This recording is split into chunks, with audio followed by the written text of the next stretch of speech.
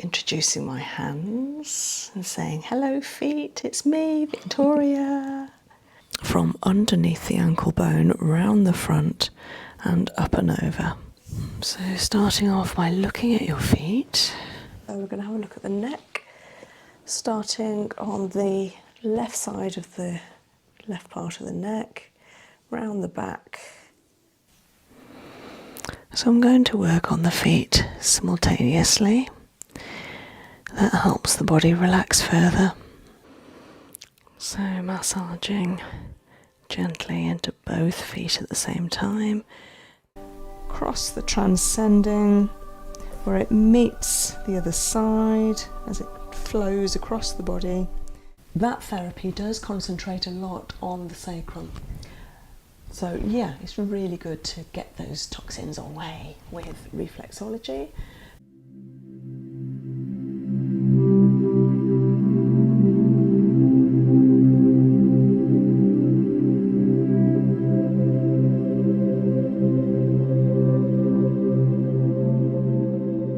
Okay, lovely Ellie. You are here for a Swiss reflex treatment, reflexology. And I'm going to treat your feet to a slice of heaven for about an hour. And first of all, I'm going to do a little assessment and then the treatment. And with Swiss reflex, what comes out as the most important during that time, we work out which essential oils to use during the treatment part. And also I'll be adding in some kinesiology, if that's okay. Yeah, lovely, thank you. To work out which your body wants. When I say your body, it's actually your whole aura, your mental, spiritual, emotional, everything wants today, right now. I also want to ask you if you would like to pick a card. Yes, lovely. Let's have a little delve, see what comes out. Let's go with that one, please. Okay, do you want to turn it over? Yeah. Freedom. Lovely. I let go of all of my limitations, of all the weight associated with things, people, places, public opinion, fears and desires. I fly. Dispossess yourself, yes. Yeah, no, totally. So, interestingly, just when you arrived, you mentioned that it's really nice to come away for an evening, away from your beautiful 3 children who you love, but just an hour to yourself. Yeah, very much so. I'm very just really enjoying this time. It's just I don't get it very often at all, so it is a massive thing just to have a bit of me time. Yeah, bless you. Okay, well, I will look after you. You're Thank here you. now, you're safe. You don't have to think about anything. I will look after you and treat your feet, and you will just enter a little slice of heaven while you're here. And also I'm hoping that you'll go into that deepest part of you that is so nurturing and caring, and you'll feel like you're being welcomed home and being hugged by your inner self. Yeah, amazing. Can't wait. Okay. Thank you. Do you want to give me your card? Yeah, of course. I'll put it on the windowsill. Thank you. So I picked today Harmony. And you know, I call all my viewers harmonies. Oh, really? Yeah, because we're all looking for a slice of harmony in our lives and that balance. So I thought that was quite poignant It's quite today. nice, yeah. Freedom and harmony. Lovely. Right, I'm just going to remove your socks. Yes, thank you.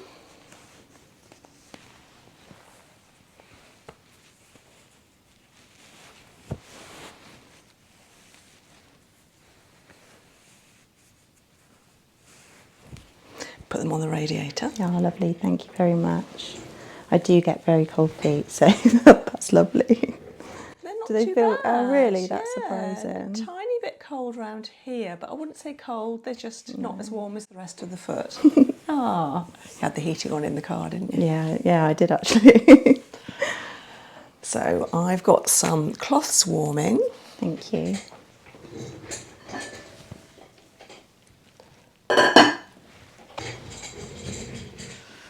So I'm just going to use these around your feet. You can see that they're really warm, they're nice and steamy.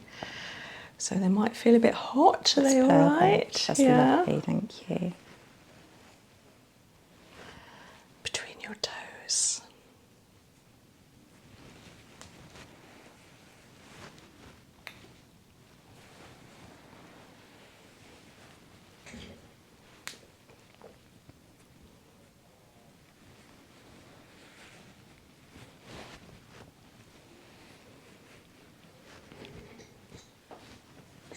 Okay, so I'm just going to give them a little spray with a chamomile hydrolat.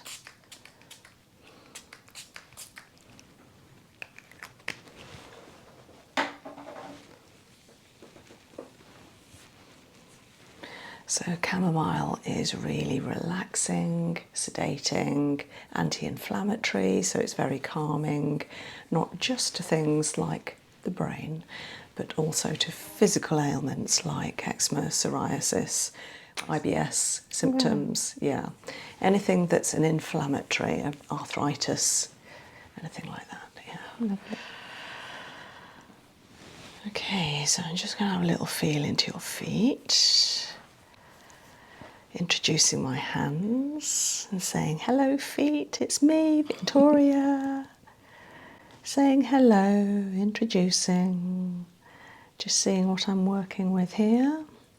So I've got your notes, and is it all right to talk about things from your notes? Yeah, of course. Yeah. So I'm just having a little feel, and I notice in your notes you mentioned a couple of things. So for instance, poor you, weekly migraine. Yes.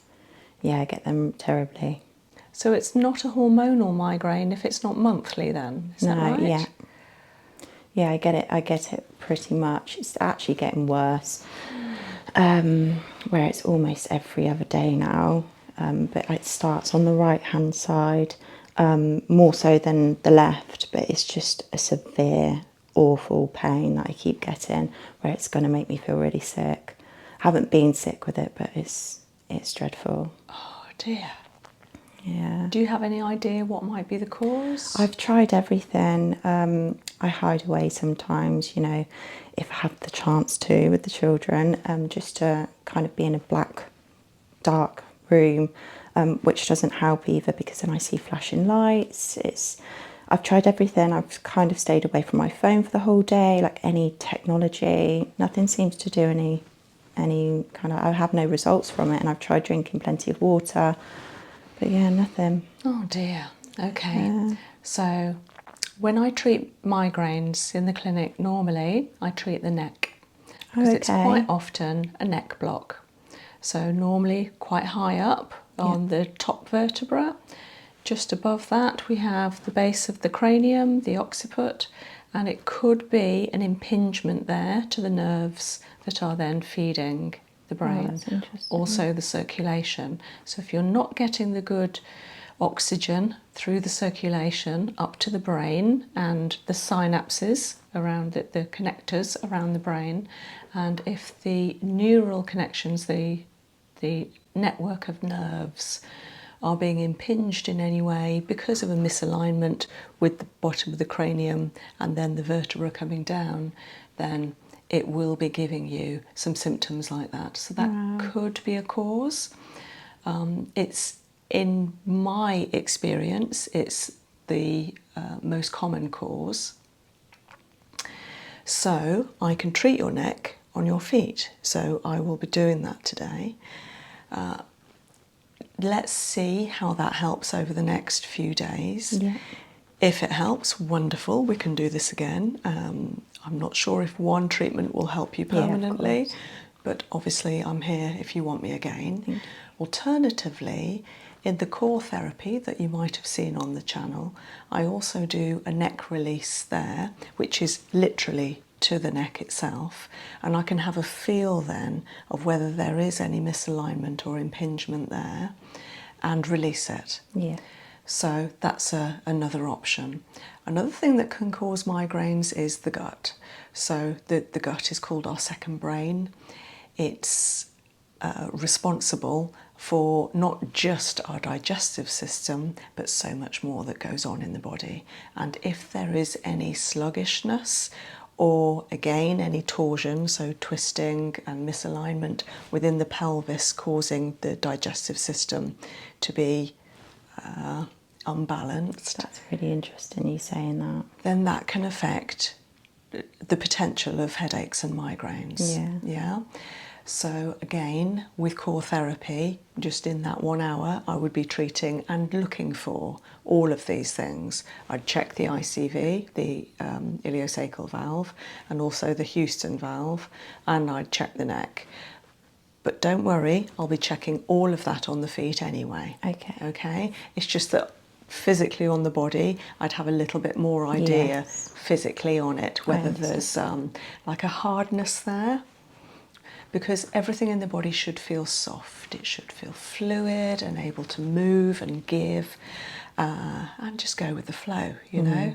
But as soon as there's any solidity and hardness, then this is what the Chinese call stagnation.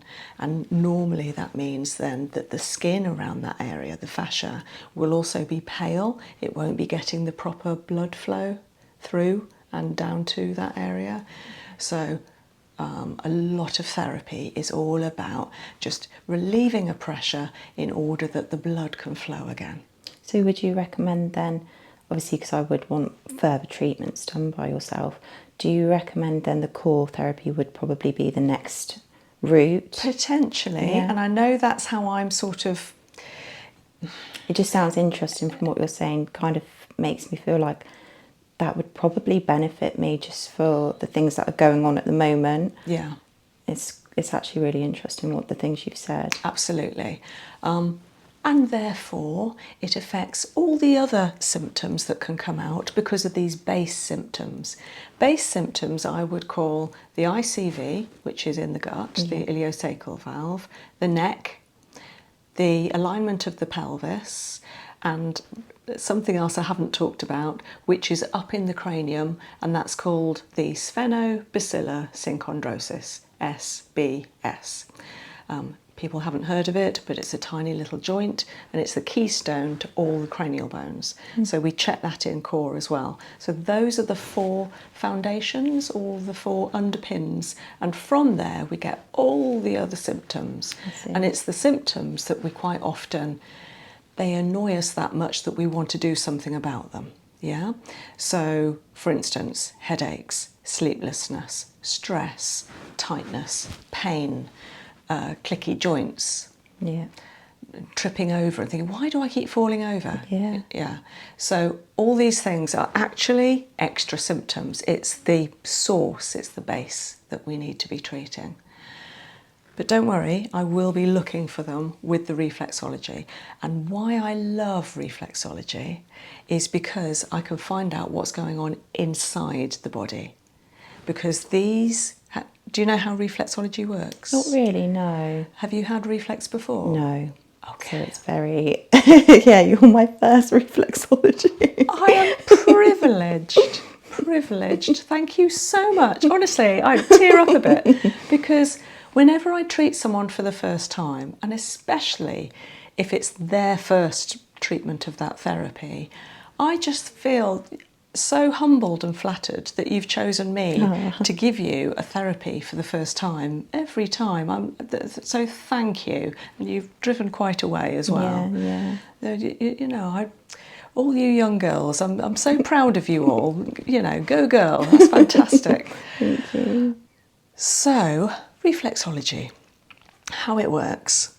There are meridians, which are energy motorways that pass through the body and end up at the extremities. So they end up at the beautiful feet. Oh, they're going chilly now. Yeah, I'll warm them up. I'm sorry. No, it's fine. I've been looking after them. No, don't worry. My hands and my feet always. I'm so used to it now. It's fine.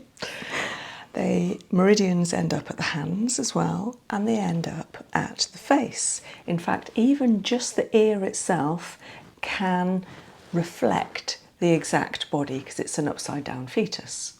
Oh, wow. So here's the head, here's the the fetus, yeah. the legs are tucked in. Yeah. Oh my gosh, that's so... So where we pierce our ears is the eye. Yeah. Yeah. How funny.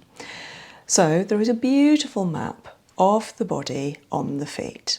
So this is the left side of your body, your left foot, and ditto. And our spine is here. Sorry if I'm tickling you. No, you're fine. Okay. Our spine is here, and it follows the shape of your exact spine. So some people have quite a pronounced shape to the upper foot here, and quite a large instep, i.e. an inner curve here on the foot, whereas other people can be quite flat, Yes. where that is coming in.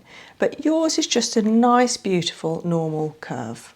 Okay, I can see that your big toe is arching. In fact, both of them are coming in.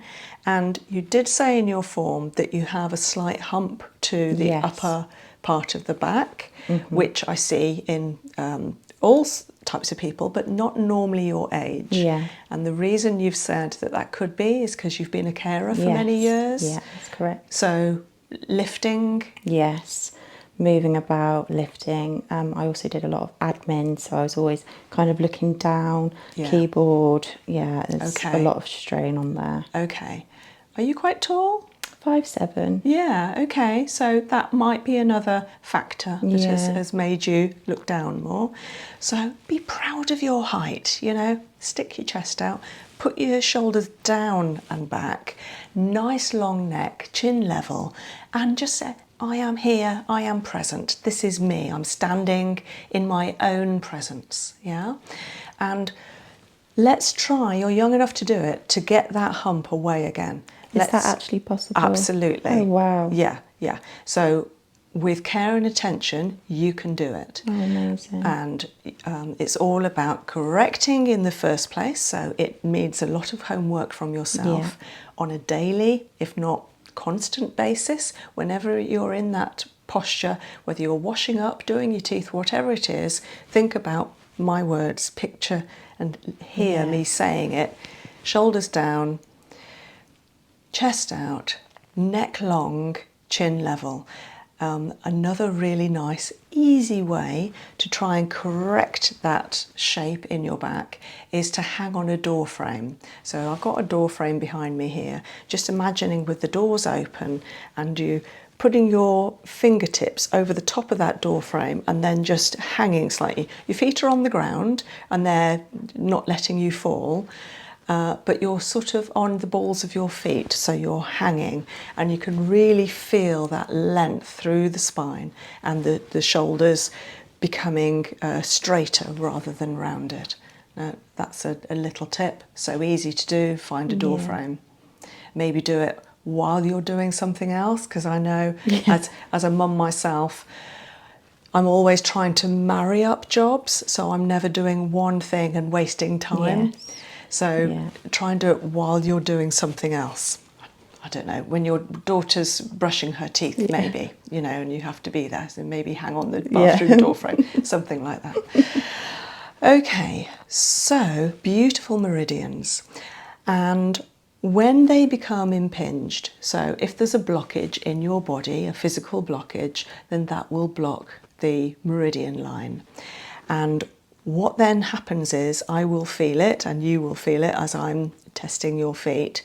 If there is a blockage in that meridian, I'll feel it on the end of that meridian where it ends up. Now, as that meridian passes through the body, it might pass through the kidney. So at the kidney point, I would feel it here. As I say, this is the left side of the body, this is the right, this is the spine going down the centre here. This is the head, split into two. All the organs contained in the upper part of the body are contained in the upper part of the foot, down to the narrowing, the waist here, and then rounded hips and organs below the waist in the pelvis here. Legs come back up the feet. Whenever I'm doing tests and I might feel that there's some congestion there, In you, it would feel like a range of different sensations. It could feel like a sharp needle, like not just pressing on the outside, in fact not pressing on the outside, pressing more a centimetre inside the foot. That's how it would feel, like a oh. Yeah. It could feel like you're standing on a stone. It could feel like brown sugar. So I always make this sound when I'm doing it. If I'm going over that area, it would feel like like it's not smooth inside, it's all gritty, if you like. Crunchy-ish. Or it could feel like a bruise, Okay. like you have previously trodden on a stone. Yeah. Sometimes in you it might feel particularly cold, particularly hot, or it could feel numb. So those are all the different sensations.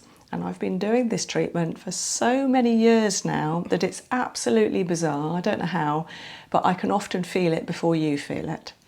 Oh wow, that's amazing. Yeah. Gosh. So I've drawn your feet. Look how identical how they are to your feet. I'll just show the camera. I've given one of your feet a pointed heel there, so I don't know how that happened. So just watch out, because you might end up with a right pointed heel. Yeah. Great, thank you. Okay, so I'm going to start having a look around. So I'm starting off on the solar plexus.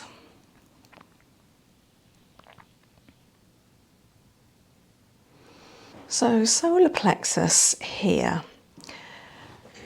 So if we were to feel the underside of our ribs, they come up into an upturned V. In the squashy area, in that V and just down a little bit, is underneath our diaphragm, and that is where there is a collection of nerves, and that is the solar plexus. So it is a physical place.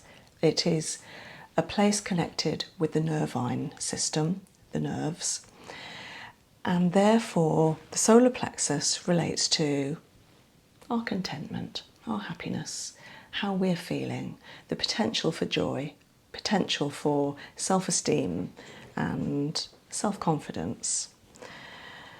And I'm just having a little feel here, and on the other one. Okay, so they feel good, but they feel like they could be a lot better. And how it feels to me is a little bit numb. So almost like you have put a protective sheath around your body, and you're making yourself strong, but it's actually a coating, a covering.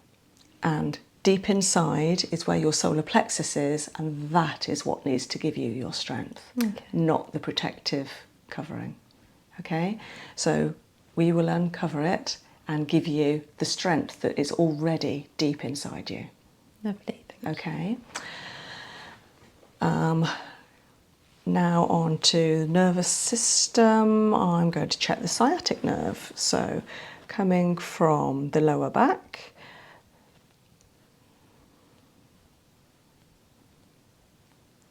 passing through the pelvis, over the buttock, and then up one side.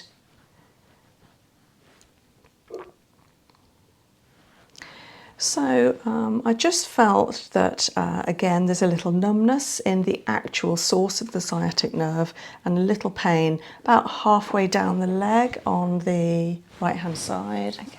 So I'm just going to mark my sheets.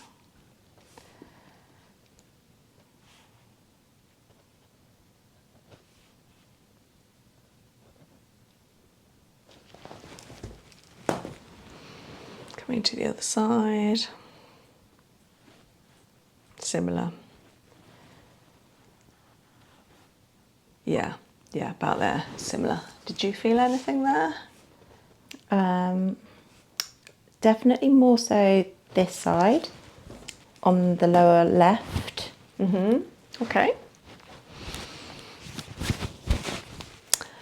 So coming up to the skeletal system, just having a little check of the neck now after what we talked about earlier. This will be interesting to see if there's anything here. It's clicking a little bit. So this is the right side of the neck.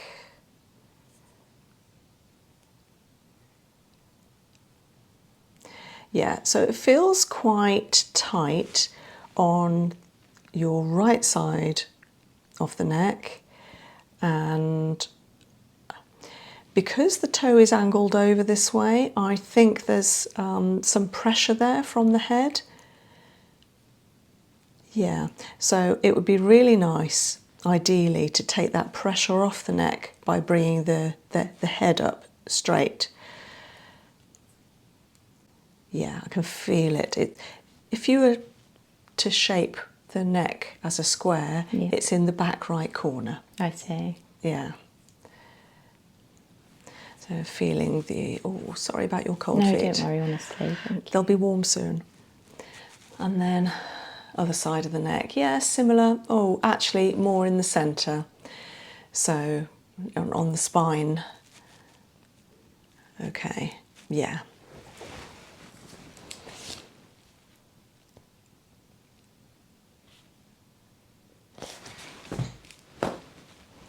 And then coming down the spine, so,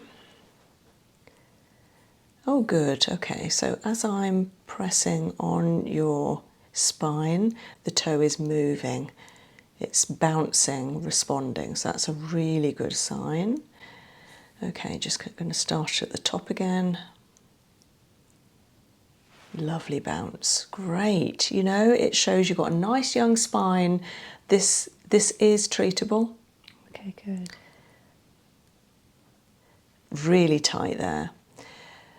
That's why I started again, because I could feel something here. So this is at about T8, so nearly at the bottom of the thoracics. It's about bra line there. Okay, Yeah. Yeah, that is tight there. I'll definitely be treating that. So, and then loose again. It's really interesting. It's absolutely just one area. And then loose again. Down the lower back. A little bit tight in the lower back, yeah. That might be a bit painful there, is it? A little bit, yeah. So that's really interesting, actually, you saying about whereabouts it is, because sometimes I actually do have severe pain where I have to stand in the shower, because it's just almost like pins and needles. It's like a real sharp pins and needles. That's the only way I can kind of really explain it, and I have to just bend a little bit and let some heat go on from the shower, which I feel like actually helps a tiny little bit. But that's actually really interesting you saying about that. Wonderful, you're doing exactly the right thing. So putting heat on an area of pain is normally the thing to do. Oh, good. And if your intuition is telling you get in the shower, get some heat on there, and it's working, then you're listening to your intuition. Fantastic. Oh, we need to be doing far more of that. As concerns pins and needles and tingles, then that is most likely an impingement. So for instance, a bone in the wrong place or a muscle that has gone into spasm, either of them pressing on a nerve. Right. That explains a lot, because I can imagine that is how it is feeling. Yeah. Yeah. Yeah. So we'll be treating all of that. Thank you. So coming down the left side of the spine, beautiful bouncing. Not everyone bounces. So that's really good. They should do, but not everyone does, yeah. The rest of the foot is clicking a bit when I'm doing this. I can feel that, yeah. So I don't know what's going on there. I think the rest of the foot is, get to me, get to me. It seems like that.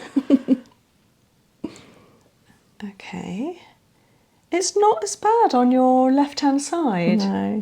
On as the T8 on the right.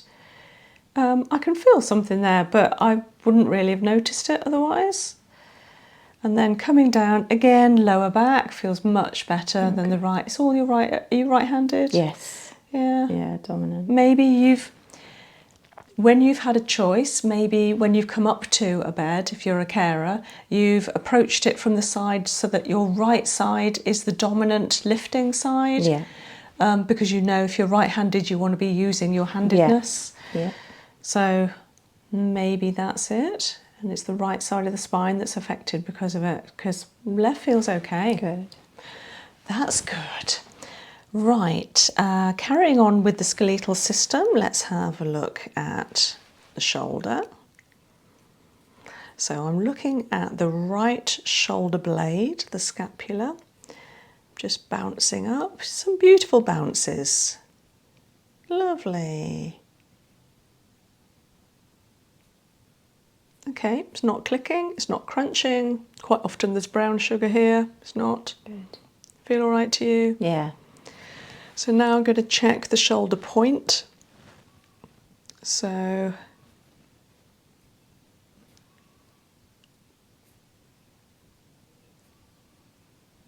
yeah, feels okay.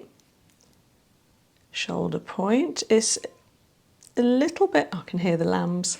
It's lovely. Yeah, gorgeous, calling to their mummies. It's a little bit bony and clicky on the very point here of your left.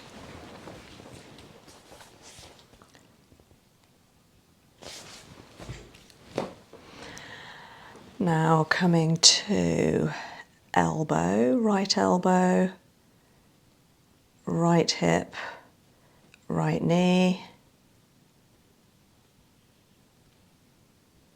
Maybe a little into the right hip as well. So if you've been carrying children, Yeah. do you carry on your right or your left? My right. You do? Yeah. I do try and do it on my left, but it's mainly my right. Yeah, okay. And then other side, coming up the scapula, the shoulder blade. Nice and bouncy, beautiful.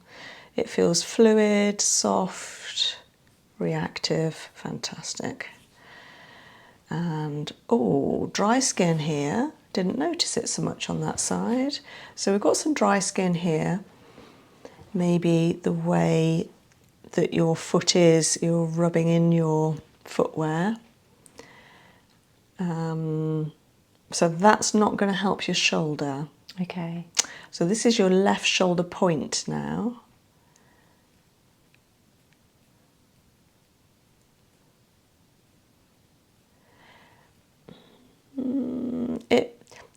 It doesn't feel too bad, but it does feel a little bit stuck. And with the dry skin there as well, and the shape of it, I think that if you don't do something about it, it's going to get worse and worse and worse, and you're going to get quite a rounded shoulder, like dropped shoulder, like that, yeah.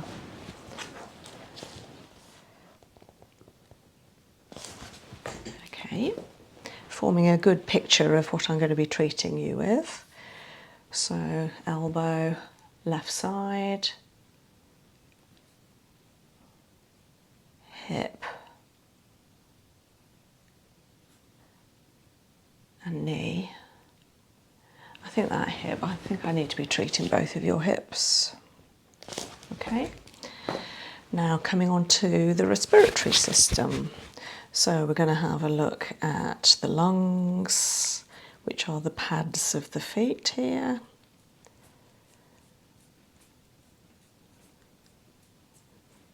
They feel all right. Do you know, they feel quite big, like you do good breathing. Okay. You take good breaths. You know, a lot of people breathe quite shallowly. You're on the taller side, you'll have larger lungs probably. So that's really good. Do you feel like your breath is okay? Yeah. Yeah? Yeah, I do.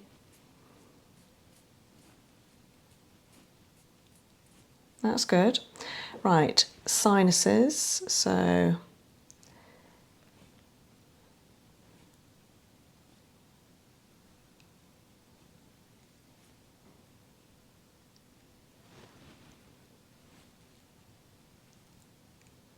they feel fine. They feel quite good actually.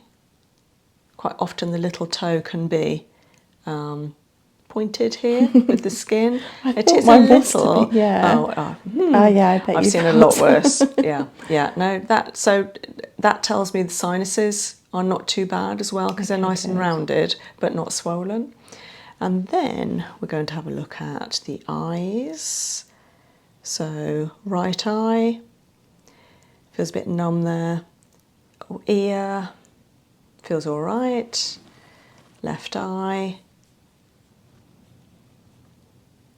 again a bit numb. And then, oh, left ear's clicking a bit. Okay.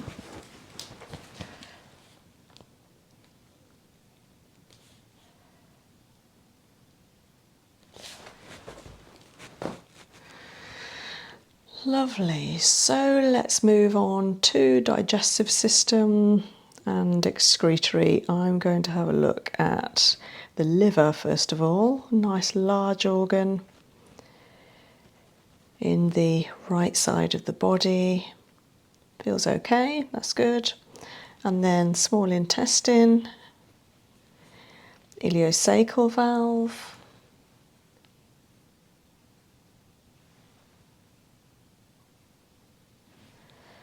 up the colon, across transverse, and then small intestine over here on the left.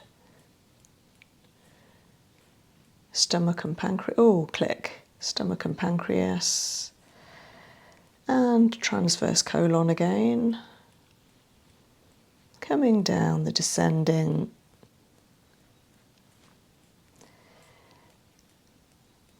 It doesn't feel too bad from what you've already told me in your form. Yeah.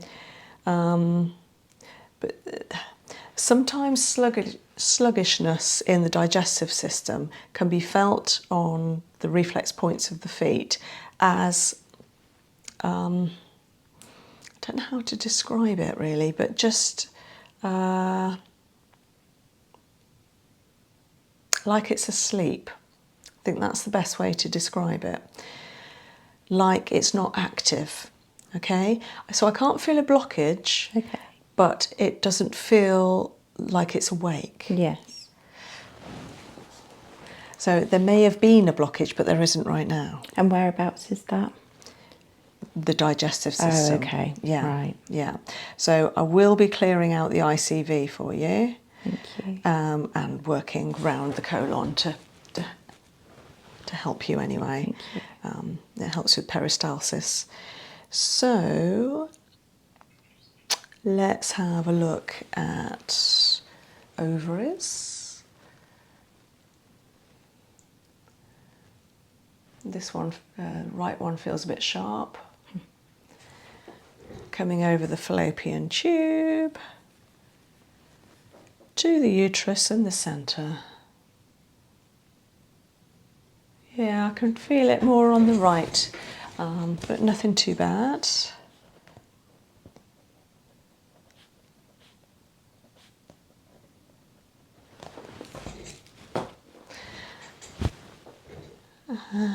Now I want to have a look at the lymph system. So, coming down the cervical lymph. Again, right. It is mainly right in your body.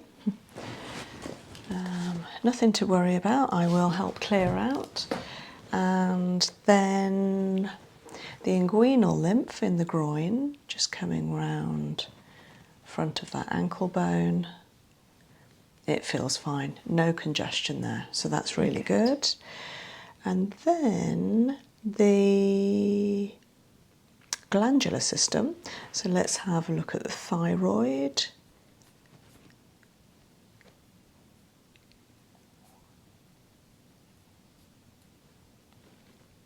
Parathyroid and pituitary.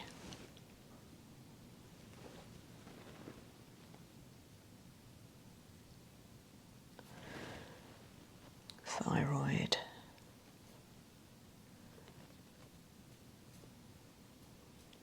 Parathyroid and pituitary.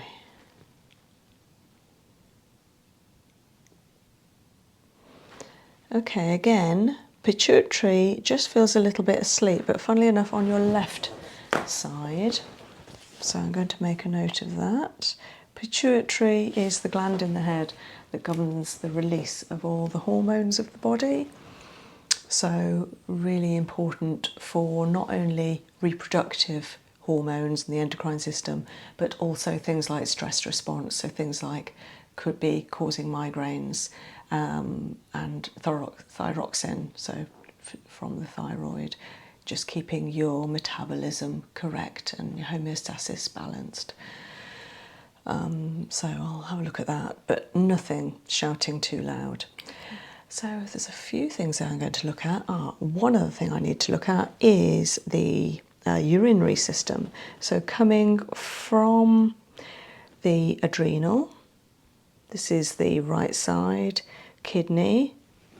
God, I felt that. Wow. That feels like a bruise, doesn't it? Yes. Yeah. And then down the ureter, swinging out to the bladder. That is quite swollen there. It's quite puffy. Yeah. So once we've done the whole treatment, I'll be finishing off with a clearing here. Okay. Because obviously the treatment will be getting everything moving and creating waste. We want to eliminate those impurities, get them out from kidney and out through the bladder. Thank you. And then the same the other side. Yeah, quite sore there.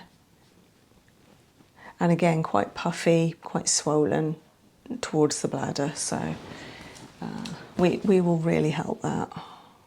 So that's my little beautiful drawing.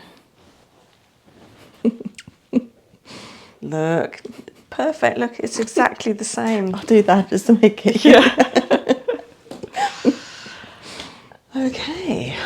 Okay, Ellie, I've picked out some essential oils for you. We're going to kinesiology muscle test to see which your body wants today. And just an update, so you and I have just been talking about hormones and periods, etc. You've said that you bleed a little bit every day because you're currently on the merino coil and your hormones might not be very well balanced because of the daily bleeding. It's only a little bit, but there is some blood every day. Yeah. And the first thing I said to you was, just bear in mind that you will be losing iron in all of that blood, and therefore a loss of iron will be affecting things like potential for migraines and headaches, and also deep fatigue. Yes. Yeah. Conversely, it might actually be stopping you sleeping as well. So if you're not getting a good night's sleep, iron can have very strange effects, or lack of iron can have very strange effects in the body. So either get an iron test or take some iron. You can get iron tablets from through your doctors if you want to do tests, or you can get them through a supplement provider, or you could go to a health food store and get some Floridix, which is a bottle of liquid iron. It's got other minerals in there as well. It tastes nice, it's easy, you keep it in the fridge, and it's very easy to have, and it doesn't necessarily have the constipating effect that taking iron tends to have. Having said that, it all depends what your doctor would say that your iron level is at. So if you need more, then you need more than just the Floridix. Okay? So maybe get it checked out. And the sort of symptoms would be fatigue and tiredness and falling asleep during the day.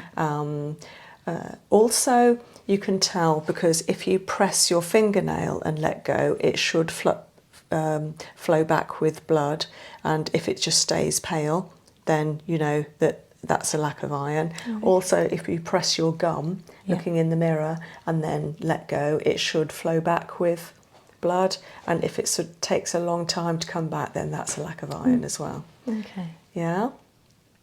Thank you. Okay. So let's test some essential oils. can you give me, so bending this elbow, putting your thumb to little finger, I'm going to try and pull them apart. You're going to hold together nice and firm and hold. Hey, really strong. No lack of iron tonight. And then hold that to you and hold. Yay, so you like peppermint. We're going to test a few here and hold. Oh, really strong. So that last one was ginger and hold. And again, lavender. Well, we've already got a nice mix there. And hold. Okay, clary sage. And hold. Oh, came apart slightly, so that was sweet marjoram.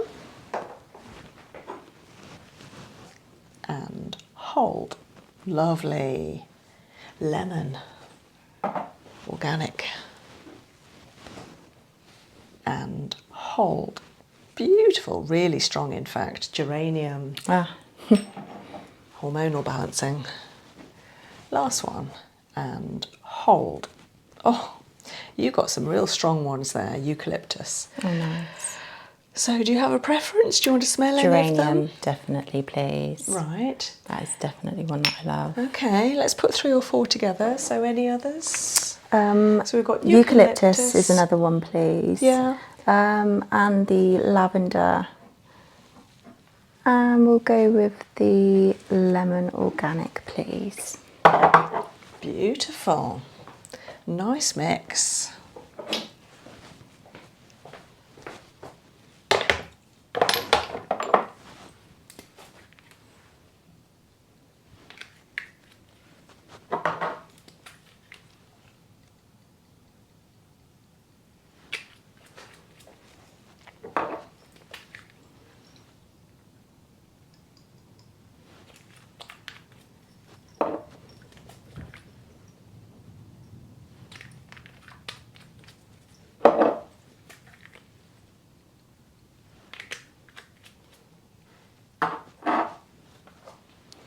Okay, so the oil has been heating. So, are you comfy? Lovely, thank you. Would you like a heated towel on you? I would love a heated towel on me, please. Thank you very much. There's something just about having something on you that's warm. Love it. Okay, you want to pull it up. Lovely. And would you like to lie down, or are you okay as you are? Would you like a eye pillow on? Yes, please. Yeah? Yeah, that'd be lovely.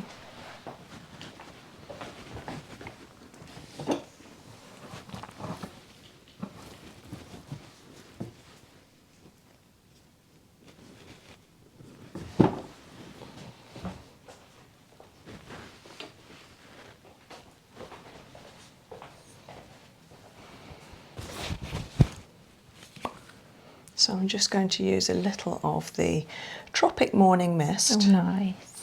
on the eye circles. So this has got aloe vera, tiger grass and avocado milk. Lovely, nice and cooling. And then the eye pillow has mint, rose and lavender. Shall I just bring that into the head? Thank you. Yeah, you feel That's okay lovely, there? yeah, thank you very much. Lovely.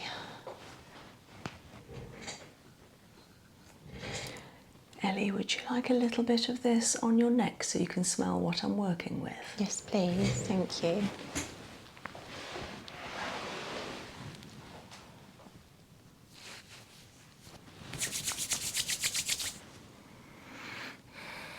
That smells amazing.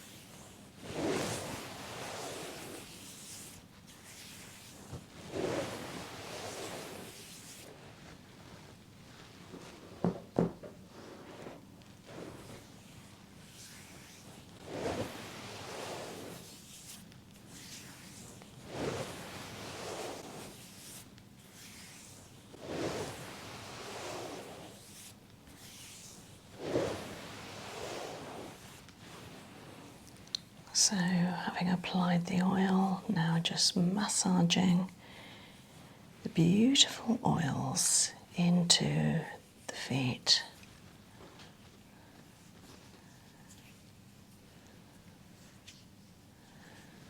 So we have eucalyptus, lavender, organic lemon, and beautiful geranium.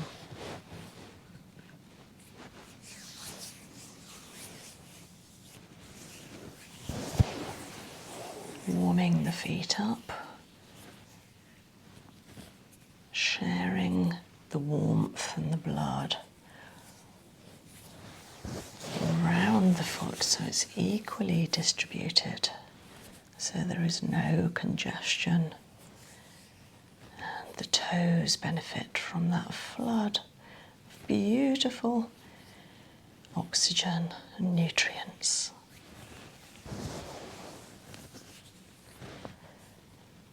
And then starting off with a beautiful solar plexus clockwise rotation.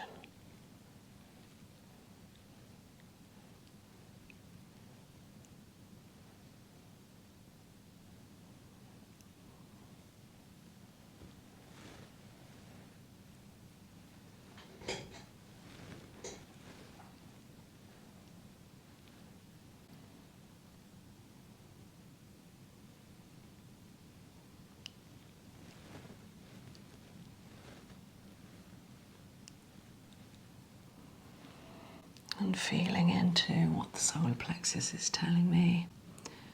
Earlier I could feel like a sense of protection there. So I'm reassuring, sending some love and care back to the carer. Making sure that when we give love, we're also giving love to ourselves,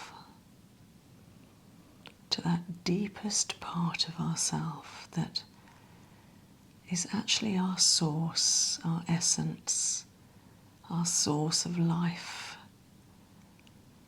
stability and kindness. Giving that love a little U-turn so it's coming back. And the solar plexus is feeling good. It's enjoying that lemon, which is such a cleansing essential oil. Clearing, brightening, uplifting. It's like it's waking the solar plexus up with that beautiful zest for life.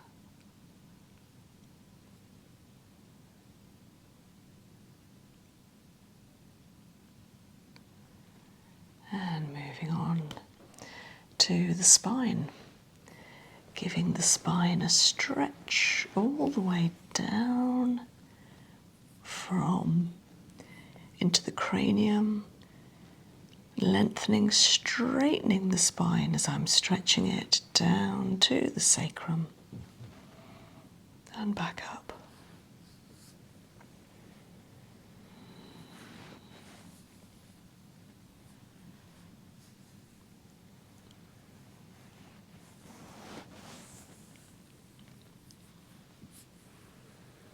And feeling into that tightness, introducing a little more oil at the T8 to T10. It can feel a little bit sensitive here as we therapy, treat, straighten and clear alongside the erector spinae. Again, just like in the back where there is a channel on the side, both sides of the spine, there is a channel here as well. It's just so easy to feel for and treat. So the channel's quite obviously clear up here, just after the scapula, in between the scapula here. That's good, the upper back. But then as soon as I come down to about the bra line, it does feel like there's some congestion here. So I'm tuning into this area, sending it some love, clearing with the movement and the essential oils with a nice massage. And then around the lower back. And the lower back is all about support and strength, stability, connected to our root chakra, our base chakra. Especially the lower down it goes into the coccyx. And then a nice stretch, so almost like I'm giving the body a little yoga, maybe some shiatsu. Stretching down. Beautiful. You see the foot is responding really well.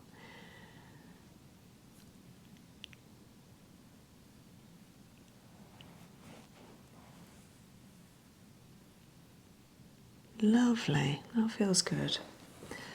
Now I want to have a look at the right side of the neck while I'm up here on the spine. So the neck is clicking a bit. So I'm giving it some massage at the moment. There is quite a click going on all the way down through the shoulder blade, i.e. through that toe pad just under here. So I'm just doing some soft tissue release by circling the toe while supporting with a strong thumb into the neck. I can feel it in the front of the neck here really.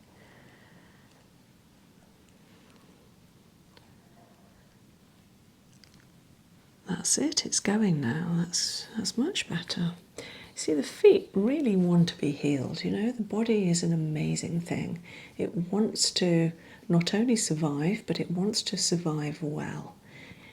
Ooh, there's that click again. It's not actually halfway up the toe, that one's fine in that knuckle. It's more actually in the base of the big toe as it meets the foot, and that will be having an effect not only on the reflex point, so into the head and neck, but also in the toe itself. When walking, it could make one feel a little bit unsettled every time it clicks and disconnects. It could put you off balance. Yeah, there it is. It's actually, I've located it now. It's around the front of the toe, just almost as if it's here in the base of the throat.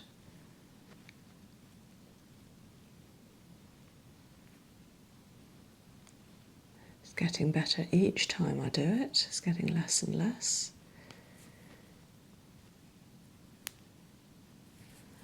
Interesting. That's better.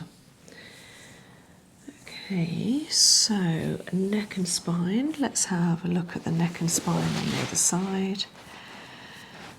So, starting at the base of the back, around the sacrum, coming up in that lovely channel, stretching out the back, up, up, up.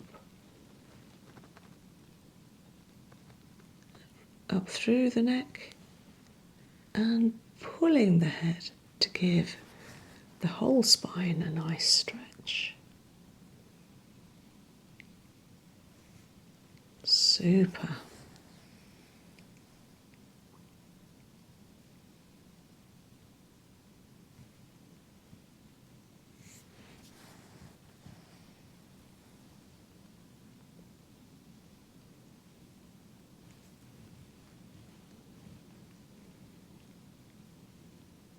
There's a little bit of congestion there, but it's gone already. And then into the neck.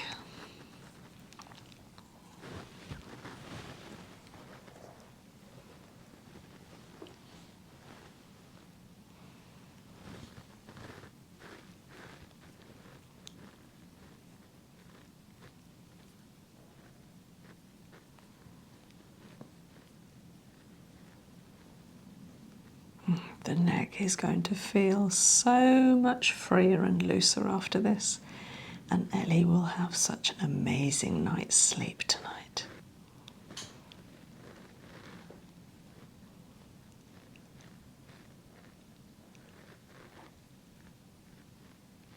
Well, that's good.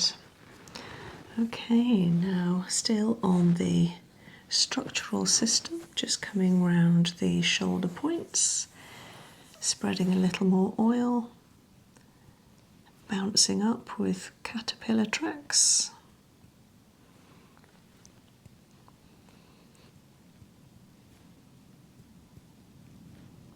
Up the sides of the shoulders.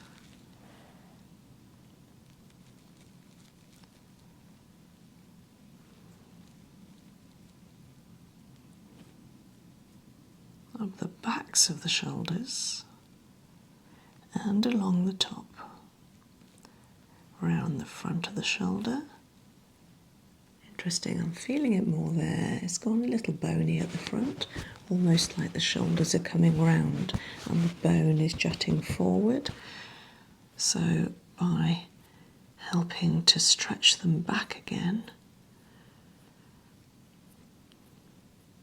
that's good. Okay, a little click on the right hand side, right shoulder at the front of that shoulder point.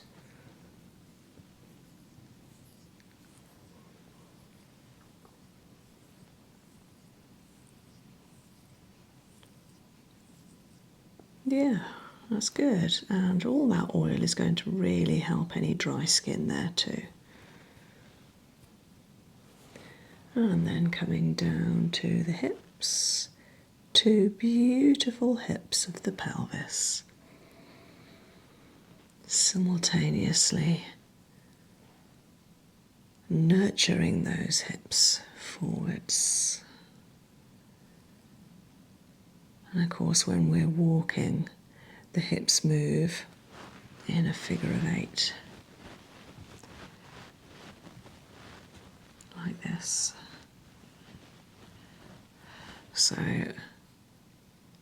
it's nice to treat them as one pelvic region, nurturing them together in a simultaneous fashion.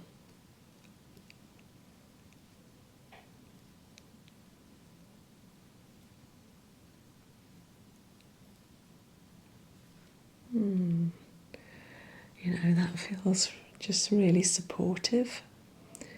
I'm just sensing that support might be needed here, that there is a need, an urge, a longing for support. And when we massage our pelvis, whether we're doing it to ourselves and massaging in that fashion with some oil or just with a shower gel, it just feels really nice to nurture the hips, telling our pelvis, I am giving you support.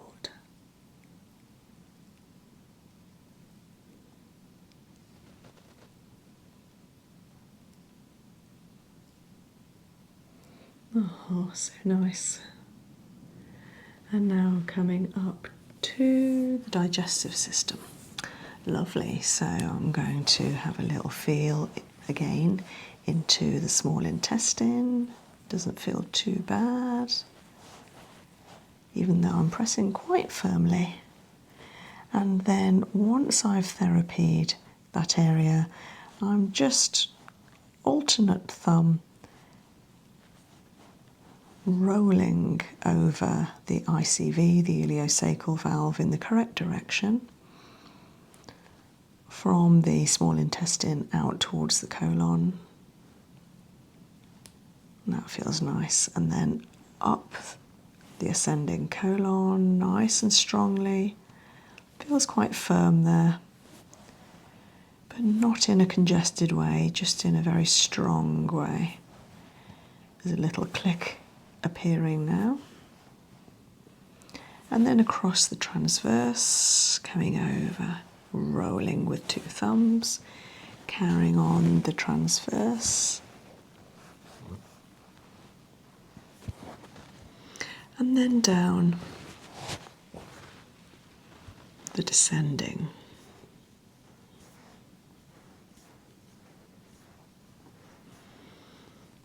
And out. Down, descending and out. Yes, a little bit tight there. I've made a note about that. Might as well go through the Houston valve while I'm here. So at the end of the descending.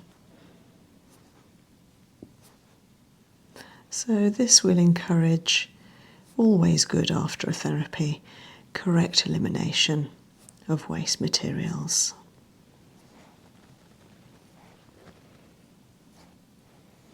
And then coming over to those beautiful ovaries. So on the outside of both feet, about halfway between the ankle bone and the hip, the heel corner.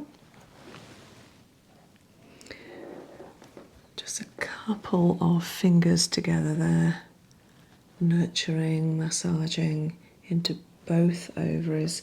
Actually, it was only the right ovary that came up earlier, but I always like to treat the body equally.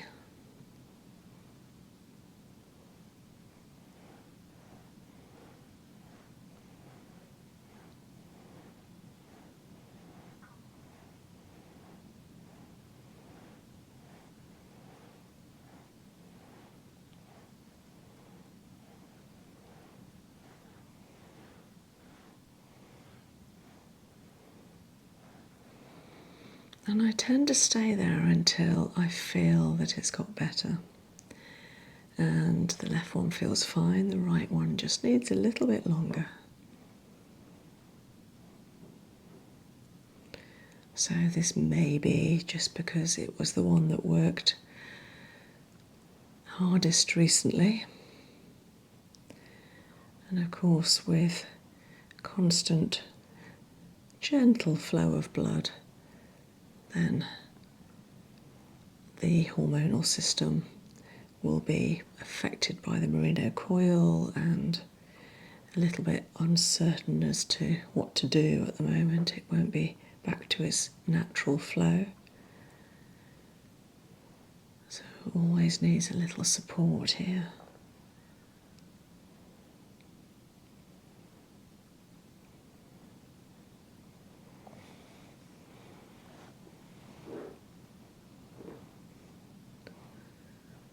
Okay, that's better. It just needs time.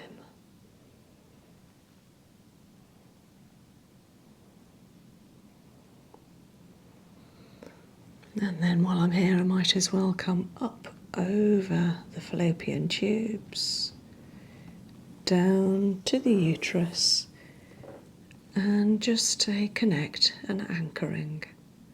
It's nice and warm here at the uterus.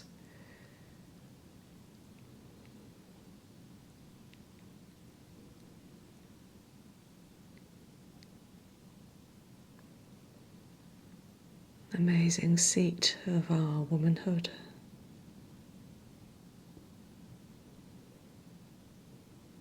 Connecting with what it is to be a woman, with our cycles, reproductive system, that nurturing, intuitive, connective self.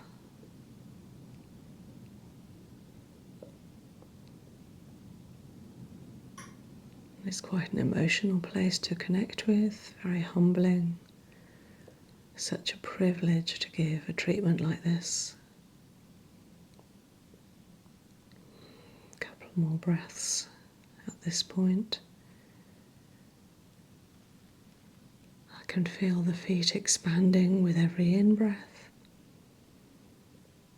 Amazing as our whole body responds to an in-breath at the lungs. Every cell expands and contracts. Incredible. The human body is a miracle. coming to the cervical lymph system, which is in the chest. The left side was clear earlier, the right side just needed a little bit of extra care, so I'm just having a very gentle feel on the front of the foot, just in between first and second toe. There's a beautiful channel between the metatarsals, clearing it out in the correct direction. A little caterpillar track.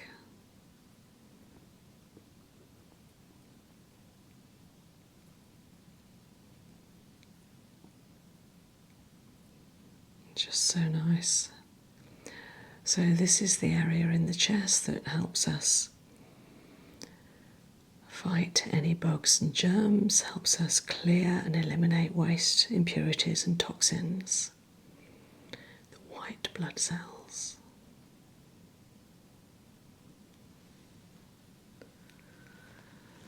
And now looking at the eyes. So 2 thumbs strongly into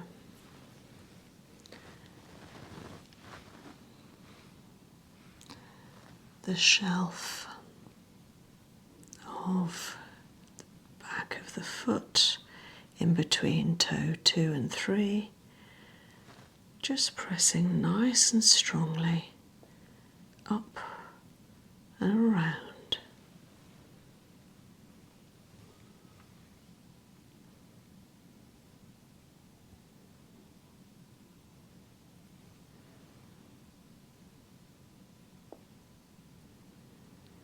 Helping those eyes, and of course the eyes aren't only our vision and our balance.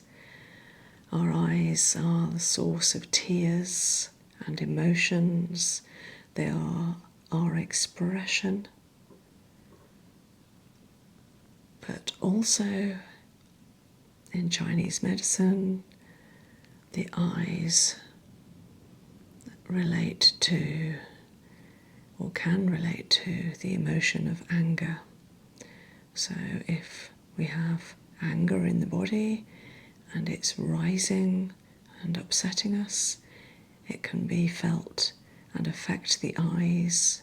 We get eye problems, itchiness, eye issues. So by clearing our anger, it helps our eyes. And by clearing the eyes, as we are now with reflexology, it will help calm and dispel our anger. Seeing it go, seeing it drift away.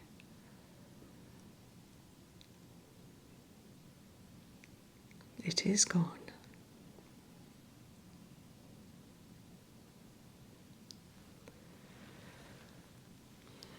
And now coming onto the sciatic nerve, where I felt earlier in the lower back, a little bit tender, right at the beginning, the source of the sciatic nerve. Yeah, a little bit tender there, just giving it a little therapy localize, telling it everything's okay, everything's all right, you are okay. And then giving the sciatic nerve a little stretch, stretching from its source through the pelvis and further down, stretching it down the leg. There was a little bit of tightness here. Yeah, I can still feel it. So there's a little bit of tightness here.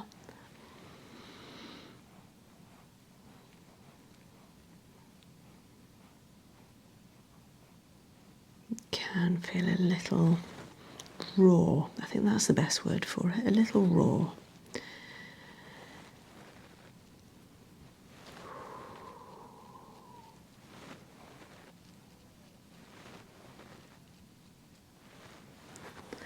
Lovely. Might as well do the other side, starting at the source, down through the pelvis and up the ankle.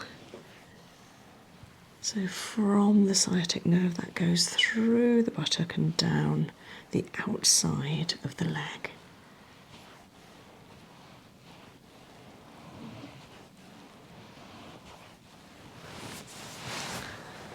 Holding them together.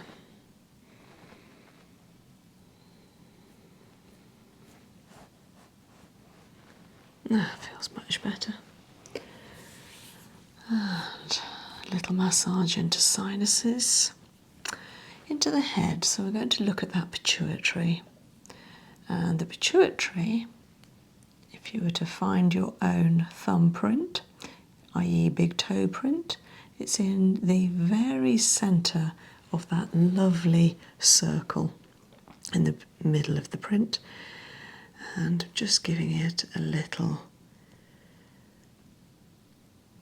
thumb pull. So I've gone in strongly and up in order to reassure the pituitary everything's okay. And when I treat the pituitary in core therapy, there is a way that I work on the pituitary through the Sphenobacillus synchondrosis, the SBS, and it helps to rebalance. It's almost like it's lifting it up, as if the pituitary has become fatigued and dull. So by lifting it up, it's like renewing. With that lemon zest, it's giving it that beautiful uplift on the pituitary.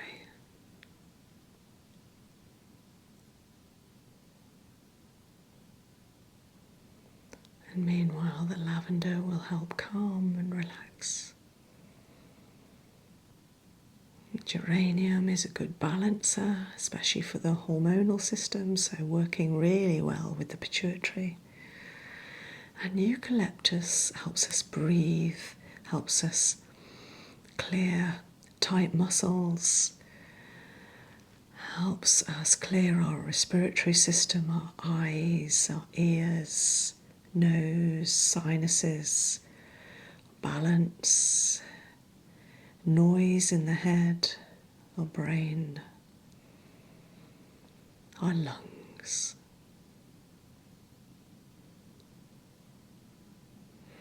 Really good. And then coming back to the kidneys, so with a little more oil, clearing from the adrenal, down through a very tight kidney, through and out to the bladder. It's already feeling better after the treatment, but especially the immune system, the cervical lymph, and it really helps to straighten the spine. That helps the nervine system, the parasympathetic nervous system work more effectively, and therefore communication and movements of the body, all of those connections and messages will be happening more readily. So coming from the adrenal, through the kidney, ureter, out to the bladder. That's working much better now.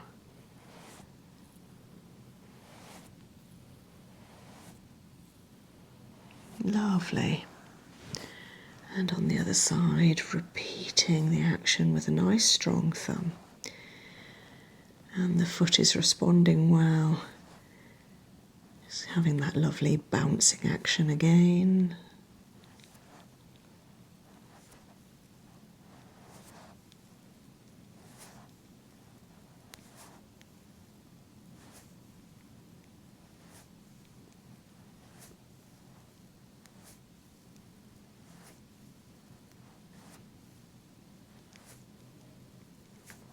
The kidneys are quite tight. And what happens with the kidneys is when you first feel them, they can just feel like a stone. And then the more you treat them, the stone starts breaking up and it starts feeling like lots of little bits of shingle, which can feel painful but in a different way than the stone. It's not so much like a bruised feeling but more like soreness.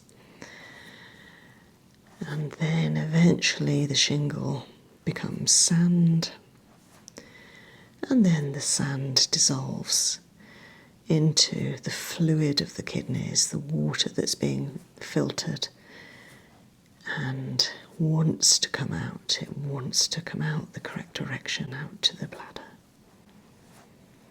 Oh, that feels so much better. Okay, and massaging through both feet, warming, reassuring the whole foot.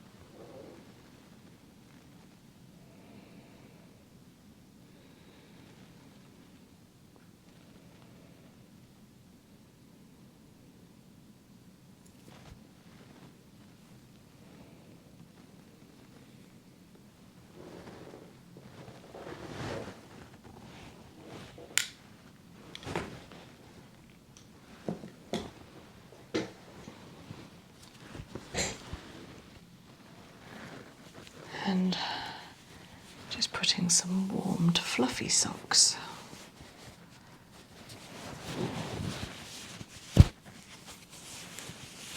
over the foot and ankle.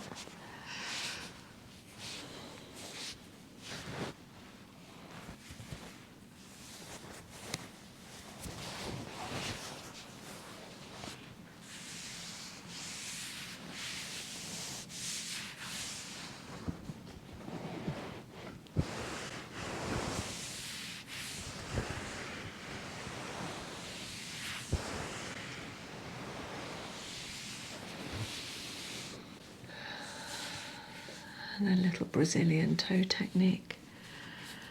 So finding the middle toe,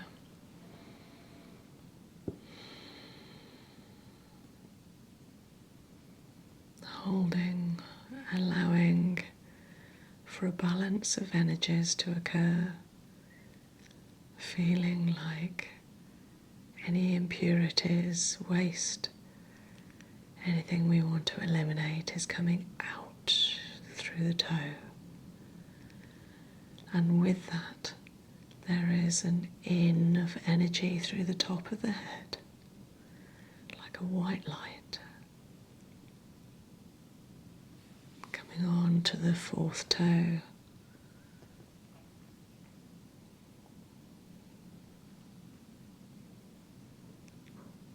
Almost like it feels like you never want the therapy to stop. There could be an endless supply of impurities that need to come out in order that the body is filled with a white light to replace that waste. Coming onto the fifth toe.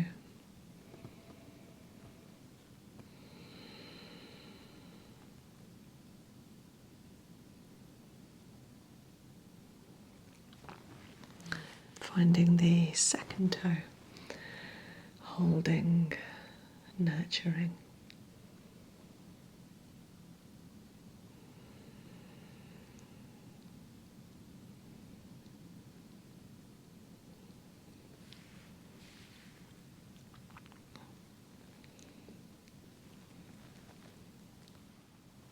And holding the big toe.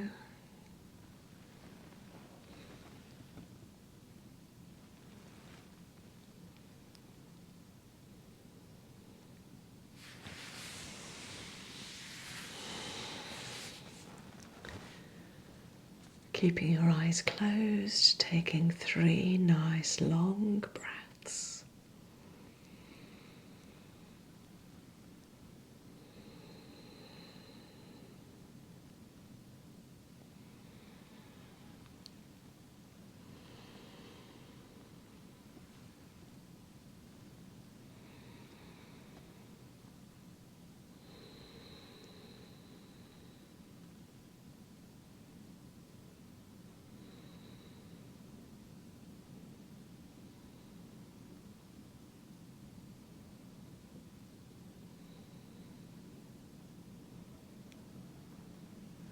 Continuing with the beautiful deep breathing and sending your oxygen all around your body, feeling it arrive at the feet,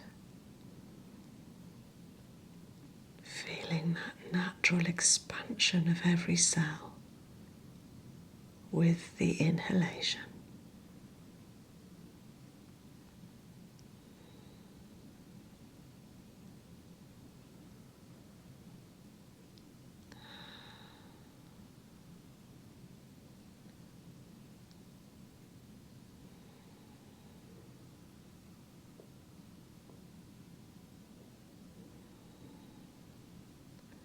And then gently starting to introduce a little movement to feet and fingers. Stretching through palms and soles, turning into wrists and ankles. Perhaps turning into the shoulders in one direction and the other. And then if you feel like it, bringing your arms up over your head for a whole body stretch. And if you want to, if you feel like coming back into the day, just gently removing your eye pillow and eye patches. It might feel a little bright.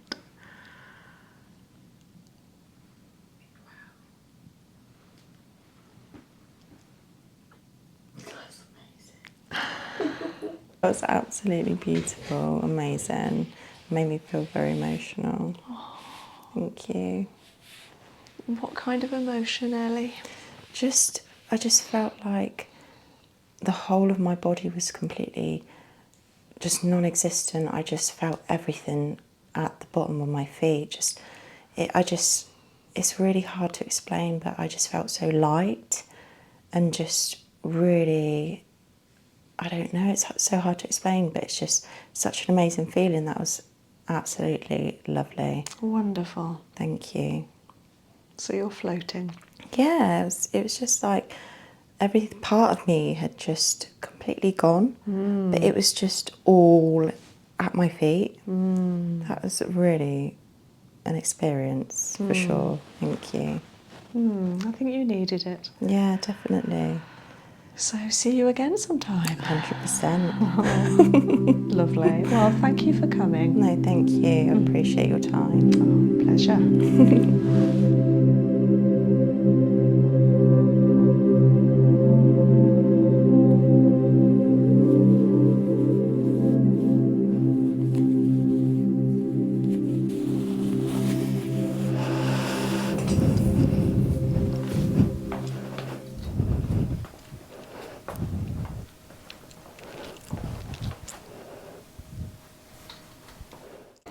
Okay, Jez, I'm going to give you some Swiss reflex therapy. I'm going to start off with a little contact and touch. Then I'm going to do a little assessment. And then I'm going to treat your feet to Swiss reflex, reflexology, followed by some cupping, some acupressure points, and a little jade gua sha roller.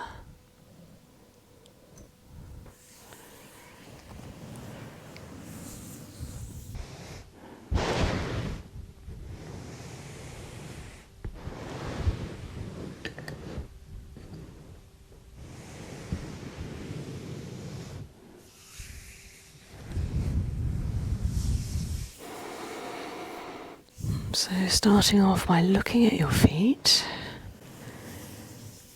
and noticing just a little damage to the big toe there. What was that from? Well, it was actually from wearing very old Doc Martin boots. Nice. That I used to wear to festivals when I was a youngster. And I put them on for a festival called Lake Fest this year. And they're steel toe capped. And I didn't realise that they were so tight to that particular toe. So that was actually done in August. And it's now late November. It's now late November. So this time next year it should have grown out. Hopefully. Oh dear, they do take a long time. But there's no pain. Good, good. Okay. Well, the essential oils will help as well to moisturise the nail bed and soothe the toe. Lovely. Okay, would you like to take 3 nice long breaths?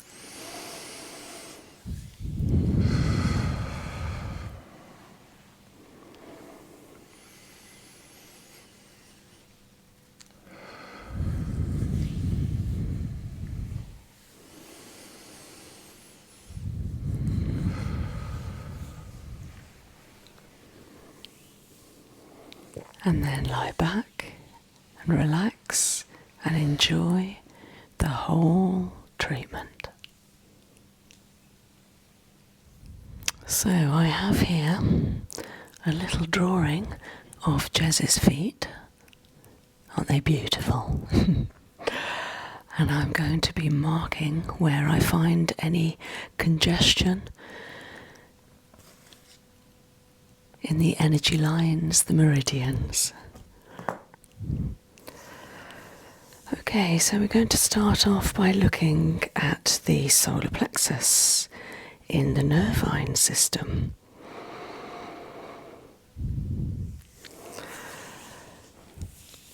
Okay, so looking at the solar plexus.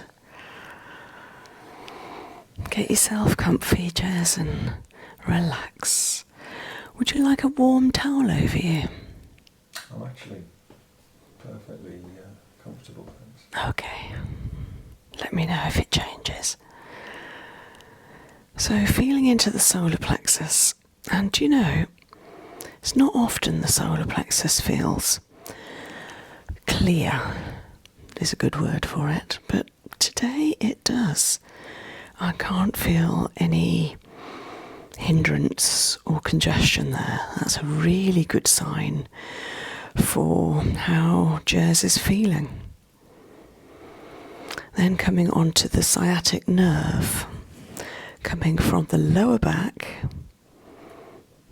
feels a bit tight there, and then through the hips, the left buttock, and down the leg, a little bit tight, halfway or a bit below the knee, down the left leg. Just going to make a mark.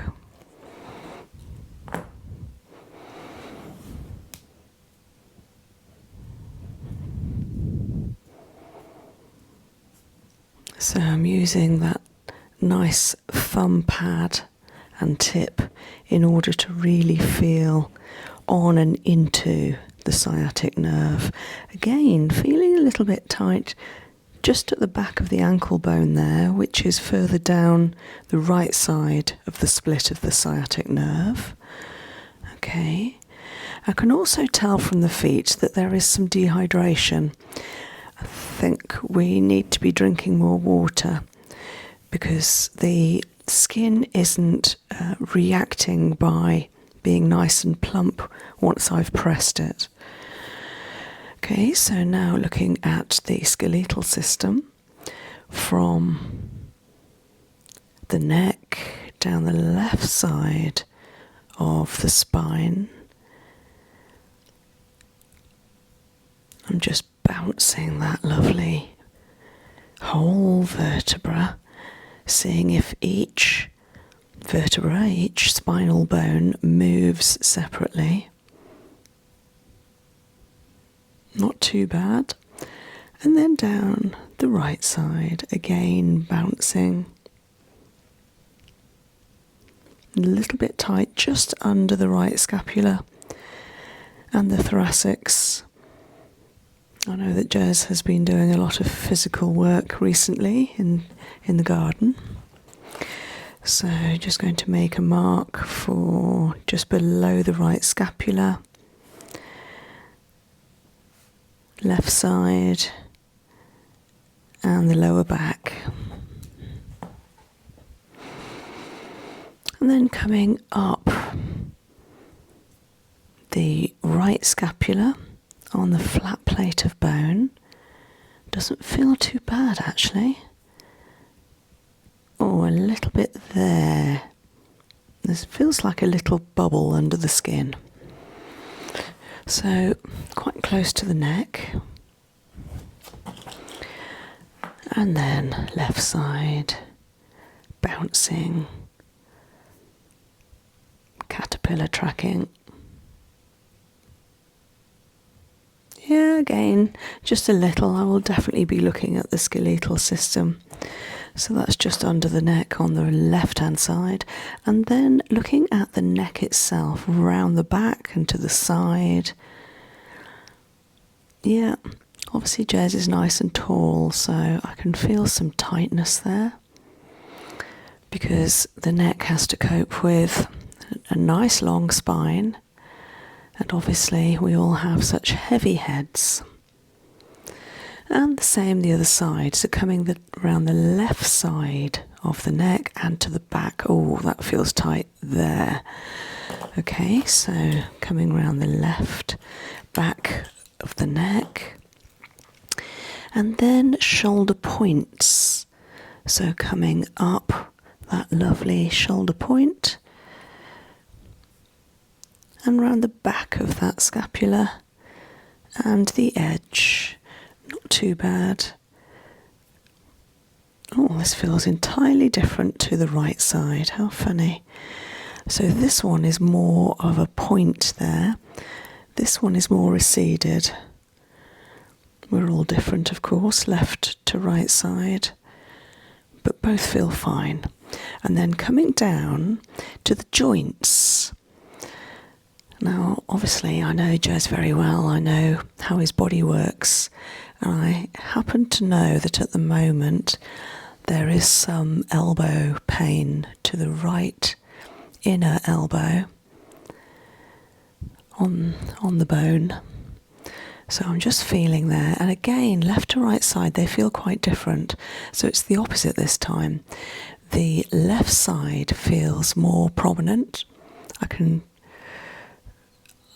have contact with the bone directly, whereas the right side has receded.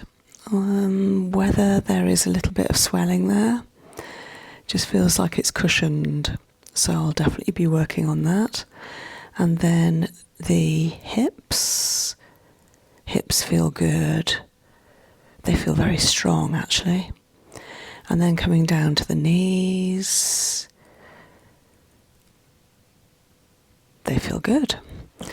Okay, so I'm only making marks of things that need a little attention.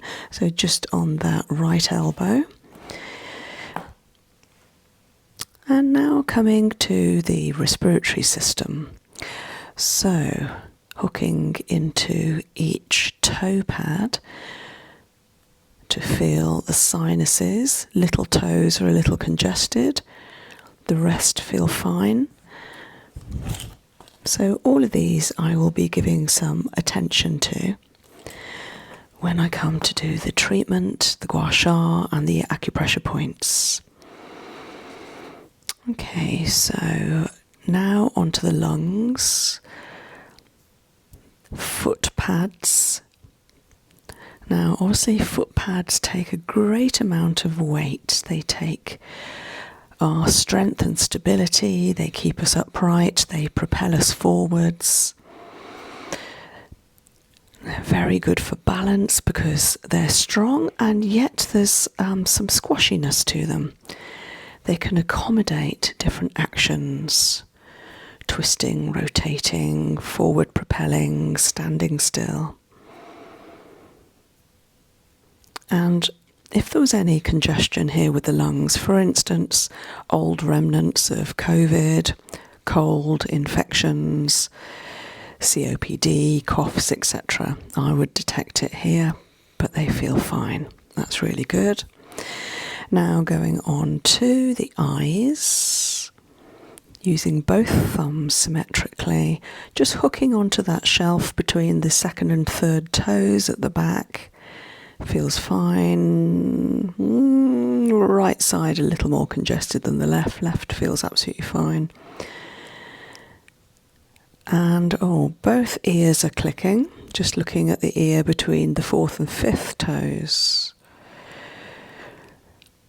But what tends to happen with an ear reflexology treatment is they tend to heal really quickly once they're given some attention. The left is clicking more than the right now. I'm just going to come back to those eyes.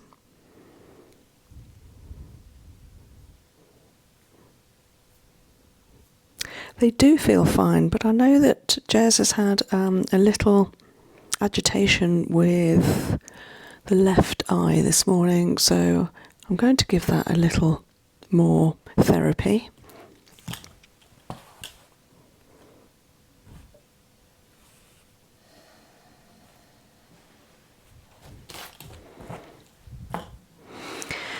And now coming on to the endocrine system, coming up the thyroid, parathyroid. Of course, the thyroid gives us our metabolism, our energy, and the other side of the thyroid on the left side, a little bit congested right at the bottom of it. Okay, and then slightly swollen up here, so there isn't normally issue with the thyroid with Jez, but there's obviously something there, so I'll be having a look at that. And then on to the pituitary gland, which governs the release of all the hormones of the body. So in the very centre of the thumbprint of the big toe, where it swirls, I'm just hooking up and having a little feel, tuning in. Now, the pituitary gland as a reflex point is far more subtle. So just feeling what it's telling me by tuning into the energy while I'm there. It feels good. And the left side.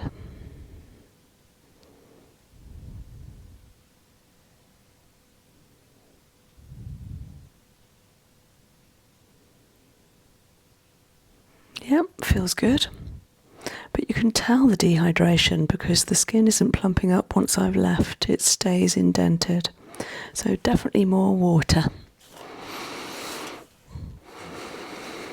Okay, lovely. So now looking at digestive system. So we're going to start off actually at the liver, which is a large organ that starts on the right hand side, far right side of the right, and coming across like an extended triangle, pulling towards the middle of the foot. And I'm caterpillar tracking across, clearing as I go, and then the gallbladder, and then coming up, having a little feel of the pancreas and spleen. Oh, a little tight on the spleen, but I am being very picky. I'm looking for every little thing. Looking into the small intestine, bouncing the foot, and the other side.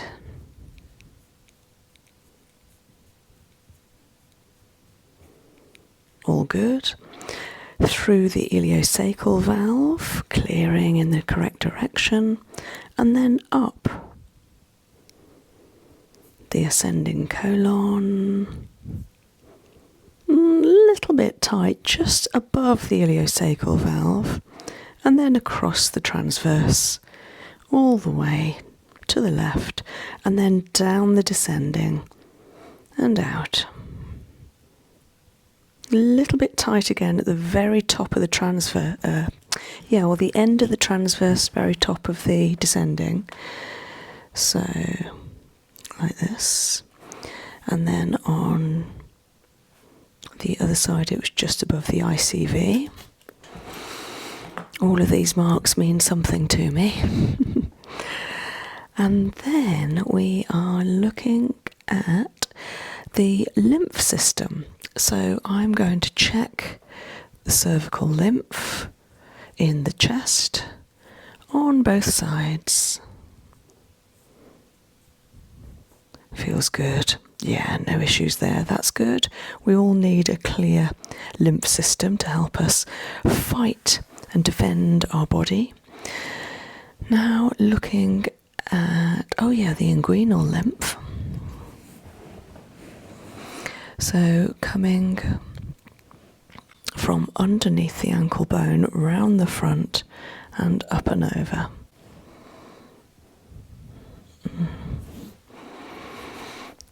It can be a bit sore here because it's a bony area on a lot of feet around the ankle bone, but there shouldn't be any swelling there, and there isn't. That feels good. Okay, so we want to be having a look at the reproductive system. So halfway between the ankle bone and the corner of the heel, about here, will be the testes, just the right side. Just feeling into that, feels okay. And then coming up over the tube to the centre. Again, at the same point between the heel corner and the ankle bone, we have the prostate. Feels good. Same on the other side, left side, starting on the outside. Caterpillar tracking up and over, back to the centre. It's a little tight there, so I'll make a mark to give some therapy there.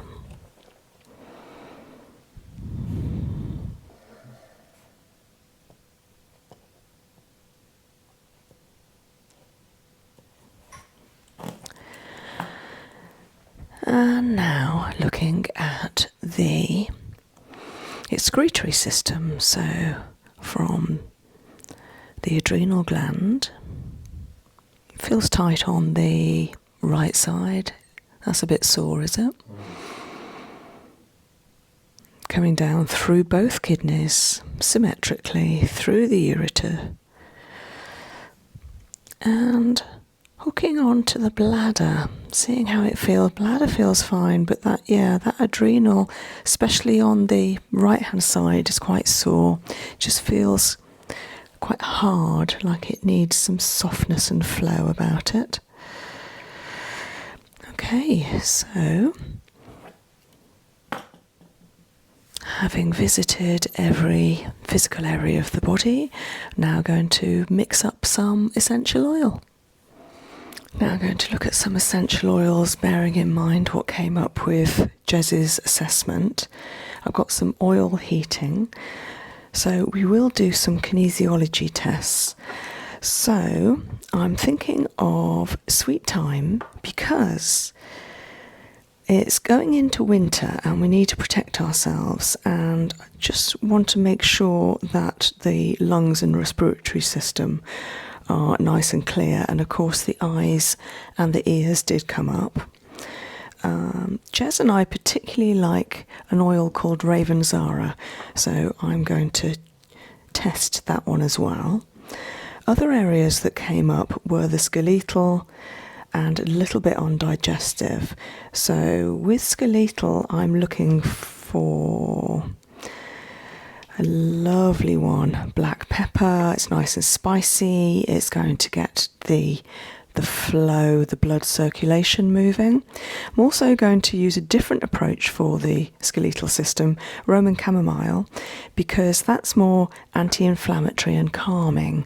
And it's almost like we need a two-pronged approach, because we need the spicy, warming, turboing of the black pepper, but it's also nice anti-inflammatory calming for Roman chamomile. So they will work together, not against each other. And more thinking of digestive. So looking for something like ginger,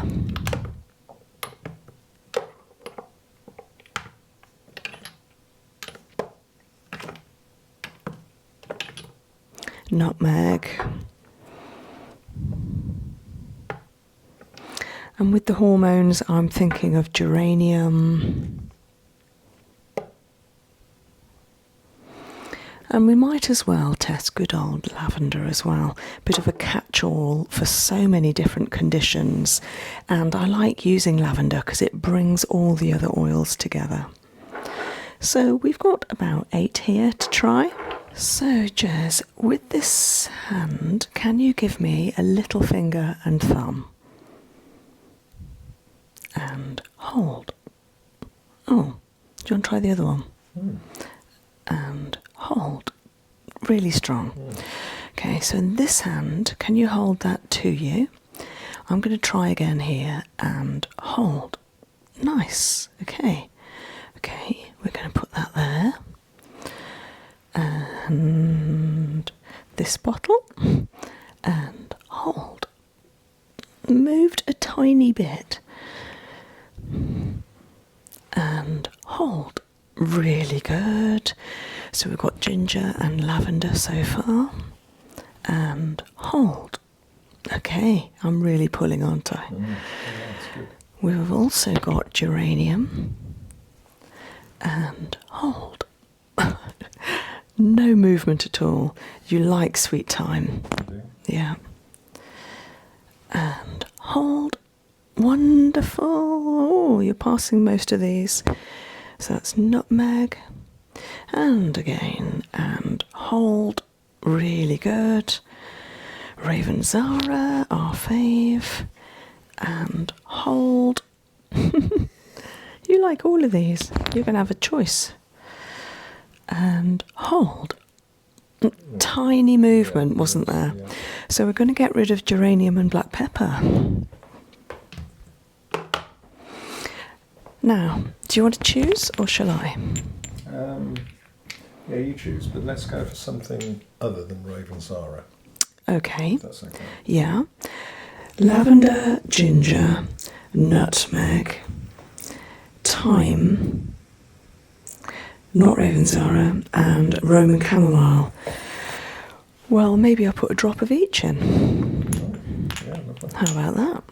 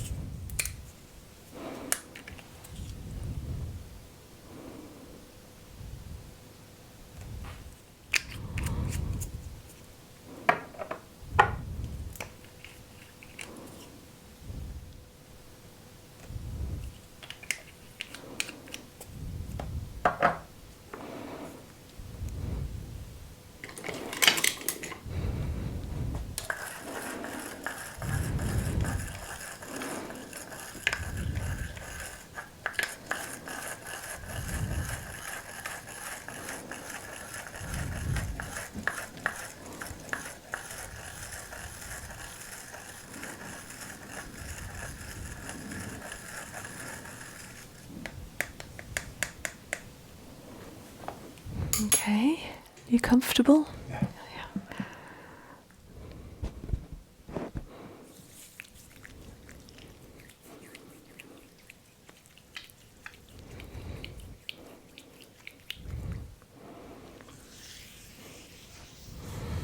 So the oil has been warming.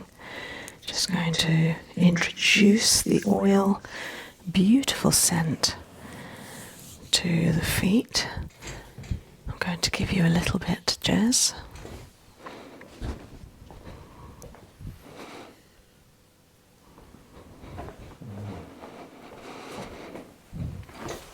So when I said it was sweet time that we were testing, I've just had a good look. It's actually red time, which you may have heard me talk about before. It's far more powerful. It does have contraindications, but you don't have any of those, which is good.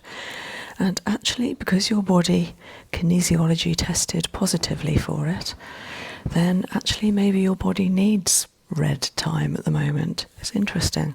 So red time helps us deal with any fungal infections, any strong respiratory and other infections of the body. It's a real killer. Oh, it smells amazing. So I can particularly smell red thyme at the moment. So we've got lavender, ginger, red thyme, chamomile and nutmeg. Quite a mix. Sounds like the Spice Girls getting back together.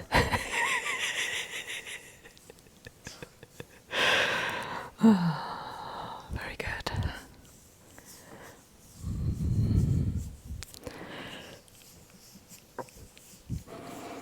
So massaging first of all into both feet, giving them a good stretch, turning at the ankle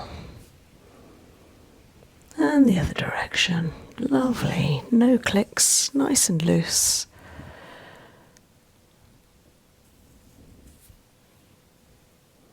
Nice strong ankles. And then massage with knuckling softly into the heel, the instep, the pad, and even up onto the toes. Feels really nice to have this done. And then a long stretch.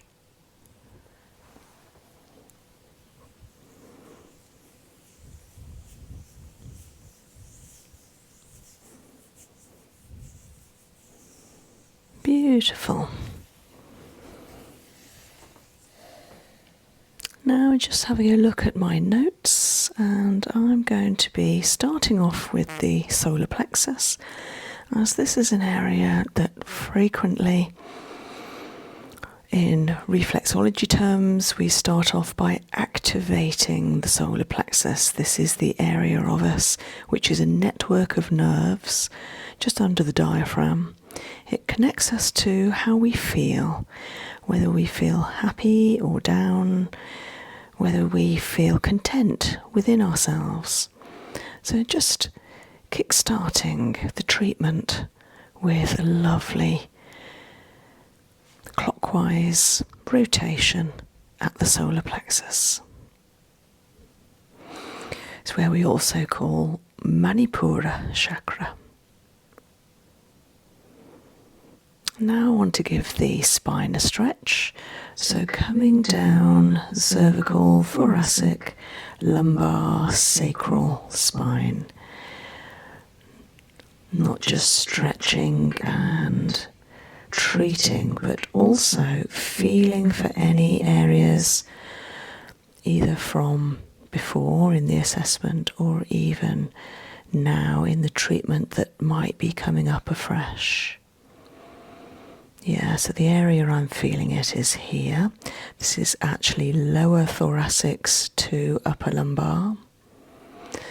So this is a beautiful channel that the row of finger pads fit into as it snakes down the body, and that channel should be nice and clear.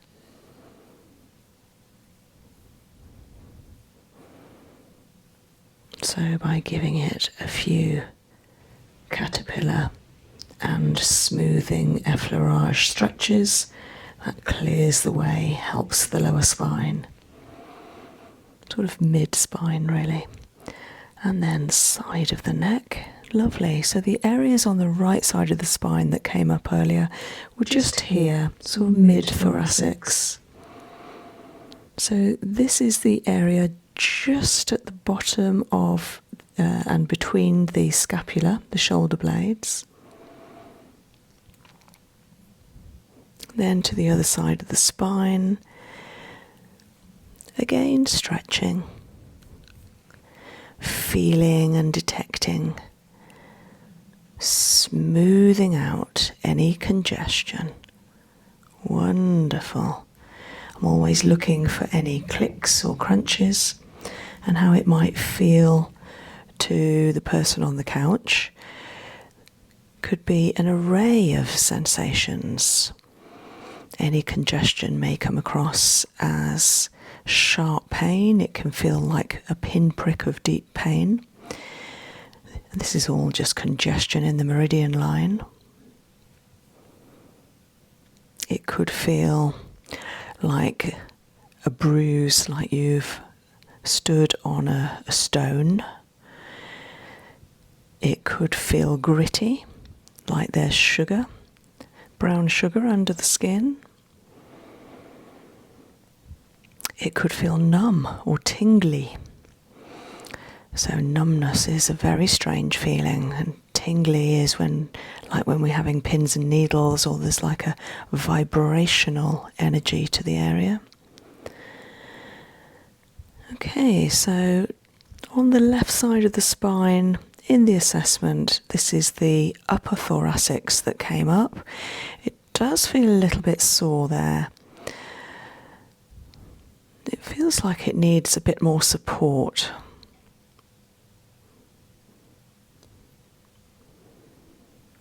And now looking at the neck, it was the back of the left side of the neck that came up earlier.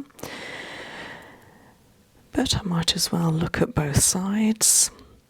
So I'm giving the neck a massage, trying not to give any pain at all. It should just feel nice and therapeutic.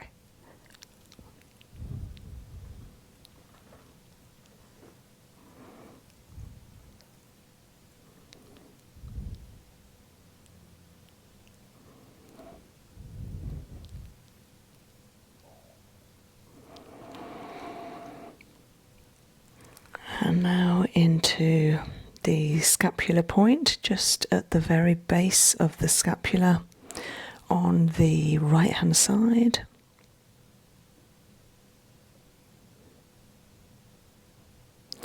And the top of the scapula on the left, treating them at the same time. Massaging away any cares and worries, any of that pain and tightness in the shoulder blades.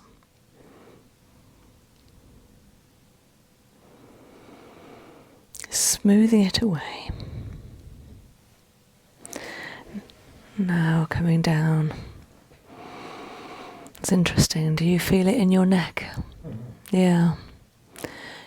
Okay, so having looked at some of the skeletal structural systems, I now want to have a second look at the elbows. So this is the upper joint just above the hips, on the sides of the feet, and it was the right side that is proving painful for a while now. And I haven't actually treated it with reflexology before. I've treated it directly and with lots of other techniques, but not with Swiss reflex. So maybe this will just help out. It's so interesting. The left to the right sides feel so different from each other. But that, obviously, we have one foot bigger than the other and it's going to present differently. How does the elbow feel? can certainly find the pain, but it feels okay. It feels okay. It's not as constant as it can be. What was the pain? Was it throbbing or acute? Was it there all the time, or just when you use the elbow? It's certain times that I use it. I'm very aware of it. You're lifting something heavy. But generally, if I'm just relaxing like this, I don't feel any pain at all. But my intention is to get rid of all kinds of pain for you. So not just when you're relaxing. Yeah. I need the cause of it, whatever that is. So whether it's a misalignment, whether it's a swelling, an infection, or, as is my suspicion, whether it's coming from your neck. Oh, okay. Yeah. So I've worked on the elbow for quite a while now. That feels better. Now I want to have a look at the digestive system. So I'm going to come up that ascending colon just from the ileocecal valve.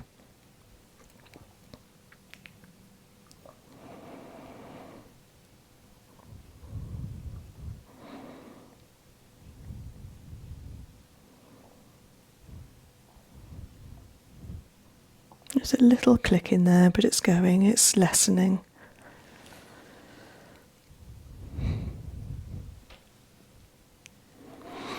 Coming across the transverse, just at the very end of the transverse before it turns a corner, down the descending.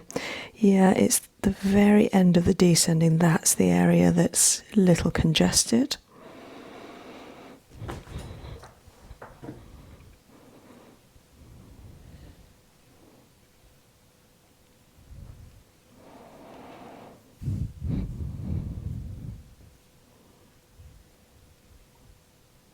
Oh yes, it's now started to break up.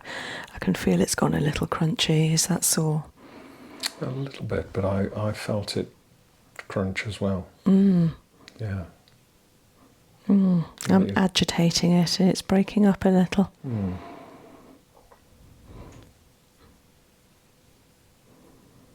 Not too much. No, not at all, no.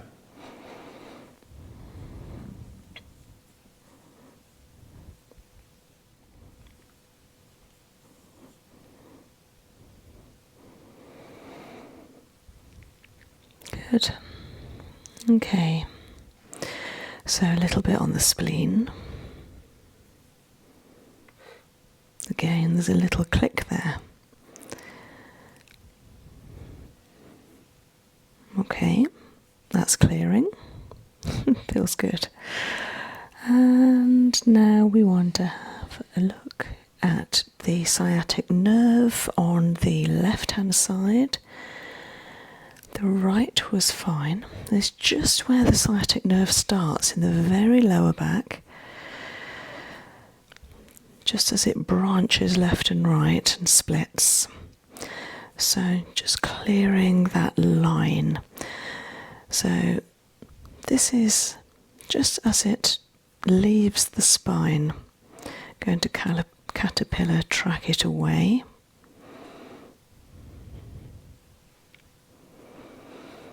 And of course the other thing that will help the spine, the shoulders, any sciatic impingement will be a little yoga. So daily yoga, some stretches and activations really helps us to clear these misalignments and tightness. I'll put a little link on at this point so that you can go to that if you'd like to.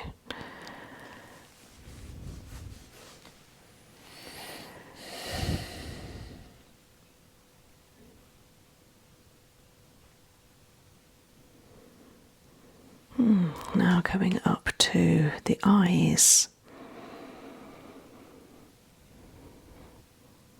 Jez has had a little agitation with the left eye this morning, so using the Swiss reflex point of the eye just on this shelf here, behind the toes, between toe 2 and 3, to clear both eyes, might as well. And just closing my eyes to tune into the energy of this respiratory zone. Of course, the red time will be really working strongly here.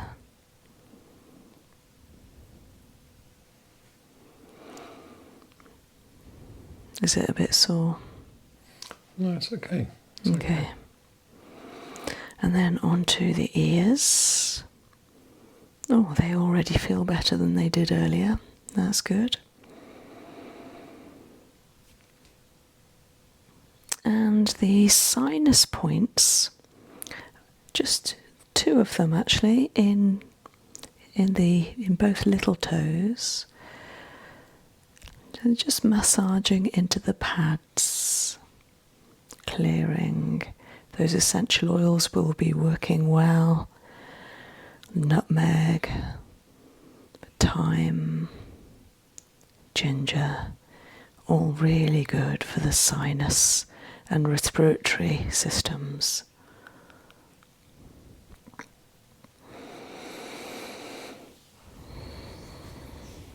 Now coming to the prostate, just on the inside of the left ankle.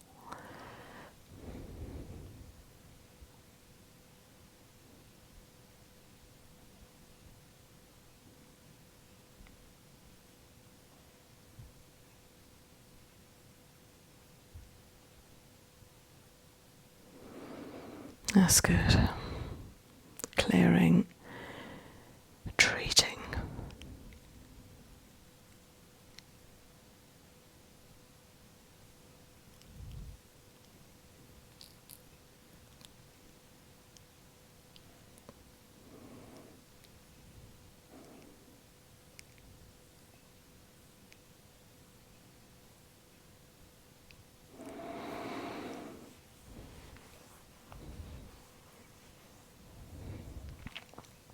And then the left side of the sciatic, just up the leg, I've just noticed. So just clearing the back of that ankle, caterpillar tracking up from where the sciatic comes down through the side of the leg. It can feel a little sore here.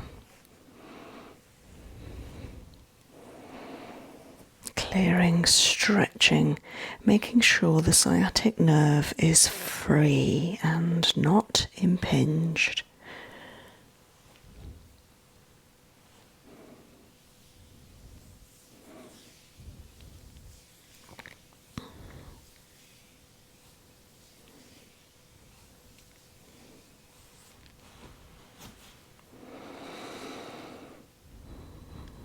Lower back, sacrum, on that lovely flat plate of bone at the very base of our backs. Just giving it a lovely circular petrissage move here, because actually the sacrum is a nice flat plate of bone and can take quite a lot of pressure. It's a large area. And when we're having it massaged directly on the back or through the reflexology point, this is a wonderful technique to help clear the lower back, introduce some freedom and flow.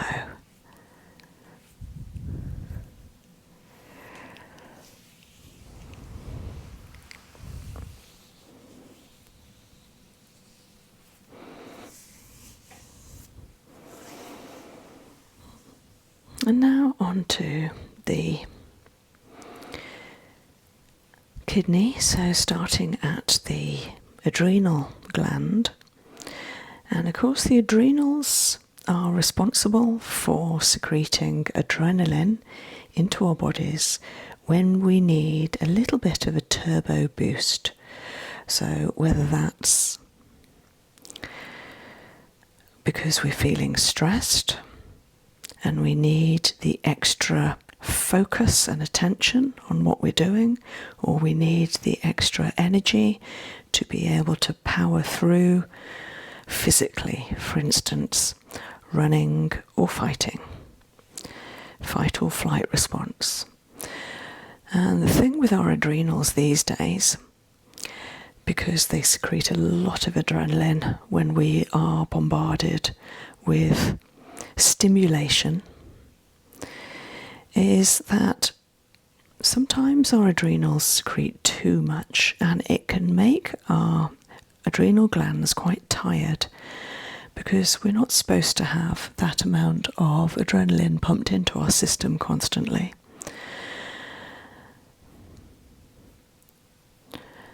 And it can make our adrenals tired and therefore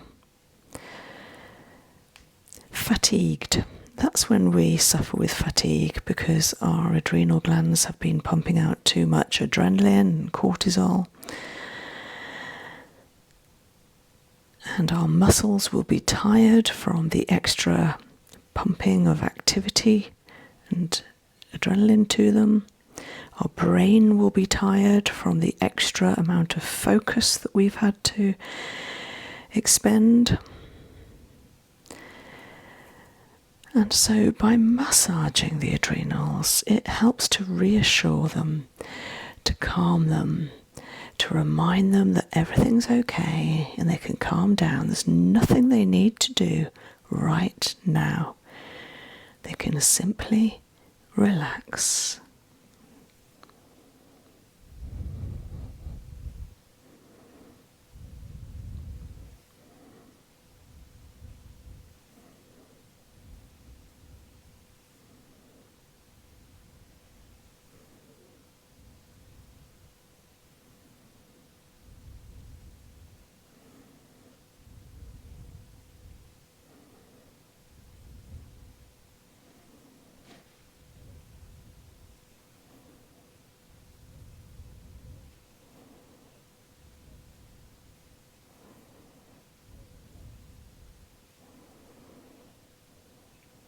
And then clearing through from the adrenals, the kidneys, down the ureters, through to the bladder. And what I've noticed with reflexology, especially with Hubby, is that when I'm doing a treatment and he's just on the point of going to sleep, maybe it's because he's trying to stay awake, his feet will go quite twitchy. He's very, very relaxed right now. It's a nice feeling. And then bringing in the acupressure tool. So I've got a nice edge and then a brass wider tip on the other edge. So working on the parathyroid, the pituitary, the eye and the ear, the scapula, the spine. Ooh, lovely. The sciatic nerve,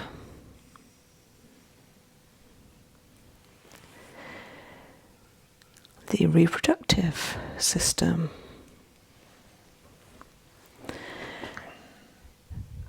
the digestive small intestine, the solar plexus, the lung,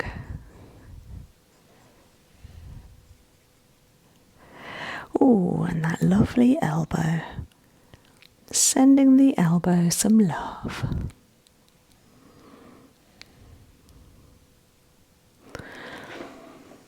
And then from the adrenal, through the kidney and out.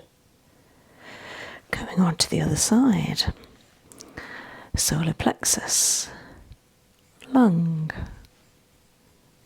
eye, ear, sinuses, pituitary, pineal, spine. Ooh, is it tickly? No, it's a really nice feeling, actually. Oh, good. Small intestine. Woke me up.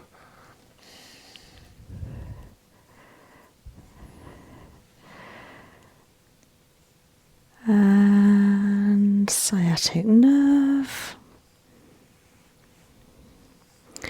And then adrenal and out. Oh, that feels good there. Gliding well now. Good. And I think we'll do a little bit of cupping now. Just be interesting on the digestive system. Ready for lunch. Let's try the other cup, if it holds. Ah, a little. Yeah, on the lungs. That's good there. And the other lung.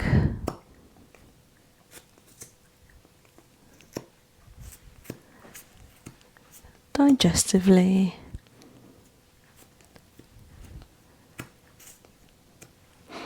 I think if you were to drink more water, it would hold better.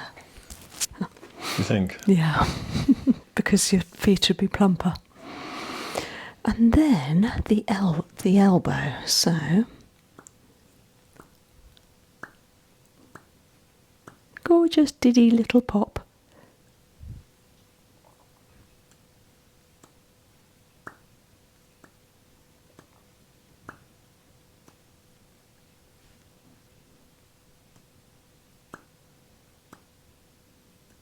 Good. And now the jade roller. Might feel cool coming down from the lung, solar plexus, digestive, through the buttock and back up again, rolling. So jade is so lovely for the whole body strength and health. Any of you who wear a jade bracelet or a necklace will be very familiar with its benefits.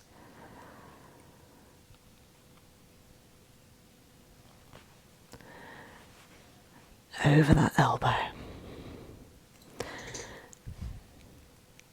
And the left side, all the way down, stretching, clearing, infusing some health and wellness.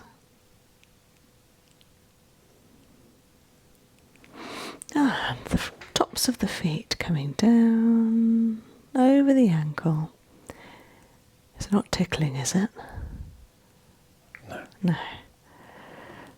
It's cool. Yeah. But no.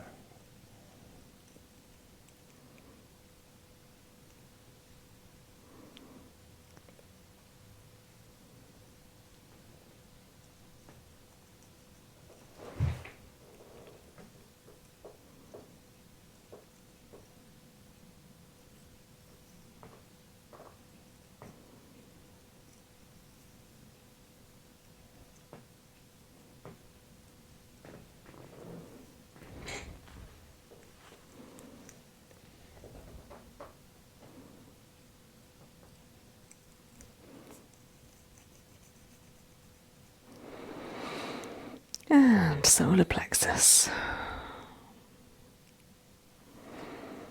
Solar plexus.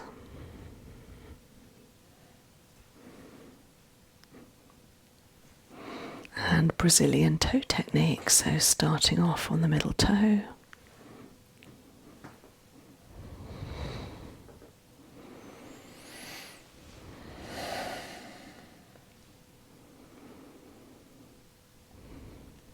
Taking a deep breath at each toe, clearing out any residual congestion and allowing flow.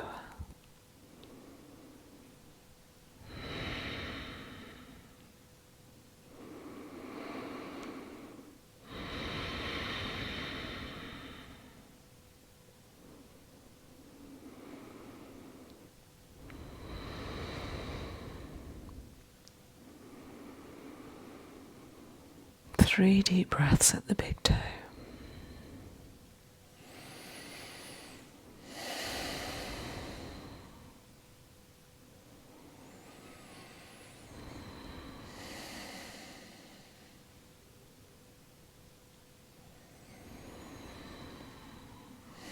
Lovely.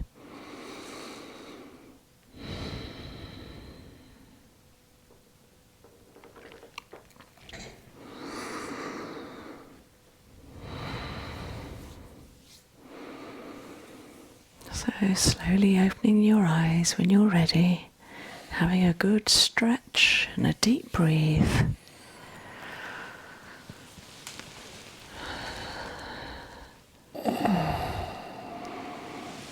Do you feel okay?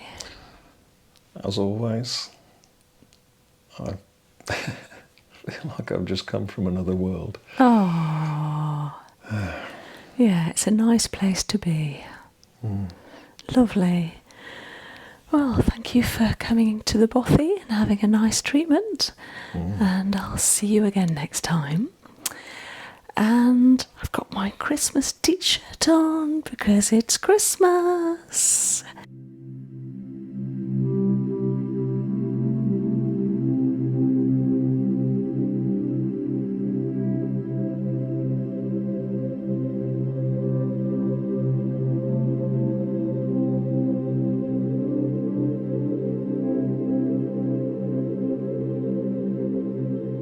Because this is heated as well. Oh, okay.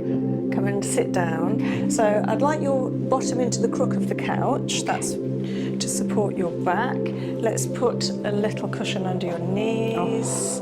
Now we've got a lovely pillow here. There's a matte blue dot pillow. So yeah, move it around to shuffle and yeah, so it supports the neck because you've got that lovely curve there. Now, That's really nice. the angle of the couch, do you want to be up a bit more or down more? I think this is perfect. You're in the right spot there. Yes, yeah? thank you. Okay, looking lovely. So, I've got toenail missing. oh yeah, oh, that's interesting. Had it removed. Can I touch it? Do what you like to it. In fact, it's probably more ticklish. Okay. I can't paint it because the brush from a nail brush, I cry with laughter. Because it tickles. Am I so all right much. touching Yeah. that? Yeah? Yeah. So hopefully it won't be ticklish. Okay. Yeah, but you must let me know if, well, I'll probably feel you laughing, won't I? My feet are shaking. Amazing. Okay. So, Karen, this is your first time here into the bothy, and I'm really excited to treat you. You've booked Swiss reflex treatment. Yes. I'm also going to include some rollers, if that's all right. Absolutely. So long as they're not ticklish, of course.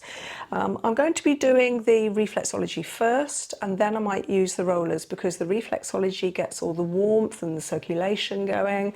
Obviously, I'm going to do a full assessment and treatment. So with Swiss reflex, it's like there's two halves of the treatment. Then I'll use the rollers to cool the feet down a bit.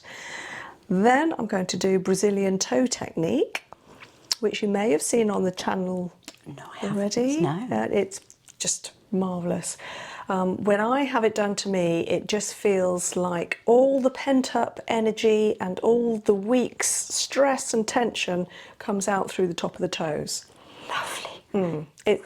And I can remember it being done the very first time to me, and they held a particular toe, it's the middle toe on both feet, and I could feel this whoosh of energy and tension coming out, and it just felt like I never wanted them to stop.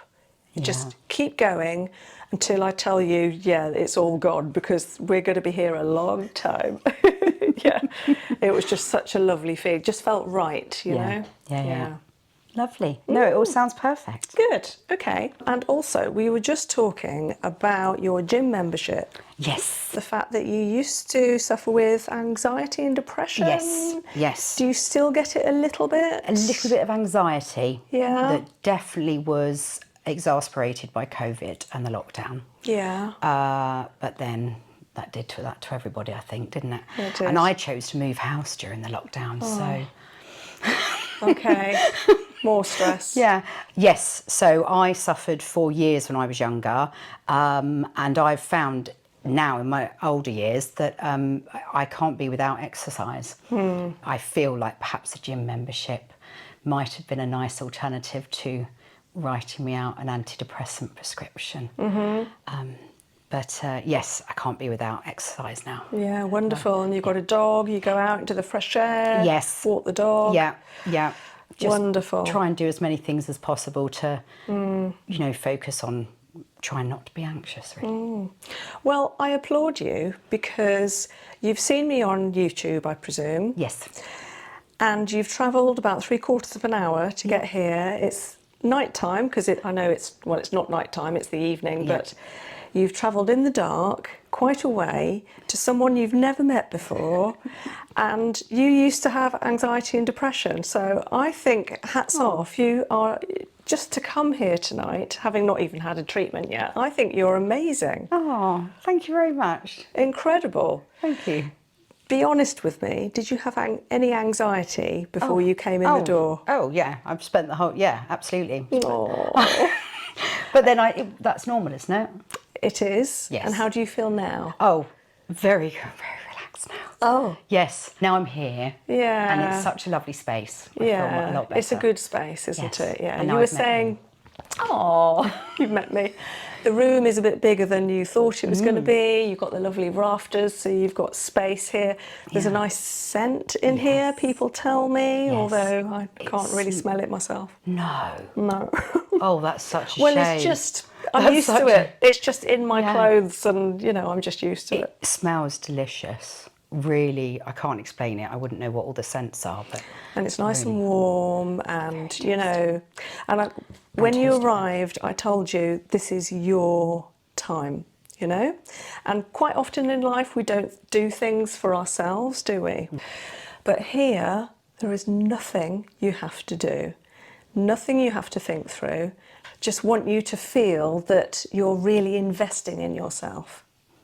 right. Okay? Yes. Shuffle the pillow to where you want it. So you've got that lovely curve that's supporting the neck, so that raises the neck up, and then your head just naturally drops back a bit into the blue dot, and that's what's supporting it. So when you're asleep, whether you're on your back, front, side, that is the perfect alignment. So it's like it gives you therapy while you're lying there. Right. Okay. If you want to have one for yourself, you can get 15% off with my link. It's lovely underneath. Yeah. Let me know if it gets too hot. Okay, thank you.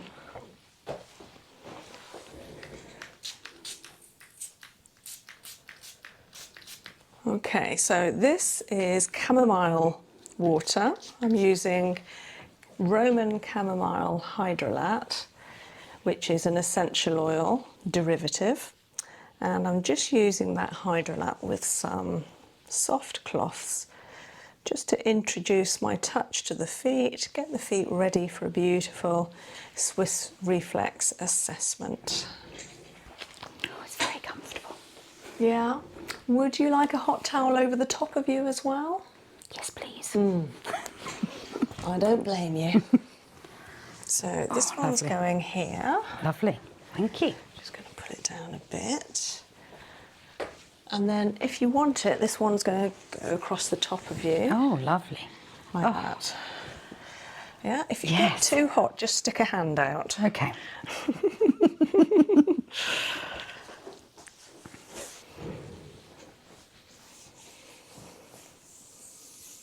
Okay, so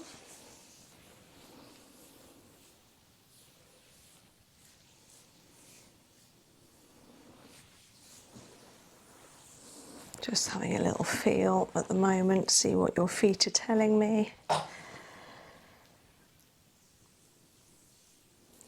So I'm going to do the assessment first, and then we're going to work out which essential oils to use in the mix for the treatment. And I may well ask you to help me put some oils together by testing some kinesiology on you with the oils. Is that all right? Yeah, absolutely. Yeah. Good. Just going to draw my lovely feet, or rather your lovely feet. So just starting off looking at the solar plexus. And the solar plexus is a network of nerves just under the diaphragm, right in the centre. And it's a place that can feel quite tense, physically on us, in that place under our diaphragm, but also on the foot reflex point. So having tested a lot of feet, I can get quite in tune with what the solar plexus is telling me. I have a feeling there's some tension there at the moment. It could be a lot worse, so it's not too bad, but I'm just tuning into it. It's actually a little bit worse on the left-hand side. I imagine when I come to feel it right at the end, it'll feel very different.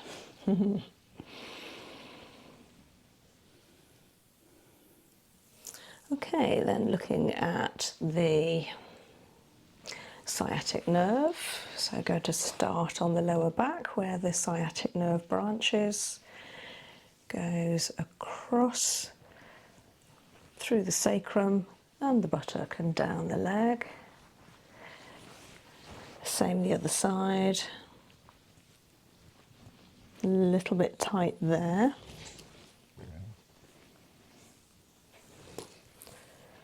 Yeah, just on the left-hand side, not far after it's left the branch, and then down the leg. That's all right. I'm going to look at the respiratory system. So we're looking up the foot pads.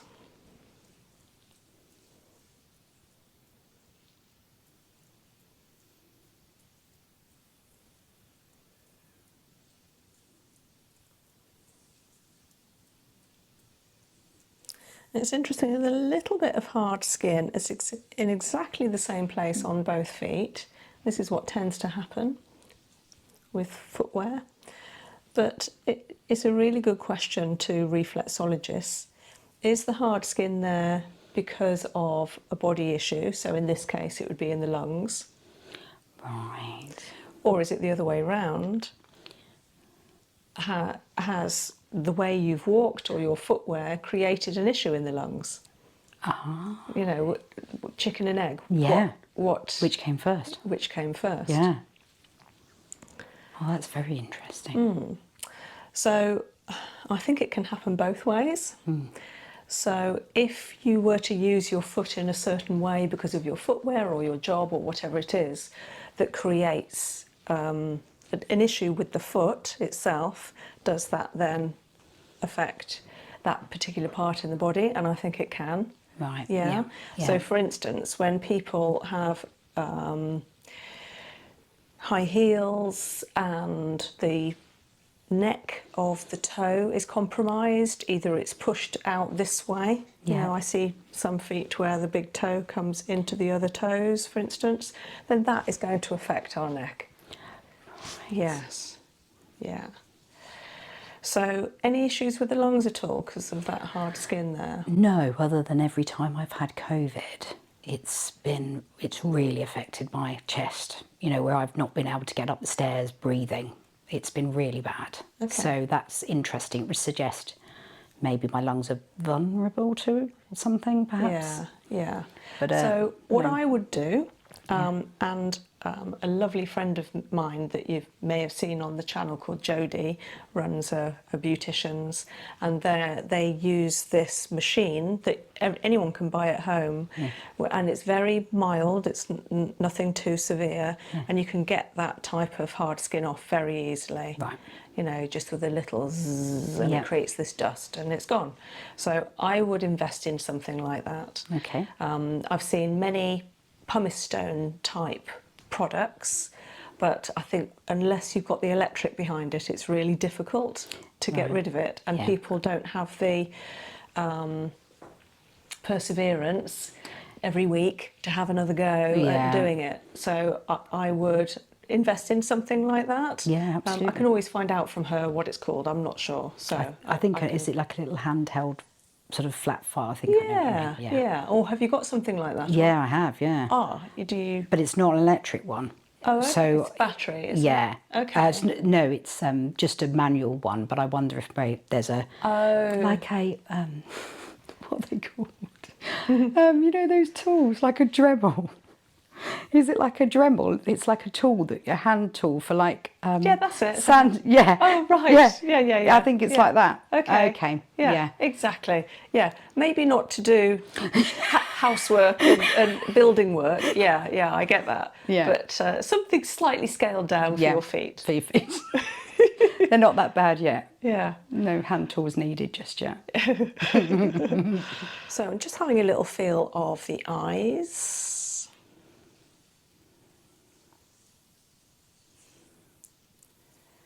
Okay, so the right one feels a little tight. Nothing too bad, but I'll definitely have a work on that. And then the ears and both of them are clicking. I don't know if you can feel that. I can, yeah. Yeah. Actually, so the right click has gone, left click is still there. Can you feel that? I can. Yeah. So ears, especially the left, need a little work. Yeah, the right one is definitely gone. So even just with that simple touch, it's amazing, isn't it, how effective it is. Just having a look at the sinuses now. So these are the toe pads. Just having a little feel.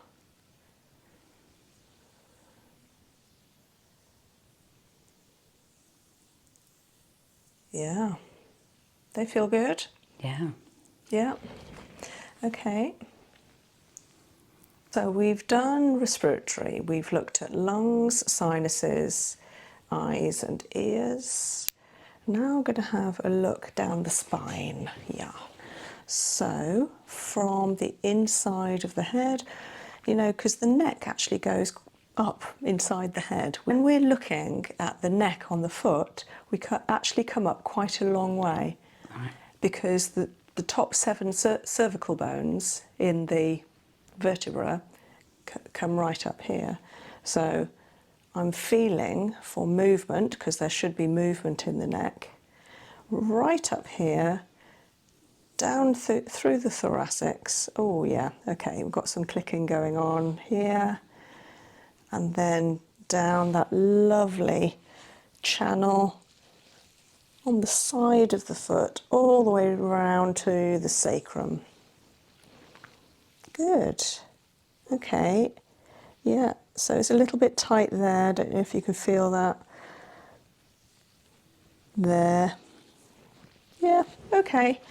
So that was right side, lower thoracic. It's about T10, 12. And then we're going to just check the left side of the spine. So again, starting quite high. Just bouncing the vertebrae along, seeing if they are soft and giving. You're doing really well. You're just letting me have your foot. You're not resisting. You're trying not to giggle? No, it's not ticklish at all. Oh, okay, good. Yeah. A little bit clicky there. But no, nothing too bad. And do remember, I'm looking for the tiniest of things. I'm being very picky, so don't worry about what I'm saying. And the good thing about reflexology is we're getting to it before it's a problem. Yes. You know, we're looking at all the internals and workings of the body, and I'm looking at the meridian and any congestion. So we're just going to clear all that away and get you to optimum fitness and health. Lovely. That's why I love reflexology. So, okay, so spine. Now we're going to have a look at the base of the big toe, the toe pad here. Working my way up with a caterpillar movement, just checking that scapula, the shoulder blade. Again, bouncing it, seeing if there's some give there. Yeah, so again, there's a tiny little bit of hard skin on the very inside, around here, of the base of the big toe. Again, could be down to footwear, but it will be affecting the scapula, shoulder blade. And then we're just going to have a look at the shoulder point. So coming around the right shoulder, around the outside of the shoulder point, so that's this area.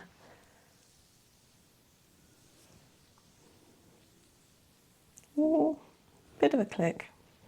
And then the back of the shoulder. Ooh. Yeah, oh yeah, there's a lot of crunchiness in there, so you definitely need your shoulders looked at. These will feel so much better afterwards. Okay, now the left side. So, oh, we haven't looked at the neck yet. So we've already looked at the spine, so coming up that scapula.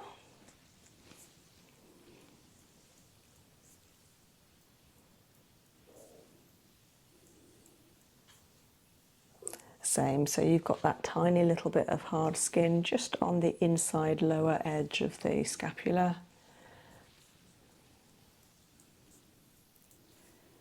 And then going to have a look at that shoulder point, left side.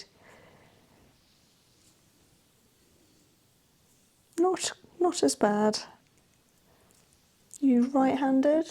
Yes. Yeah.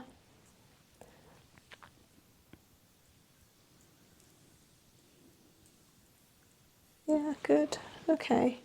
So we're going to have a look at the neck, starting on the left side of the left part of the neck, round the back to the spine, and then the right side.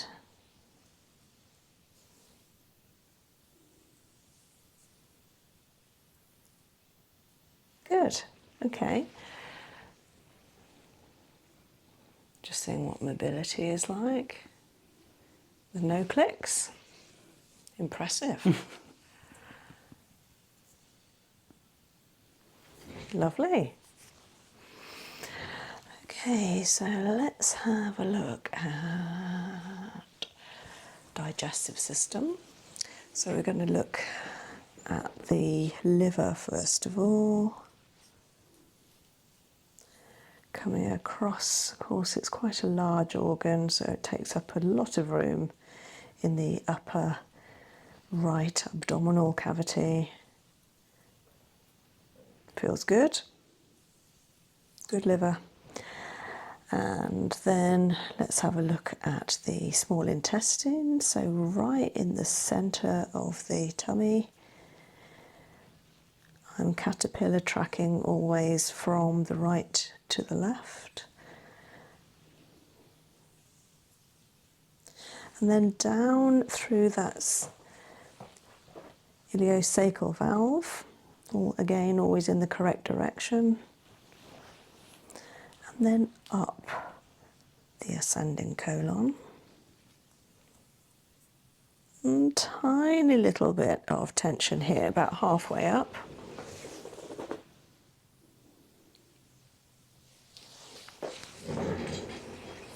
And then cross the transverse colon.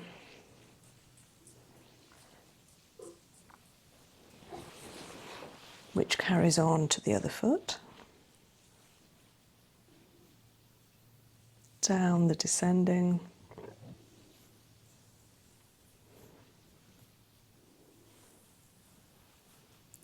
And out.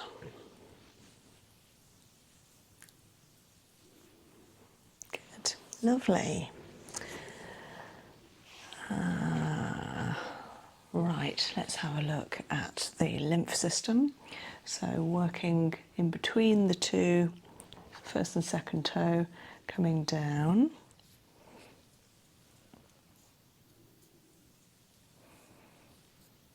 So Karen, you mentioned about your big toenail. Yes. So you had it removed or it came off? No, I had it removed. I danced when I was little, and from my ballet shoes, I kept always getting ingrown toenails. And eventually the doctors just said, oh, let's just whip it off because you're permanently in here having to have your half an hour removed for it to grow back. So the doctor just said, oh, we'll just get rid of it. You don't need it. And you were quite young? Yeah, it must have been about 10. Really? Yeah. Wow. You're quite a serious dancer then? Yeah, I was then, yes. Yeah. Yeah, very serious. I didn't want Amazing. to. So, I didn't want to. The ingrown toenail used to get so painful. Yeah. And so I couldn't dance. I've heard they're awful. Yeah. So in the end, they just said, yeah, let's just get it gone. So you haven't got to worry. Yeah, and then it won't stop you dancing. Yeah. Yeah. Oh, that's fine. Yeah. Yeah. And so just tell me about the feeling of it. Is there any pain there, or does it feel numb? No, but it's just the very inside where the nail bed would be is just ticklish if it's brushed. You know, I can't paint it or anything because it's just far too ticklish. Yes. But normal touch is fine. Yeah, okay. But if I do start giggling, I'll mention if it gets to well, you. I think I'd know.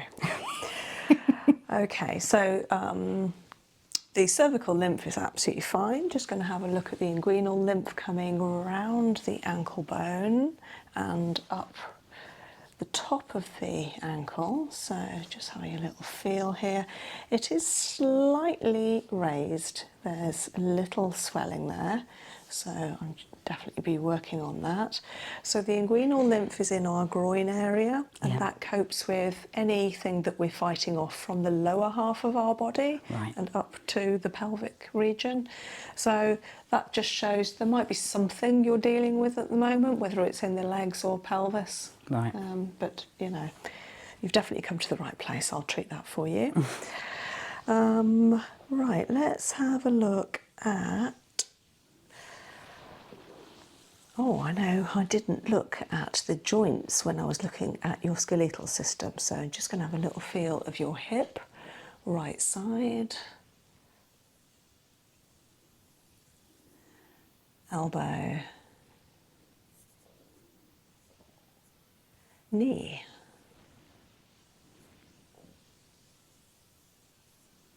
okay, feel good, left side. Because sometimes these joints can click, but it's not. This one feels a little stiffer than the right, but it's not clicking. And I'm making a note of anything I want to be treating. Then looking at the reproductive system, so coming to the ovaries, the outside of the ankle, left and right. And then over the fallopian tubes, over the top of the foot, caterpillar movement, down to the uterus. Just feels a little tight in there. Yeah, can definitely work on that.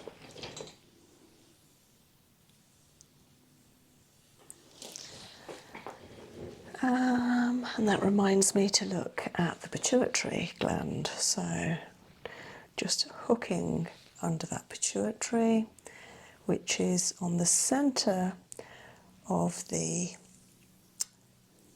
thumbprint, if you like, of the toe print. Pituitary gland.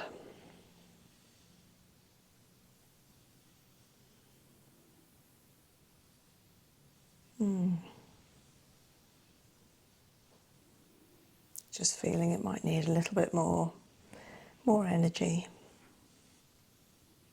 So I'm just now feeling into the thyroid as well, up to the parathyroid, because you mentioned about a little bit of weight coming on as well, and I'm just wondering if the thyroid has anything to do with that. Okay.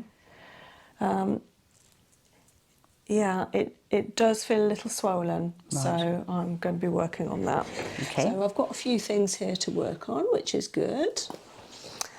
Last thing I want to work on is kidney. So I'm going to start at the adrenal, coming down through the kidney, the ureter, to the bladder. That feels all right.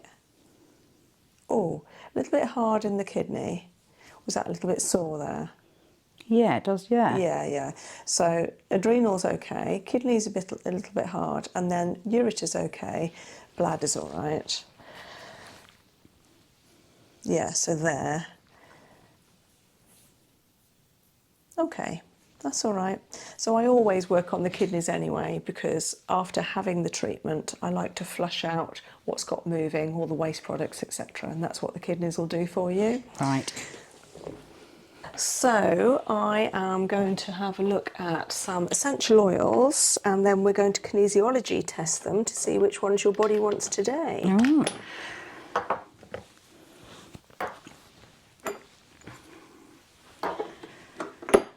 Oh, it's so comfortable. Yeah, you're not too hot. No, I've taken my arms out. I'm sort of...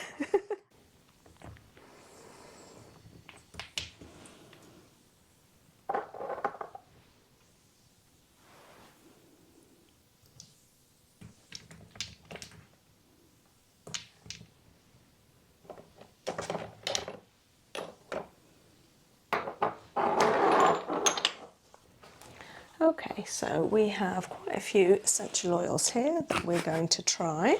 I can always get Small more. selection. So with this hand, Karen, can you put your thumb to your little finger? I'm going to try and pull apart. You're going to hold together nice and firm and hold. Hey, really strong. So in this hand, can you hold that? Just touch it to you. And then I'm going to try and pull this apart again. You're going to hold together firm and hold. Okay, it pulled slightly. I'm being picky. And hold. Oh, you like that one. So we like patchouli. And hold. Oh, really strong. So we've got sweet marjoram and hold. Oh, absolutely no movement whatsoever. Wonderful. Bergamot and hold. Wonderful. Clary sage and hold. Oh, no, it opened. So we don't want eucalyptus stegariana. Interesting. And hold. Okay, and I'm really pulling, aren't I? Yes, you are. It's like, this is why you go to the gym. And hold. Okay, no, it's pulling. Okay, so we had a run of goods. Just touching it to you. Yeah, and hold. Ah, you like that one. Cedarwood. Okay, so we've got a choice. We've got 5 here that your body likes. It likes lavender, cedarwood, rose absolute. Oh, no, we didn't want those. Ah, no. So we don't want lavender, rose, eucalyptus stegariana, nor ylang ylang. Oh, but we do like these 5. Right. And they are clary sage, sweet marjoram, patchouli, bergamot, and cedarwood. Okay. Do you know your essential oils? But if anything ever has cedarwood in it, I always buy it. So I must like the smell of that. You like a musky smell? Yes. You like trees? And... Yes. Outdoorsy. Oh, yes. Yes. Very woody. Yep. Yep. Okay, so we like cedarwood. Just thinking if any of these are trees. This smells quite like cedarwood, but different. Oh, it's... Yeah, that's quite pleasant, isn't it? Is that patchouli? It is. Oh. What, you didn't know you liked patchouli? No. Yeah. No. Do you know what patchouli used to be used for? No. Men, probably, and ladies as well, used to put it on leather jackets in the 70s to cover the smell of weed. And that's why they were always associated with the smell of patchouli, because it's so strong it would just cover anything else. Yeah. But I love patchouli. And then we've got bergamot, Oh, that's lovely. fruit, Yeah. cypress. Then we've got clary sage. Like being on holiday. That reminds me of the seaside. That's lovely as well. Am I allowed to like them all? Yeah, we can always have a drop of everything. Yeah, you might not like this one. Sweet marjoram. Oh no, that's really sickly. Is that weird? Oh, interesting. Okay, well, you like these 4. Yeah. Okay. It's really sickly, was it? Yeah. To me, it was anyway. I mean, obviously I don't know my oils, so. Well, it doesn't matter. Because your body likes all of those, so that's why I'm glad you smelt them all, actually, and then we're picking the 4 that you like. So, do you remember the 4? Cedarwood, patchouli, bergamot, Yeah. and I can't remember the 4th. Clary sage. Clary sage, that's Well right, the done. seasidey one. You've got a good memory. That was amazing. You didn't know I was going to ask, did you? No. Now, what I haven't done is given you a little bit. Can I put a little bit there? Yeah. Seeing as you have said that you like them. Oh. And that's all of them mixed together? Oh.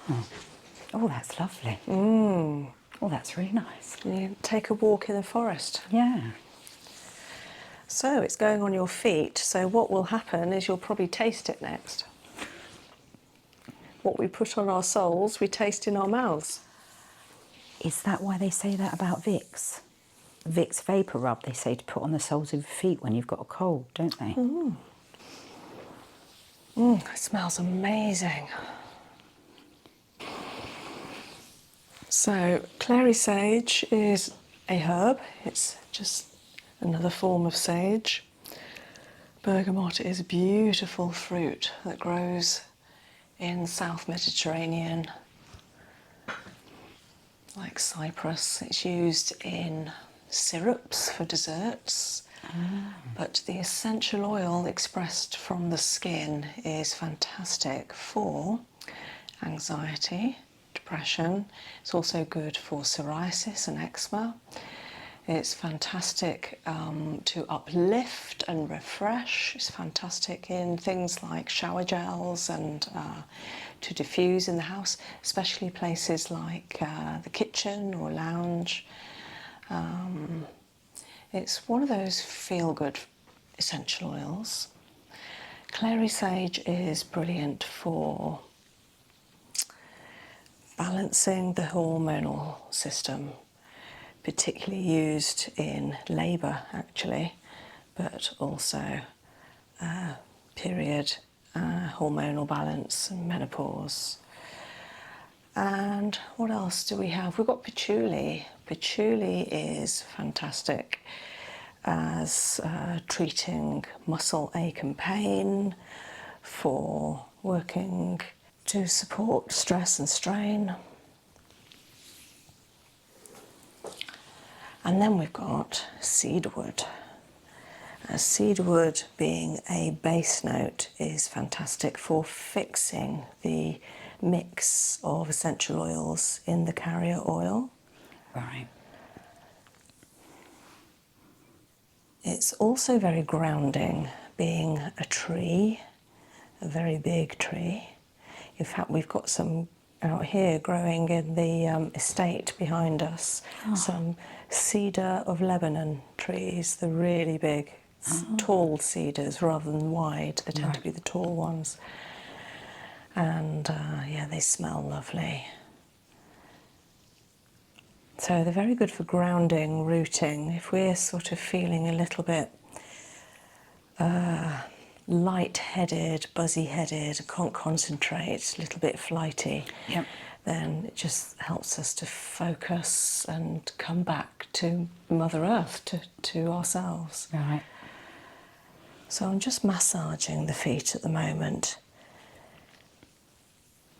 introducing my hands, some touch, warming the sole, the foot, the ankle.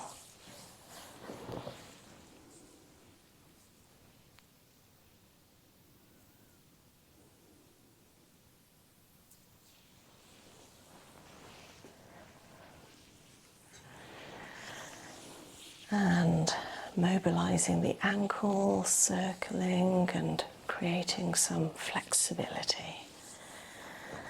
Bringing some warmth from the body all the way down to the feet. Beautiful feet.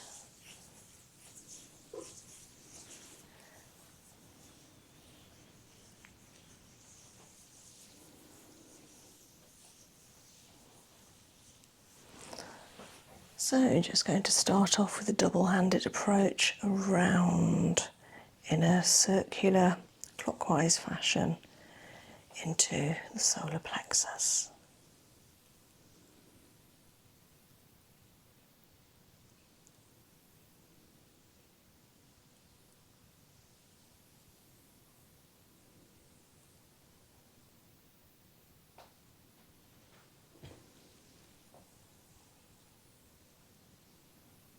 That feels good.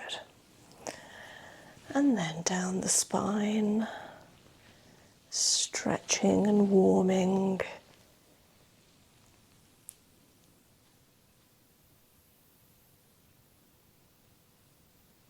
Stretching through the neck, over the thoracics, down over the area that was a little bit congested earlier on the right hand side, about here. It already feels better actually. And then down through that sacrum, clearing at the sacrum.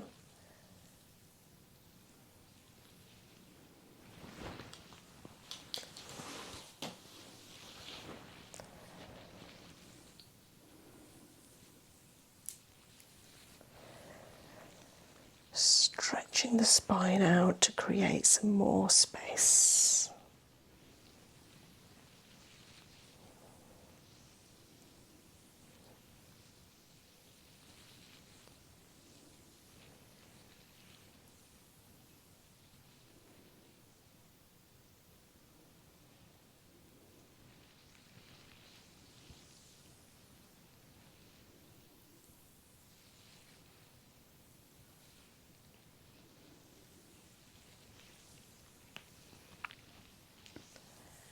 Then up the scapula,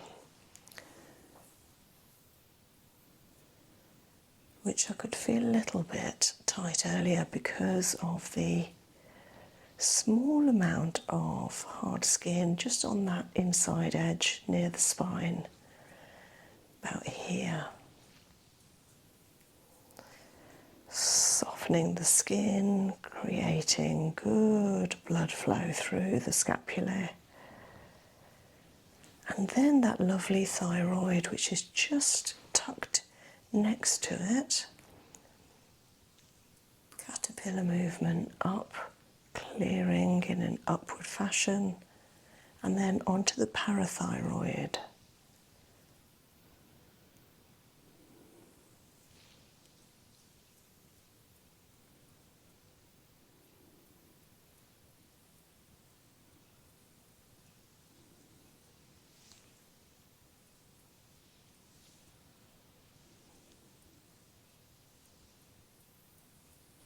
Activating the parathyroid, bringing in some healing.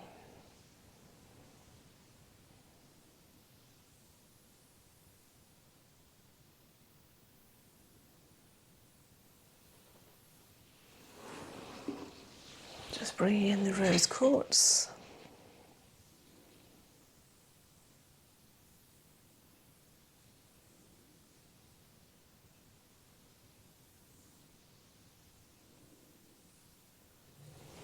Same the other side.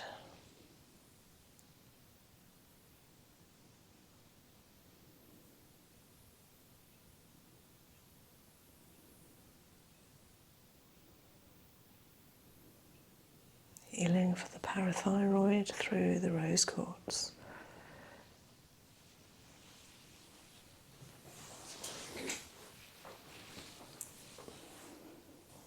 Okay, now coming up to the eye on the right hand side. It just sits on that shelf immediately under the toes. This one's actually between the second and third toe on that little sill. Yeah, I can still feel that tightness there. There's like a little ridge. So I'm just clearing any tension, freeing up the meridian, clearing congestion, sending the meridian to the eye some love.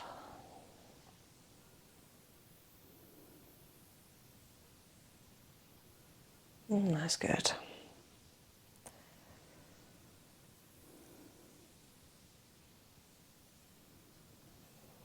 I do tend to like working in a balanced manner, so working on both eyes now. That's great. And then the ears.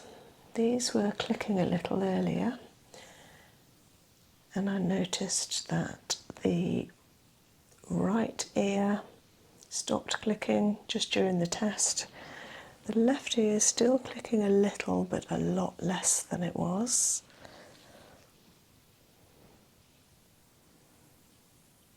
Oh yeah, that feels really good. Just feels like it's helping. Just feels like the right technique, the right thing to be doing.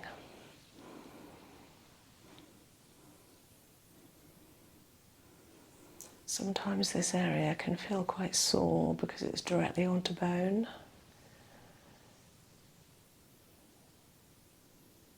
But I don't think it's sore, it just feels good.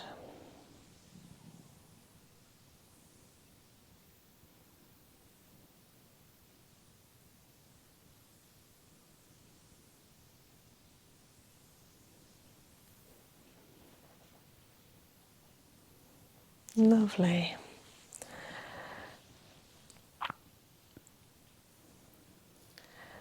And then I want to work into those hips.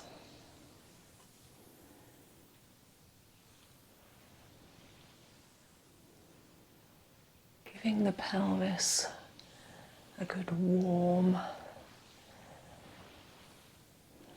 encompassing love and healing.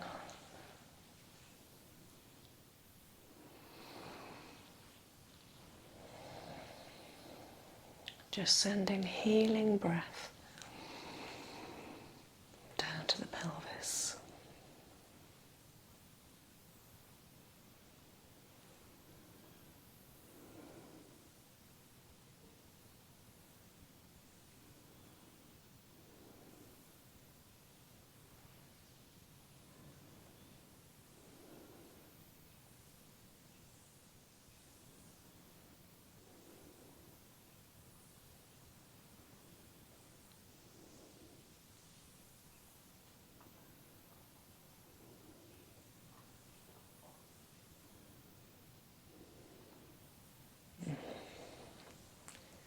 That feels so good.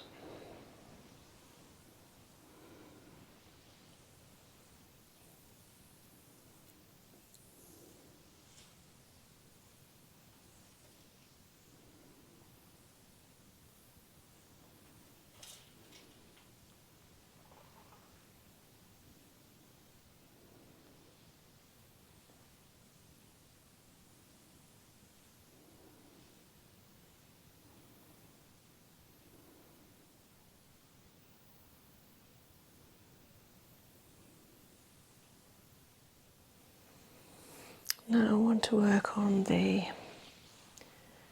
area from the ovary over the fallopian tube to the uterus. So this is a point that is halfway in between the ankle bone and the heel corner, about here.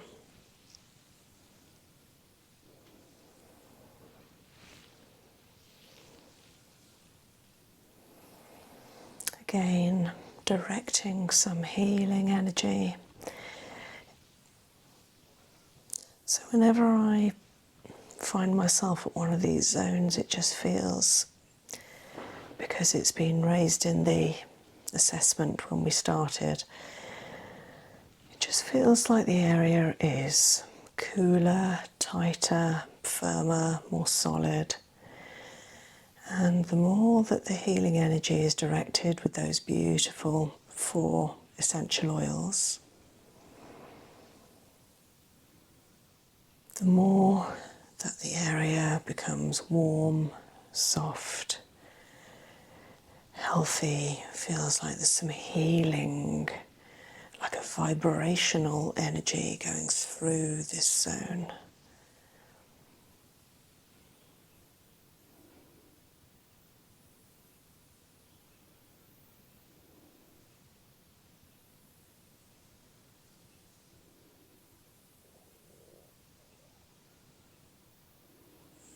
So good.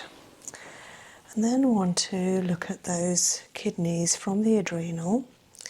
So coming from the adrenal gland through both kidneys, then after a corner through a straight line in a caterpillar track to the bladder and out, but mainly focusing right now on the kidneys. They felt, again, that same feeling of solid and cold. And of course, kidneys love being warm, they love being soft and moved and exercised. So just clearing through that area, warming, softening.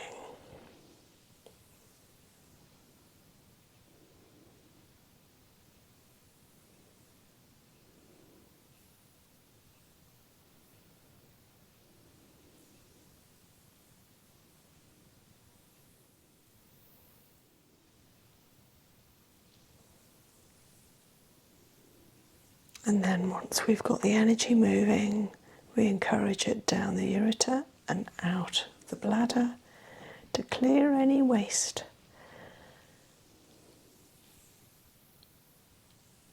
And then obviously after a treatment, encouraging plenty of water in order to flush out and carry on the filtration.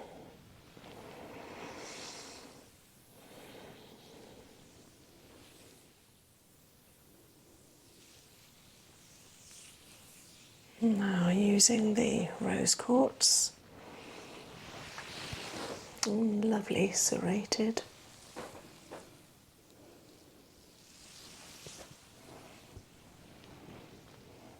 Down the spine, over the lungs,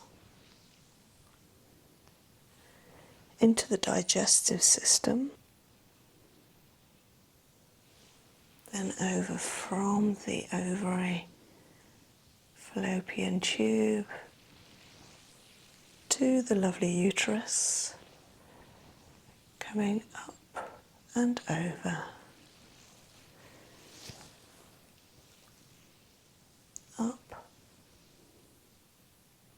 and over.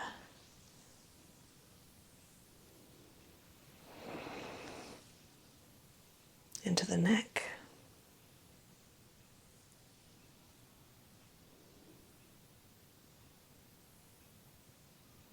Thoracics and sacrum.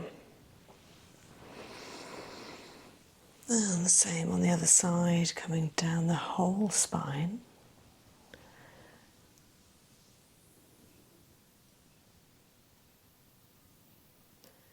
Neck, thoracics, sacrum. Over the lungs.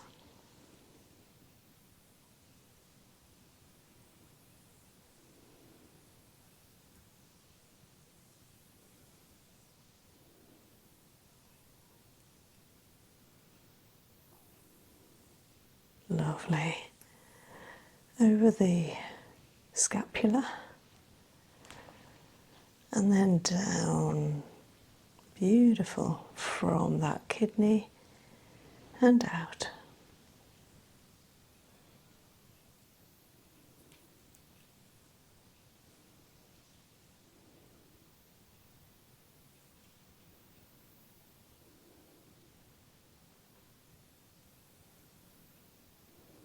Lovely.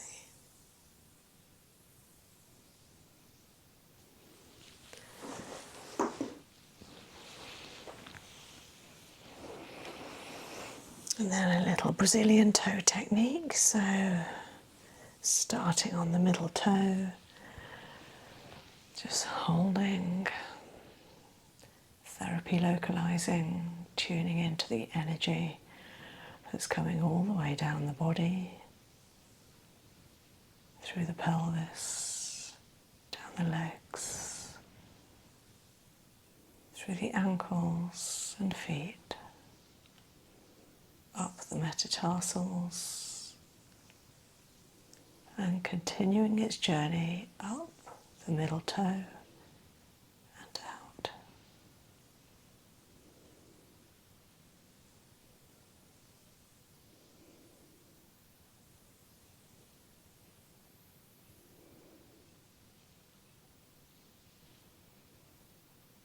Onto the fourth toe.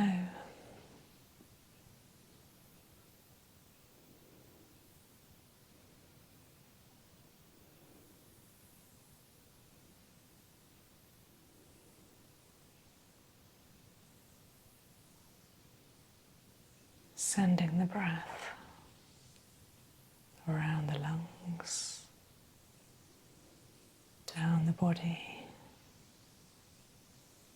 slowly directing the breath down the legs,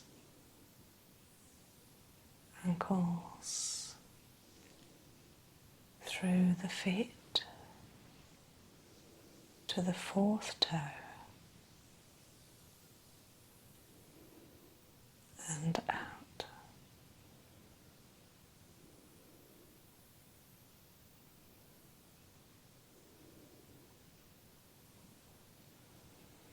Onto the fifth toe. Beautiful energy.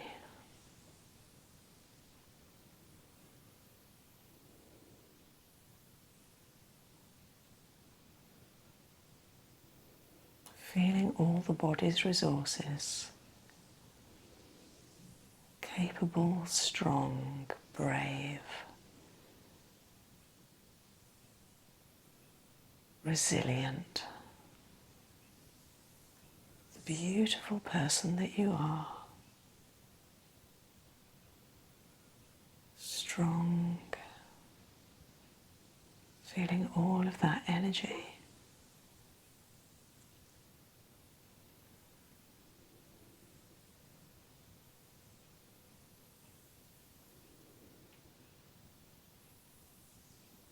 And there is an abundance. Beautiful energy as it swirls around the body. Feeling the energy grow, move, travel down. Feel the warmth in the legs. The warmth down the ankles to the feet and out of the little toe.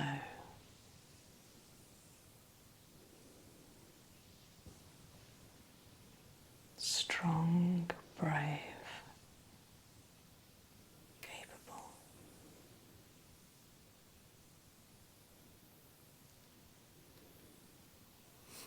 Coming back to the second toe.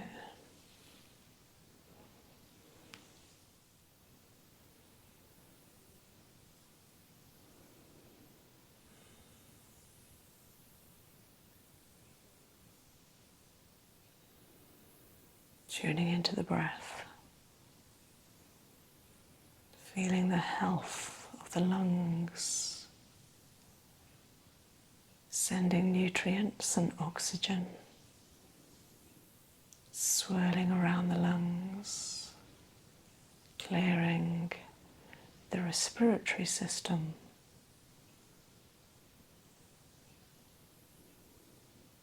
clearing the head. Feeling lighter,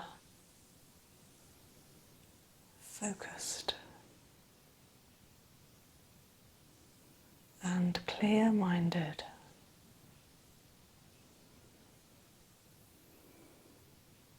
The energy comes down the body in a light fashion, like a light mist, travelling down through the feet and out of the second toe.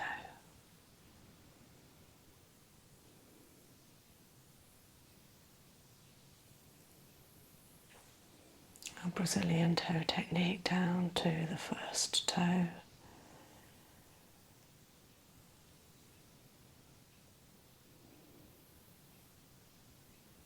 Our strength and stability. Our root.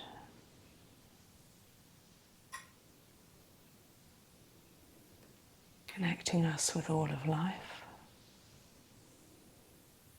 our past and future, connecting us with our ancestors,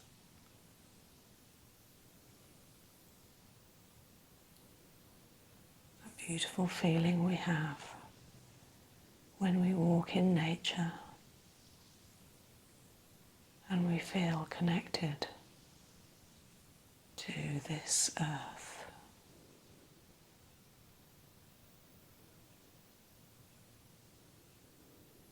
Feeling that sensation in the big toe. There is a heat, a connectedness, a contact with the big toe. Feeling that energy travel down the body, firmly through the hips, legs, down through the ankles,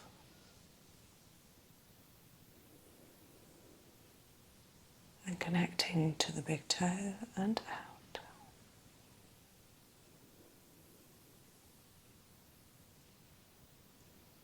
There is a heat and vibration there.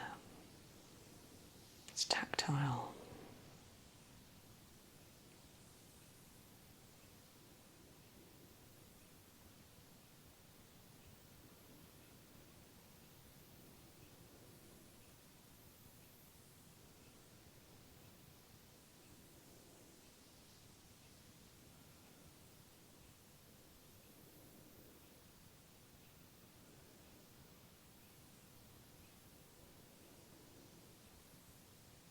The most amazing feeling of connectedness.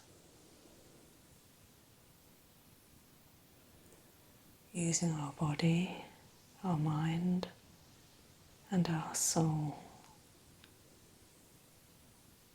as an infinite resource. We are so capable. We have strength. We can do whatever we choose to.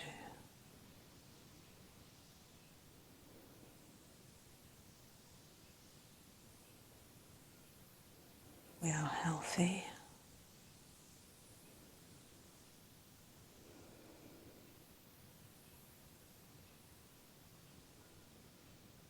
And we have a deep power within us, which is always there.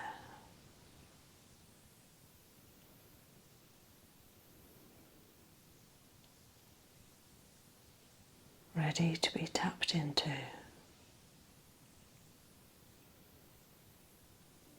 At any moment we choose.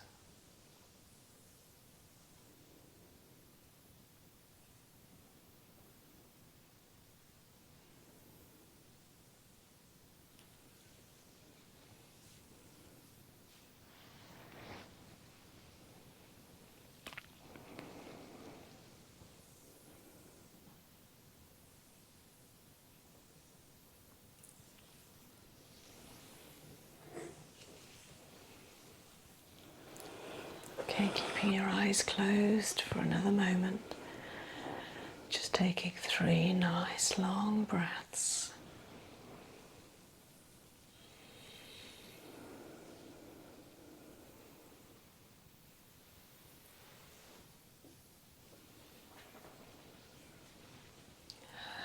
And slowly sending the breath down all the way to the feet.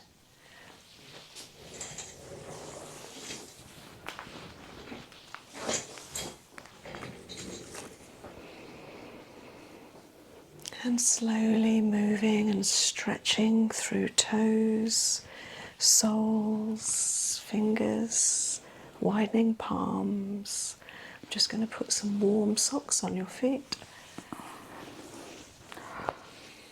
Oh my goodness.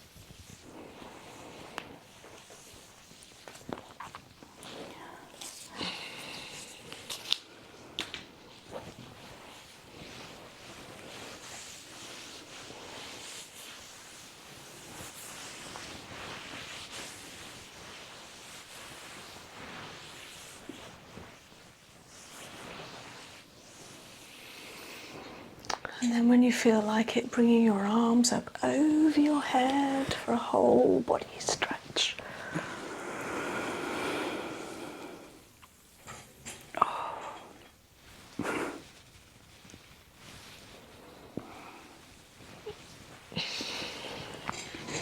You can open your eyes when you're ready.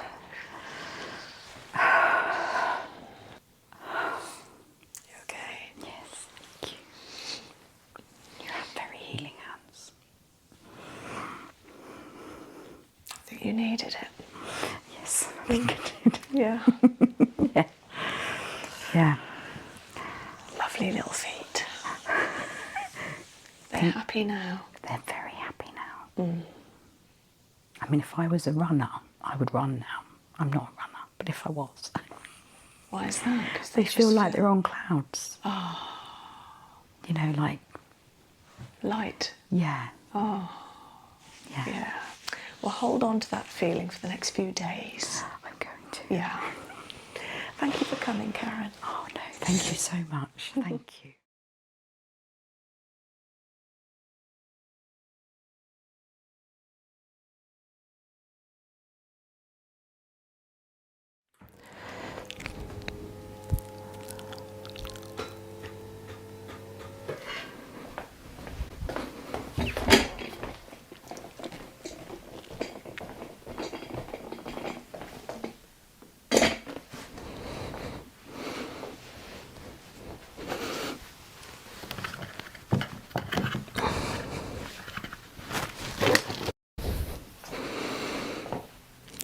Could you lift your feet for a second? Yes, perfect. These are going on the radiator. Warm socks as well. Of course.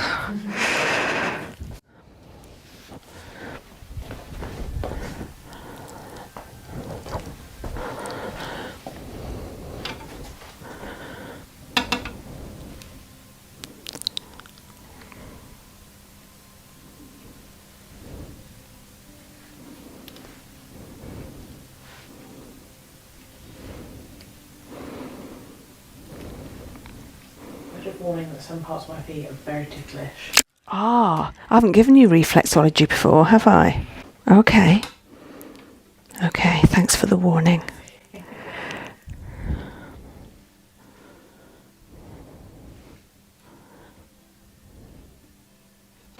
just going to light a couple of candles.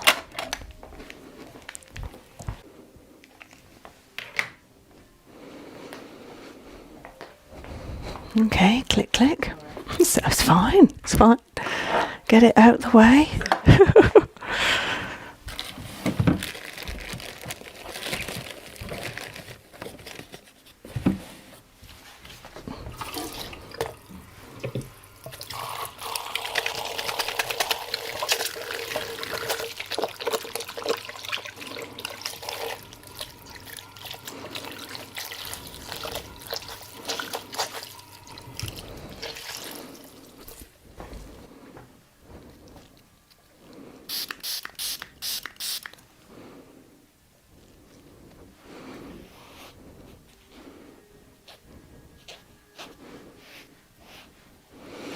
So I'm just using a little Roman chamomile hydrolat with some soft cloths to gently clean, nurture the feet.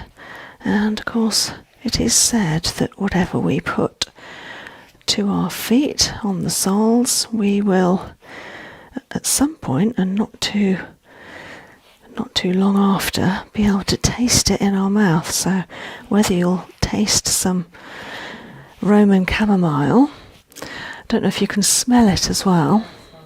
Roman chamomile is associated with anti-inflammatory properties, so particularly for, yes, any inflammation like arthritis, for instance, but also with sleep and stress.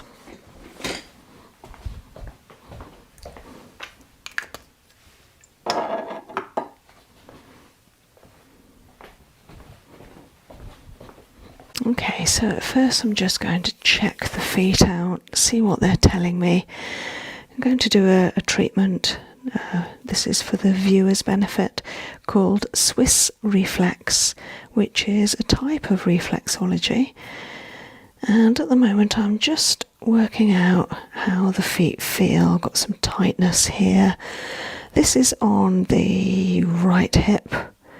In fact, those 3 joints there feel tight, so that's the elbow, hip and knee, right side. And of course, reflexology wise, this is the spine that goes down the centre between the feet. This is the right side of the body, this is the left. And we have here the spine, so I'm just going to feel edging down, caterpillar movement down inside the right side of the spine. It feels good actually. Of course, we've just finished a nice core therapy, so that will have helped the spine warm and loosen. How's the touch so far, Eloise? Yeah, it's not too ticklish. Okay, so just coming round to the other foot, checking out the spine, detecting something there, but it's very minor. Oh, and then here, so it's clicking a bit. So this is about T12, just at the lower thoracics before the goes into the lumbars. And then because we've got some hard skin on the inside of the base of the toe, that won't help the neck and sort of the top of the neck and the base of the head, the occiput. Now coming up the scapula, right side, the shoulder point.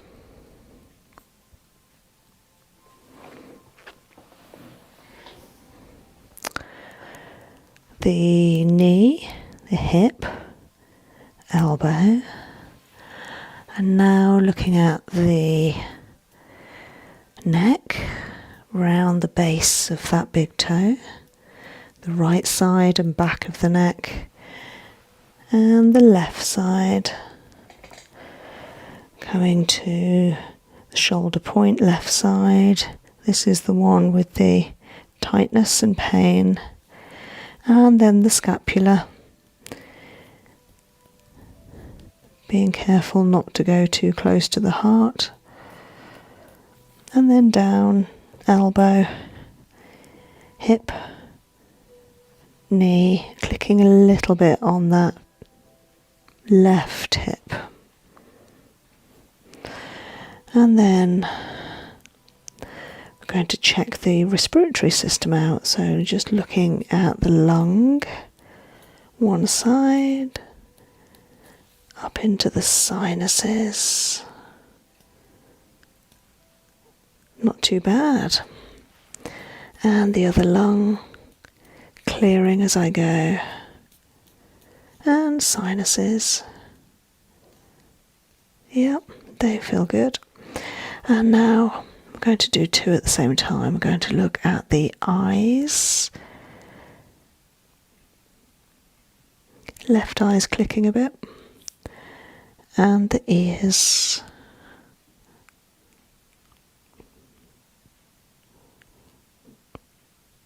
They're good. And now I'm going to look at the sciatic nerve. So we're going to start at the lower back. Come across. Is it sciatic? Do you get any sciatic pain? No. Okay. So that's on your right side. When you said painful, do you mean there? No, further round it there. Is it? Okay, well, I will work on it, but how much pain is it? Not bad, but definitely quite tender. Yeah. And what about this side? No. Okay. Okay. Yeah, so we'll work on that, but I might put some neat lavender on that. Are you all right with neat lavender?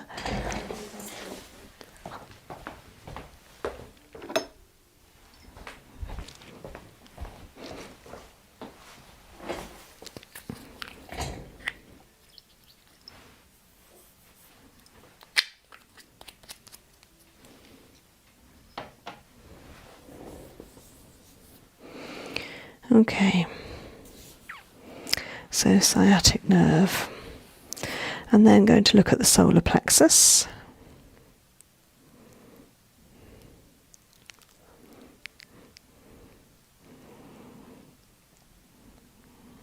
Not too bad. That's good. Of course, Eloise has had a day off work today, so that will help the solar plexus. Good. And now digestive system. So just looking at the liver first of all. Nice big organ on the right hand side of the right side of the body. Feels okay. And then small intestine.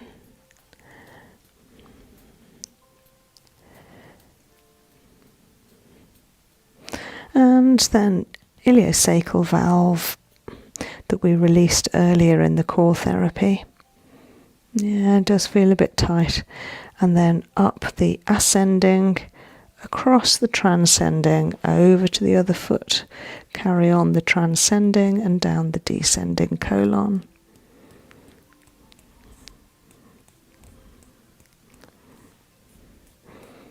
Okay, and small intestine.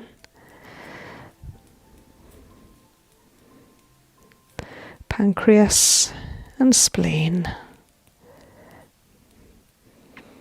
Okay, now let's look at the outside of the ankle where we have just here, and on the other side we have the ovaries.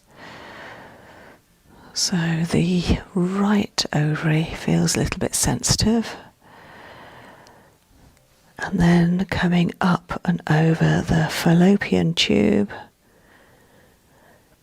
down into the centre where we have the uterus. Again, I'll treat that. Okay. Now I'm going to check the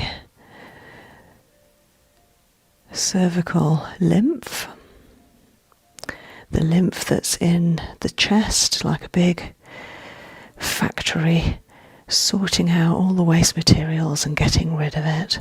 It feels a little bit swollen.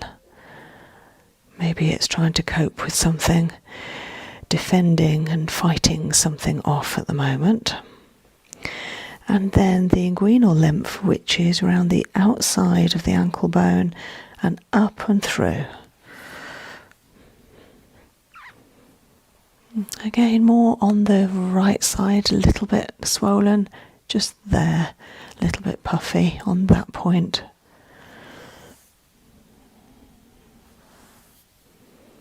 Okay.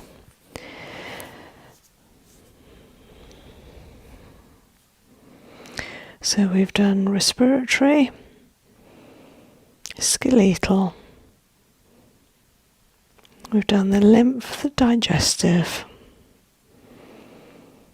and the reproductive. Now going to test out the excretory, the urinary system. So I'm going to start at the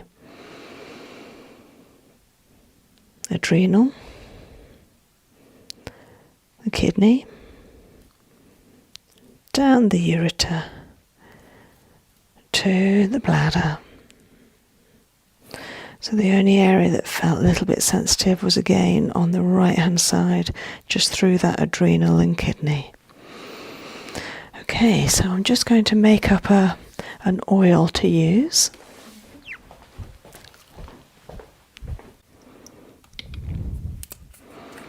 Shall I give you a bit of a sleep mix? Or have you got things to do this evening? Yeah, I've got CVs to read tonight. Have you? Okay. So no, okay. Would you like something to keep you awake then? Do you need to be bright? Yeah, that would be great actually. Okay. Thank you. Okay. So I'm going to put a couple of drops of rosemary and basil. So basil is amazing for clear-headedness, whereas rosemary is also good, but more for memory. Being able to draw from your filing cabinets. And then I need something in there to hold them. So I'm more thinking of maybe that chamomile again, actually. Yeah, the Roman chamomile. Nice. So I'm going to put a little bit where you can smell it. So under here, is that okay with you? Yeah, and hopefully you'll be able to smell that. Yeah? I really like that Roman chamomile. It's good, isn't it? Yeah. If you want anything mixed with it, you see that might help you sleep as well. It smells really like grounding. It is grounding. Yeah. Yeah. Yeah. Oh, that's a nice mix. So we've got there basil, rosemary and chamomile. Yeah, so if you'd like me to make you up either neat essential oil or a cream, shampoo, bath oil or body oil, whatever it is, just let me know and I can do that so that you can have that and encourage you to sleep. I was thinking about that before you started mixing it actually, so that's good. Ah. It was the last cream you made for me was hijacked from my mother. Oh, yes. Archer had one, didn't he? Yeah, he still uses his quite a lot. That's nice. Yeah. How is he? He's okay, yeah, he's good. Plodding along. He's booked a holiday, so he's just looking forward to that. Oh, as I would be. Lovely. Lovely. Okay, so I'm going to start off just working on the solar plexus. Right into that beautiful area below the ribs on the body in that soft tissue area, and I'm working on it in a simultaneous clockwise motion. That basil is amazing. I can smell that now.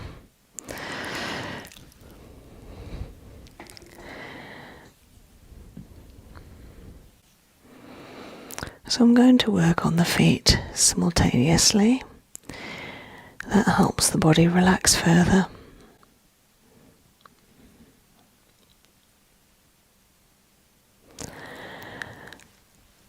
And then I'm going to work on the spine in order to give the spine a nice stretch before we start the treatment of the Swiss reflex. Stretching out.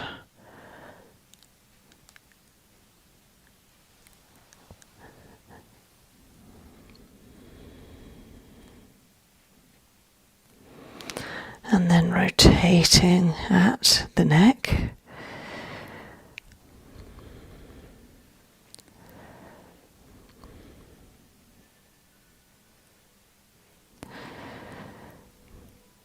There's some tightness here. So I'm wanting to instill a little softness at the base of the neck, where it joins the shoulder and in between the scapula. Yeah, it's started clicking a bit, which is good, shows it's moving. That's good. And then down the thyroid, parathyroid. I'm wanting to separate and isolate that scapula, moving it, shifting, and it's bouncing well. That's great. And on to the other. So first of all, supporting while mobilizing the neck.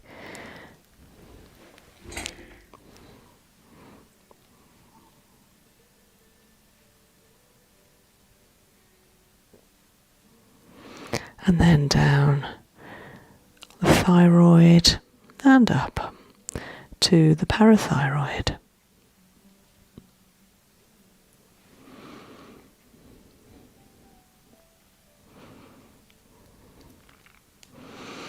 feeling into that scapula. That's feeling a little bit tight there.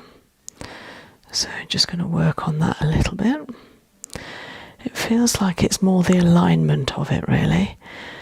So just encouraging it to let go.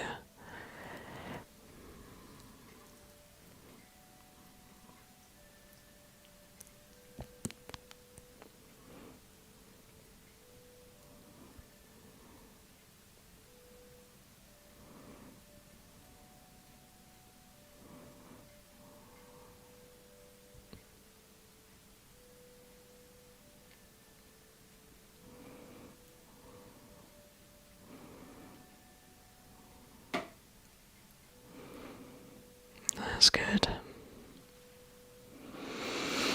Okay. Now up into those lungs, helping to breathe more deeply, encouraging deeper breaths, which then helps channel more oxygen to the body, flooding the lungs with oxygenated blood. Lovely.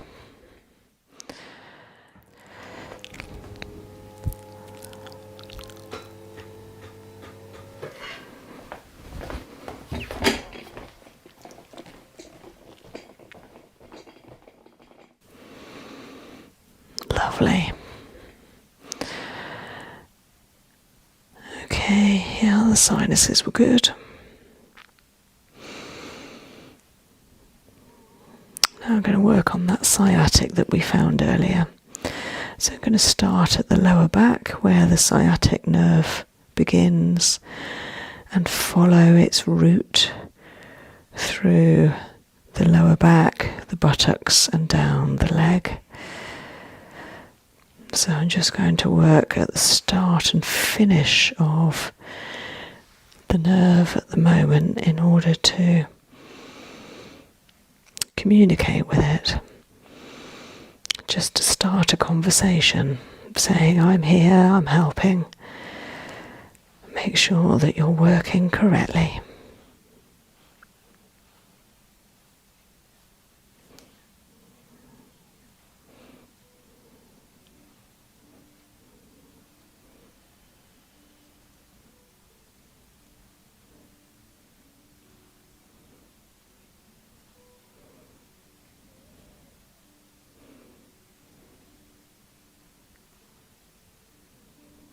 Oh, that's good. And down. Might just give it a bit of qigong while I'm here.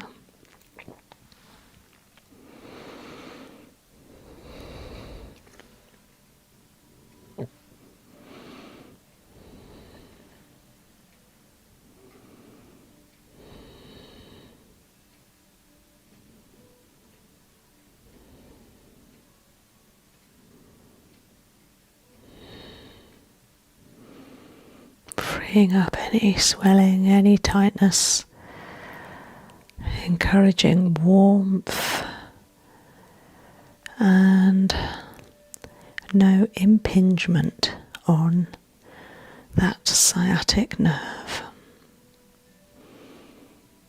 Keeping it clear.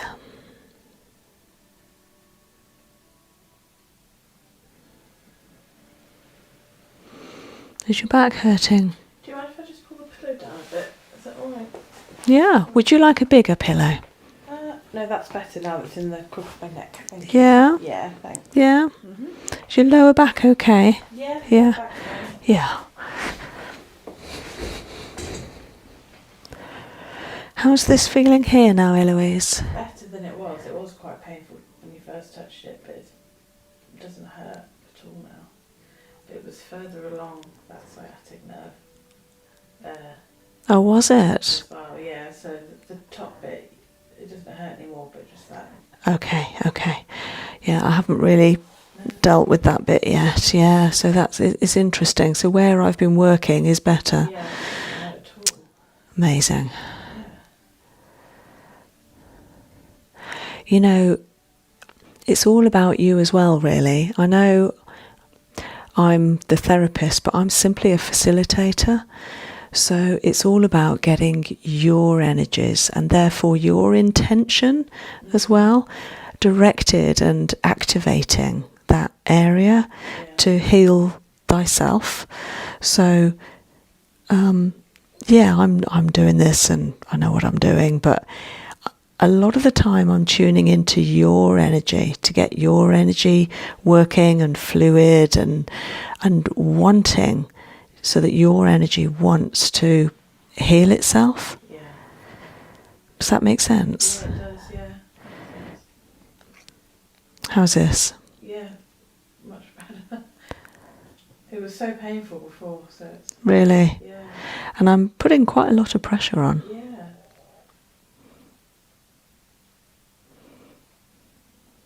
That's good. Yeah, I know you weren't getting any sciatic pain, but you know, a lot of therapy is all about prevention. So maybe there was something bubbling there. I had sciatic pain before, a few years ago. It was very painful. Yeah. And do you know what, when I was having core, I was thinking a lot about my partner who has really bad sciatic pain. And I was thinking, oh, he would really benefit from this. Oh, yeah, It great. was weird that the sciatic came up. Oh. Huh. Yeah. Yeah, you'll have to press this part on him. See if he jumps through the roof. Oh, no doubt.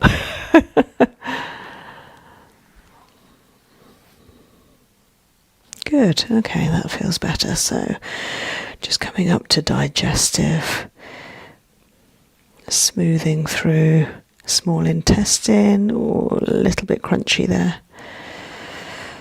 So a congested reflex feeling can emulate in the foot as a feeling of either a bruised sensation, like we've trodden on a stone, or it can feel like a pinpoint of acute, sharp pain in a very specific area, like a needle, or it can feel like a crunchy crystal feeling, like I'm travelling with my thumbs over lots of brown sugar under the skin. And this area just feels a little crunchy, but again, the more I do that, that feeling is going. So I'm going to carry on this foot with that small intestinal area, just feeling through. Ooh, tickly or sore? Oh, sorry, it can be. This is that key area. I'm trying to do assertive hands, not tickly hands.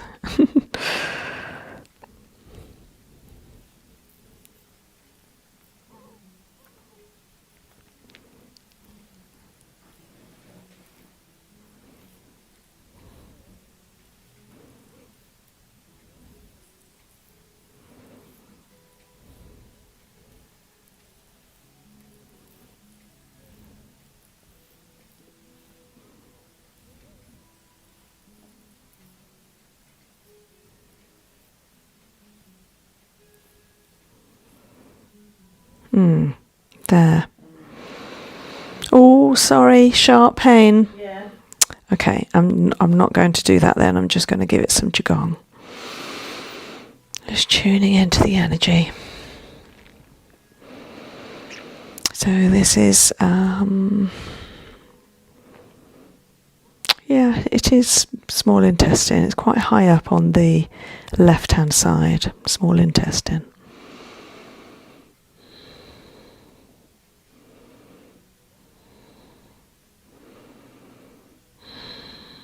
All is well. All is well. Everything's okay.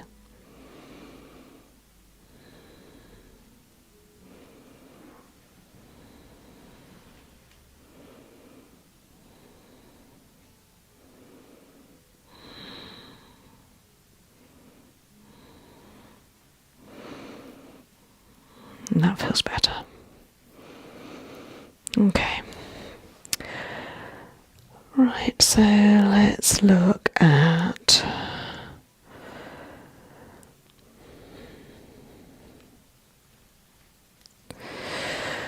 the cervical lymph, so that's round the front here.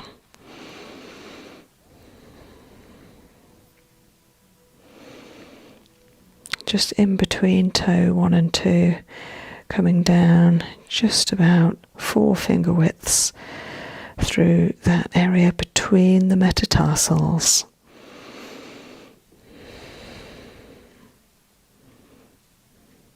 Clearing in order to help cope with any infection, to help balance the immune system. Coming to the other side. Same again.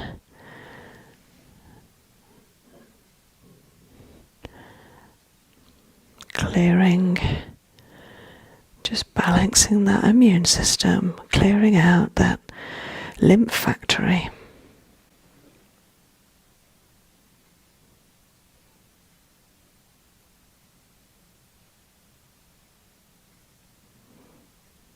Good.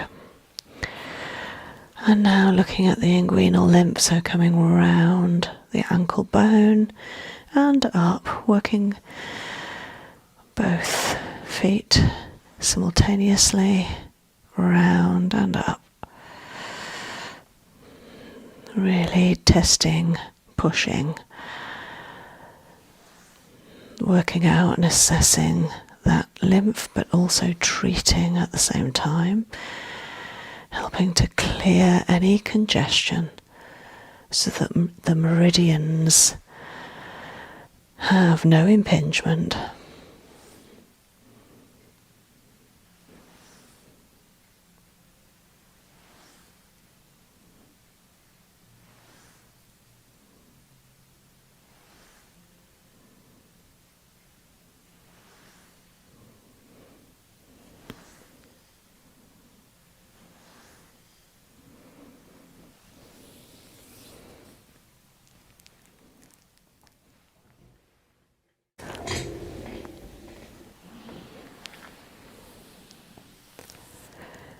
And working down the spine again.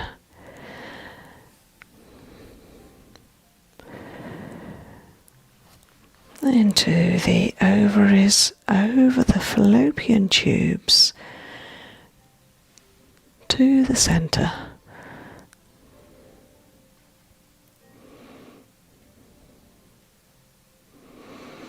To the uterus, clearing, helping good endocrine reproductive signalling.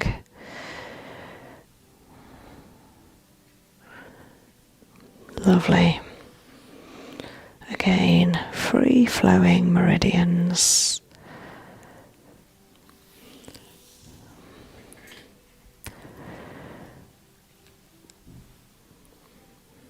And now into the urinary system, so coming from the adrenals, down the ureter to the bladder.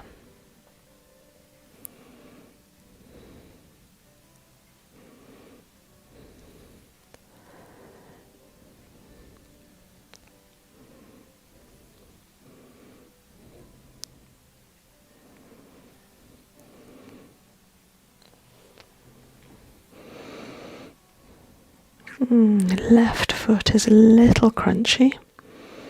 I think in the assessment earlier with the reflex there was some tightness on the left adrenal and kidney. So this really helps, and of course the kidneys' emotion is all about fear. So we're getting rid of fear. We're instilling bravery, courage, and strength. Strong, brave kidneys. Feeling the kidneys smile with happiness, contentedness, nice and strong. And breathing down to the kidneys, nice long breaths, fully inflating the lungs, helping the kidneys really relax and let go.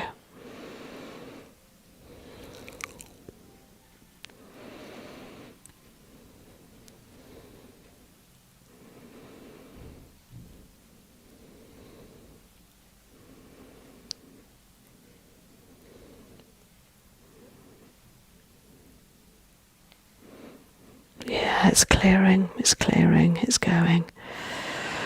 This can feel a little sore. Yeah, that's good, that's great. Yeah? Yeah, thank you. Lovely. Thanks. Next time I book a double, I have to get up and walk about a bit before we start the next session. Ah, That's what it is. Sometimes right. it feels so long. Ah, I'll do it next time. sorry, I should have It's not your fault. asked you to. I should have done some yoga with you halfway through. That would have been good, wouldn't it? Yeah. Some spinal stretches.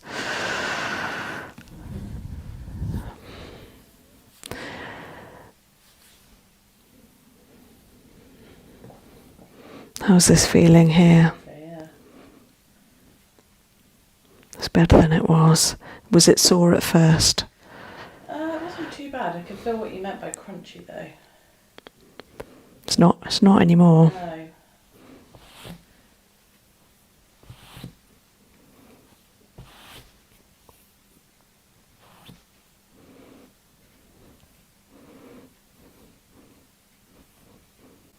So this is the adrenal here, Okay.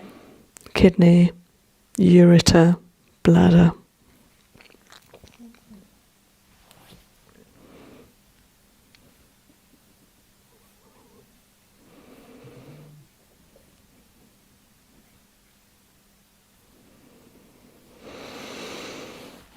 Okay, so I'm just going to finish off with a little Brazilian toe technique, which is very relaxing.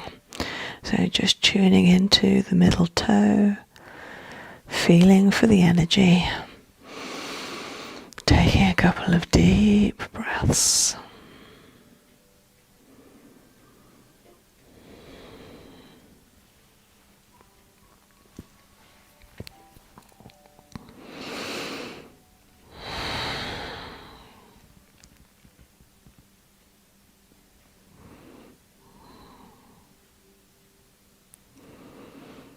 Coming to toe 4, tuning in, just relaxing into your body, your physical self.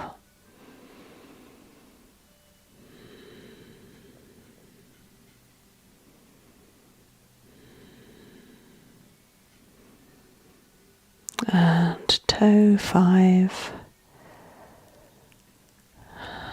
all about inclusion, not feeling isolated but feeling accepted and whole.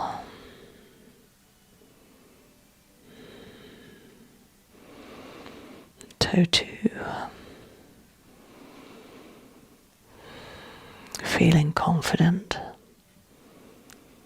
full of self-esteem, self-knowing, harmony.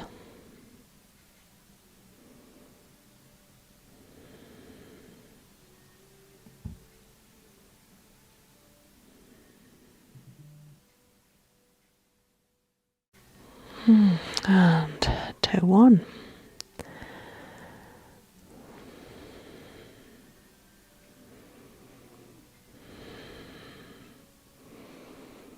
Total balance. Letting go and letting our energies come into where they need to be, whatever that means. Tuning and balancing our physical, mental, emotional and spiritual self. Letting the steam out and accepting love.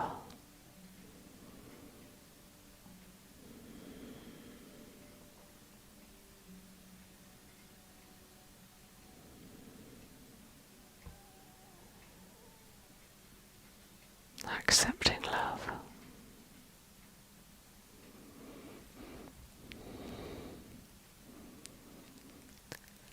Accepting love.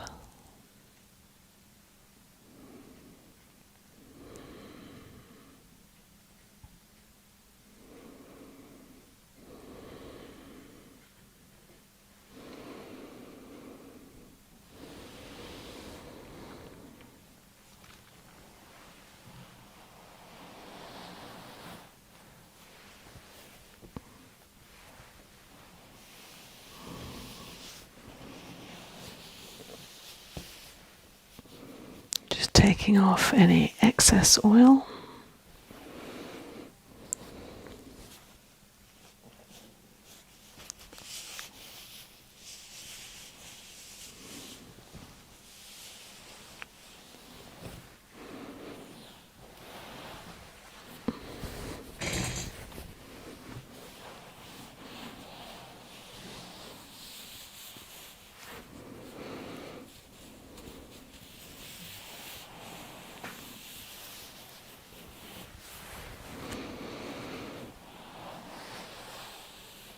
Oh, it smells amazing. Lovely, that smell.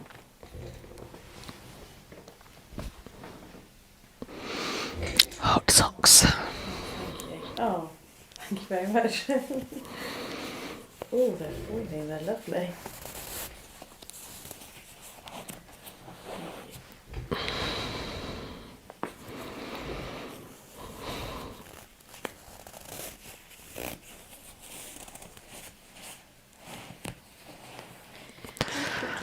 My pleasure. Really nice. Oh, you've had a double treatment. Wow, very nice. Oh, Oh, glad you liked it.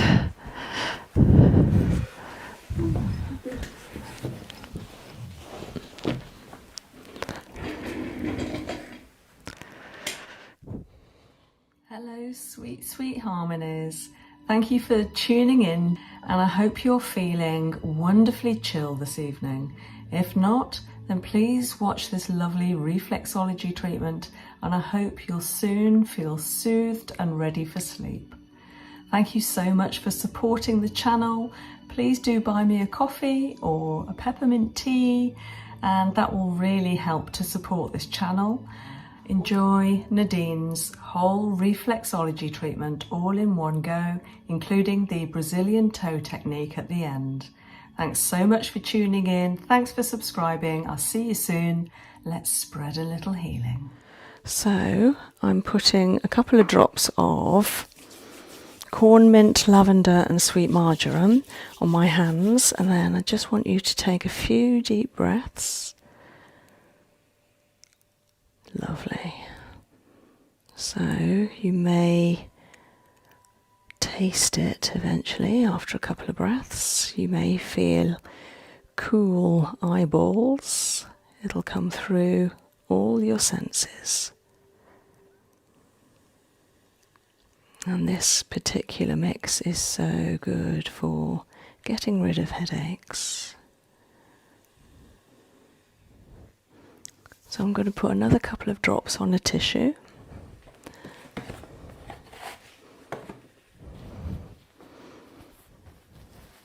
And then I'll just place that just here so that you can breathe it during the treatment.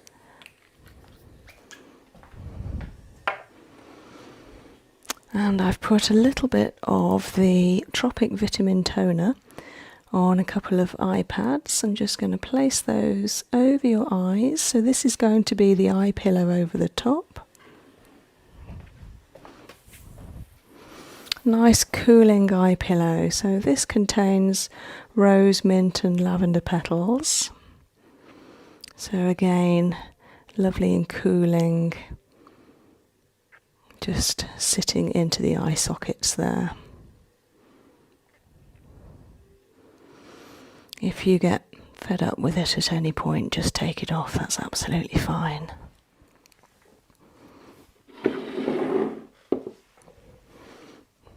So I've got here some cooled sponges to just wipe down the feet, and I'm just applying a little Roman chamomile hydrolat. Roman chamomile is naturally anti-inflammatory, stress relieving, and whatever goes on the feet we also feel and smell and taste in our senses. So at some point it may be tasted up in the mouth. So I'm just going between each toe, just cooling with lovely cooling sponges, and round the back of the foot, up the sole, soothing away the stresses and the heat of the day. Lovely.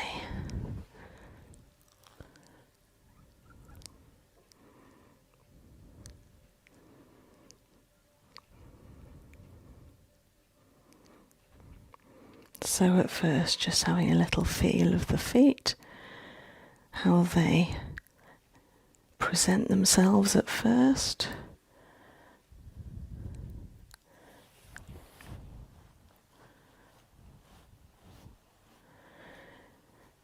It's quite interesting to suss out how the feet arrive, what they're telling me about their day, what's going on, before I do the preliminary relaxation to the feet and the reflexology. It's quite a good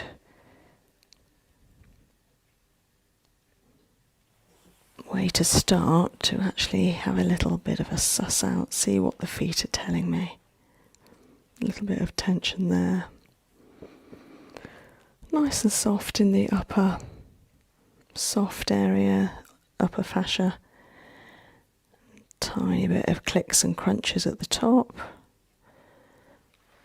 And then the big toe on the left side, a little bit tense, not too bad. Yeah, that feels like it needs some energy putting into there. Whereas this one feels entirely different. So interesting how one foot can be different from another.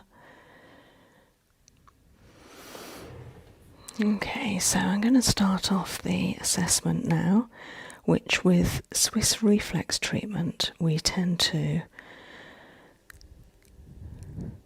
have a feel of each system of the body in turn. So I'm supporting with one hand while just having a little feel. First of all, here, of the solar plexus. The solar plexus is a network of nerves that gathers together just underneath the diaphragm, which obviously is the muscle that powers our lungs, our breathing. And this network of nerves here can feel very tense depending on what's going on in our lives. It tends to feel more relaxed if we are happy with ourselves, if we feel deeply content.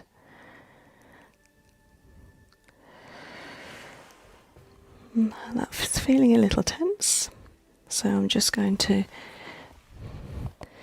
make a note.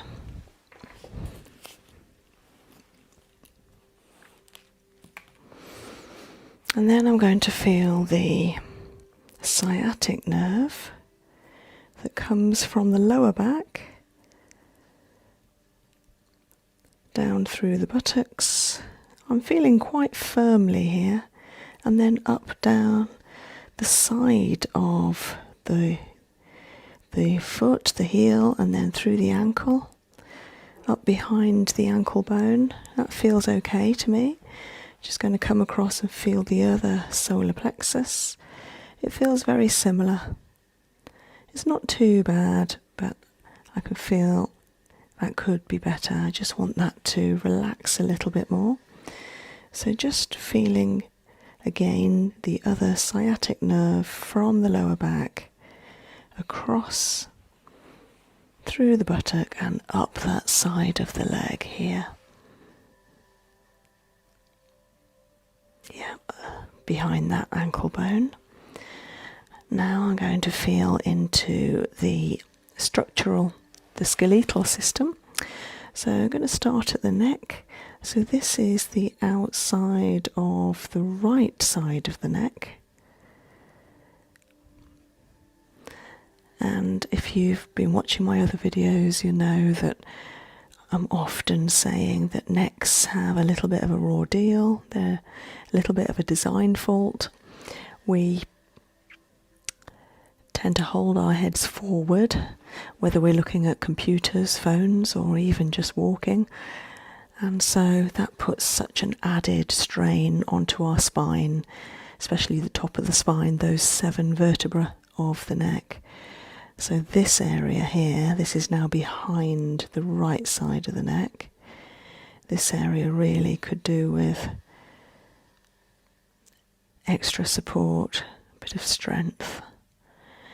Now feeling into the left side, round the back. I'm just continuing the line from the other foot. And then around. So round the back and around. I think these are going to really benefit from some reflexology. And then working in the more structural system, I'm going to start on the upper spine.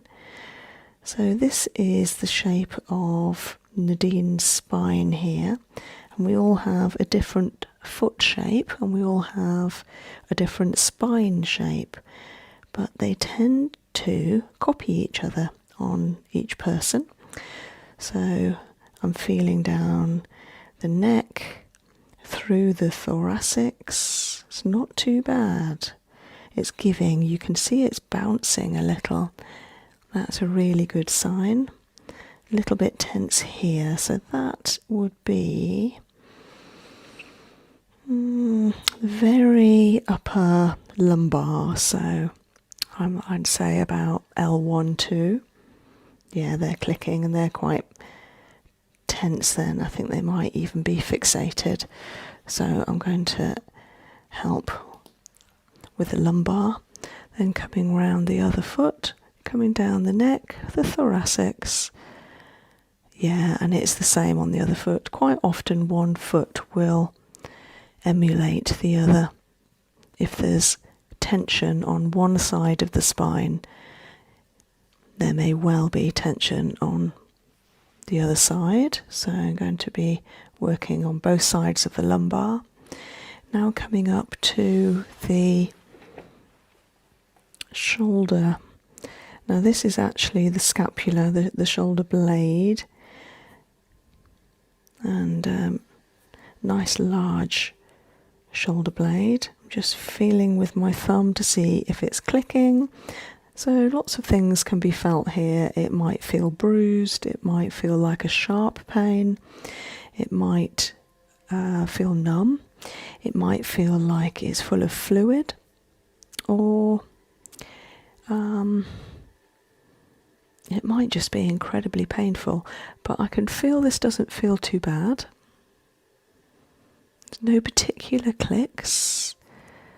That doesn't feel too bad to me, so that's great news. Then coming over to the left scapula, coming up, always upwards, doing this lovely caterpillar movement, working my thumb in frequent little pushes. Oh, that's good. Now over to the shoulder point, which is this rounded area here, working up,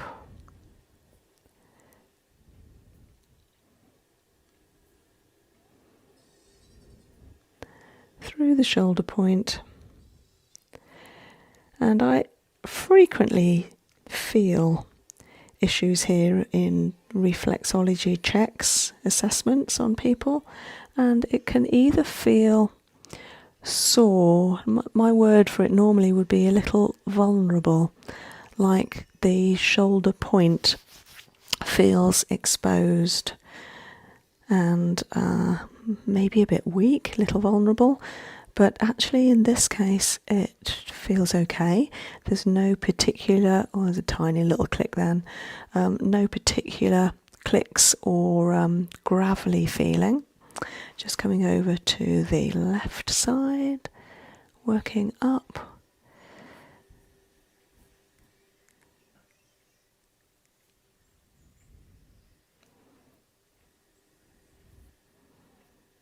That's good. Sometimes the feet react when I'm working on them.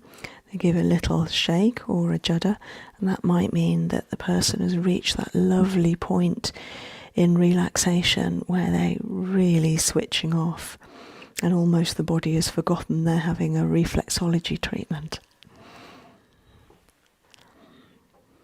So having done a little bit of structural, I'm just going to carry on with some joints. So this protruding bony area low down on the outside of the foot here is the hip, as it would be on the body, protruding bony area. So the hip feels okay, maybe a little bit exposed. I'm just going to make a mark on that so I know to treat it. And then above there we've got the elbow. Yeah, that definitely feels a little bit sore. And then lower than there we've got the knee, that feels okay. So coming over the other side, first of all, the middle bony area, we have the hip.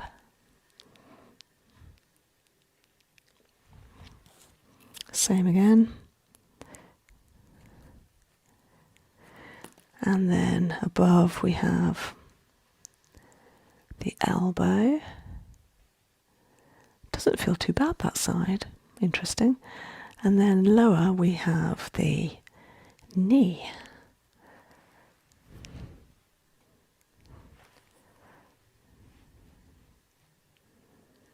And that feels okay too, so that's good news. And then I'm going to be checking the respiratory system. So we're going to come up through the right lung, this padded area just underneath the middle three toes. That feels all right, so that's good. So that bodes well for breathing. A tiny little bit of sore there, so that's upper left for me. Bodes well for breathing, getting good deep breaths in, not breathing too shallowly. That's a really good sign. And of course this time of year, it's been a really hot day here in England. It's been about 28 here, and I think it's going up to 31 to 33 over the next few days. So obviously in this hot weather it can bring on more breathing difficulties, for instance asthma, but that feels all right to me on both sides. That's great news. I'm going to have a look at the sinuses now, so I'm just supporting around the front of the toes and then feeling with my thumb on each tiny toe pad.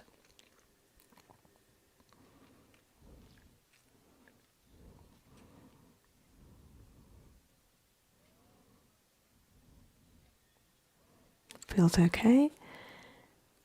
And the other side, or little flicks.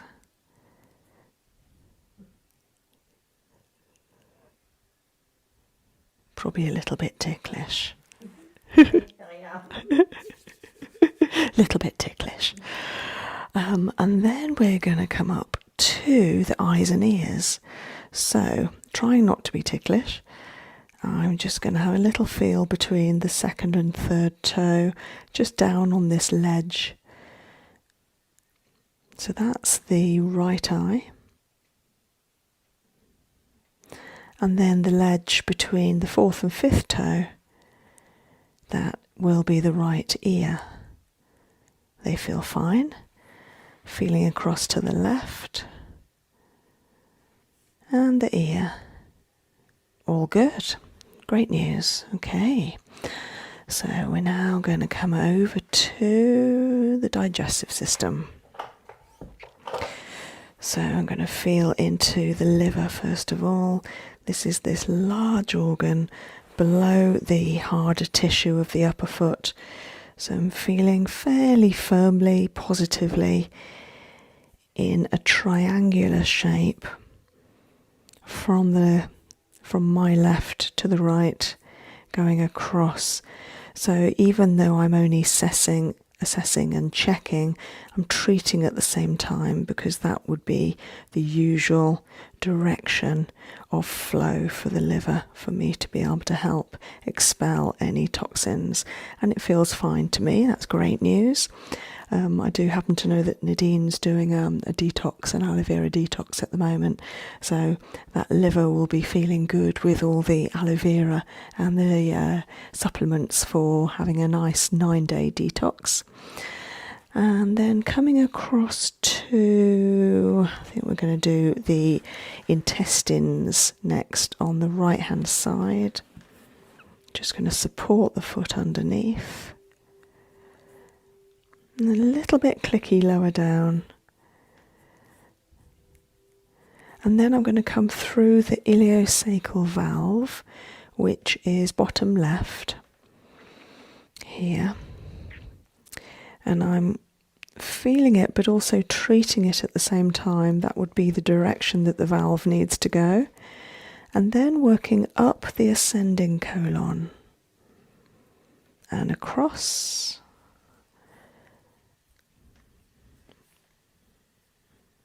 Lovely.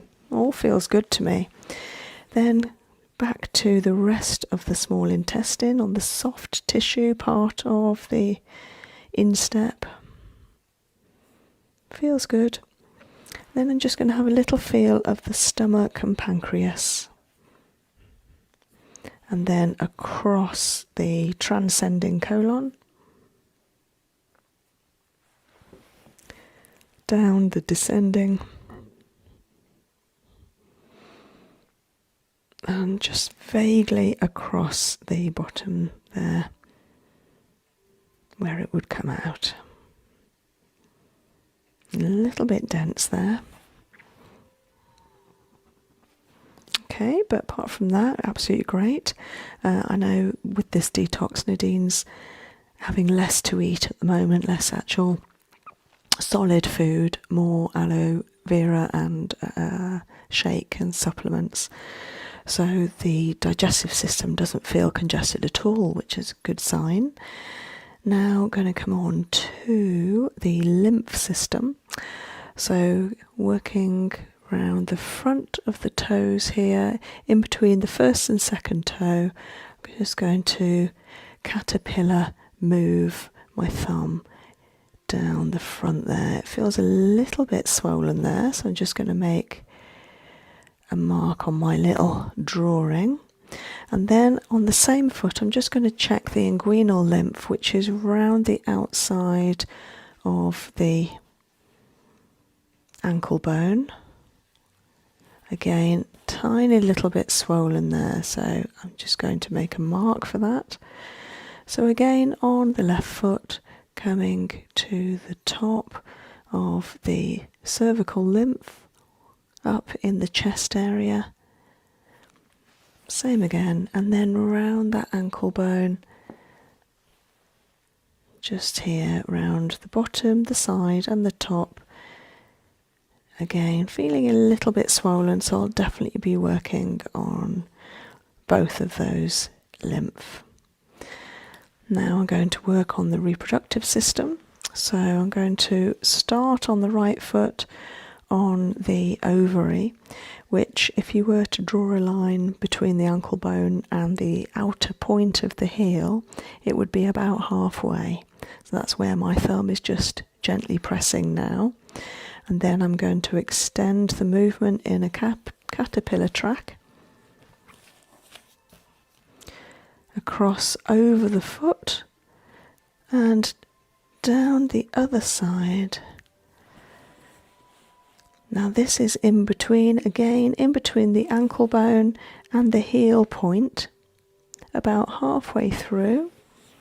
Here is the uterus, or rather the right side of the uterus. Now in men, of course, this would be the testes on the outside and the prostate on the inside, in between the feet. So coming round to the other side, just going to check the reproductive system. I can do it by feel. So I've got one finger there on the left ovary, and then working my way over in a caterpillar track to the inside, the left side of the uterus. Feels good. I think I will be working on those, but they feel good. So now I'm going to be working on the excretory system.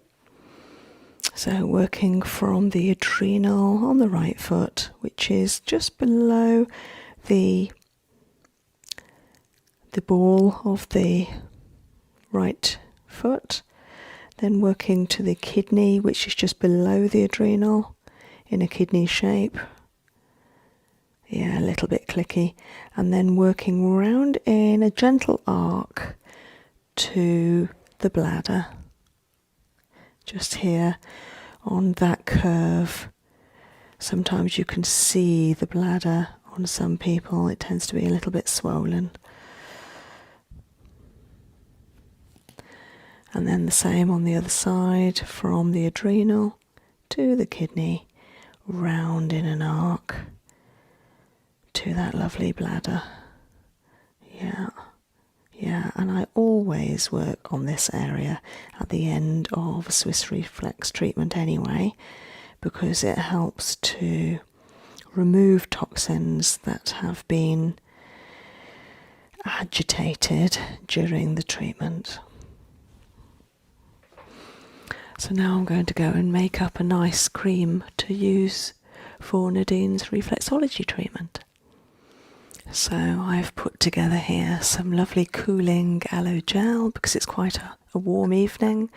I've also put some organic sunflower oil and then a mixture of corn mint, quite a lot of lavender and some sweet marjoram in order to carry on that clearing action, because Nadine arrived with a headache today. So I'm just going to use some of that first of all over both feet. Oh, it smells amazing.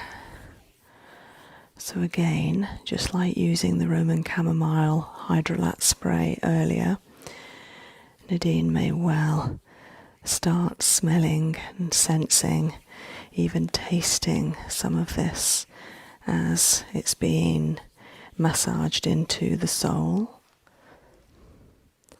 I'm going to use the same on the other side.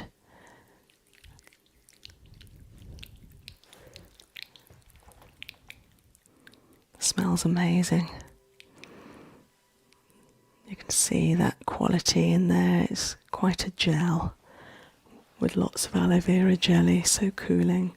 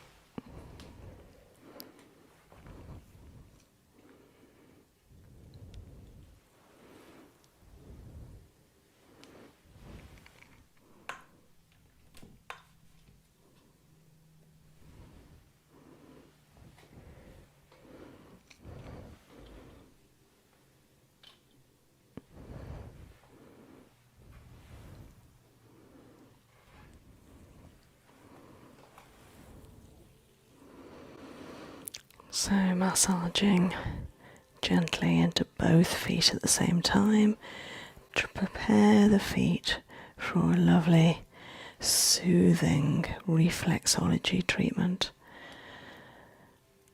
It's quite nice to have a two-handed treatment where the technique is simultaneous to both feet at the same time, and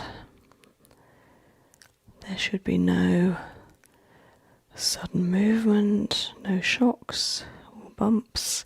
It's just a lovely, soothing treatment.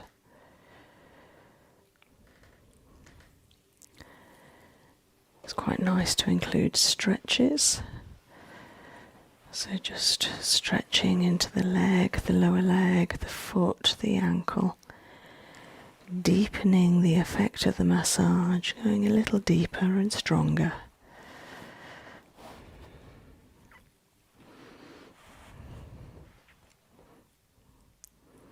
Working up between the toes, massaging around the sides of the foot.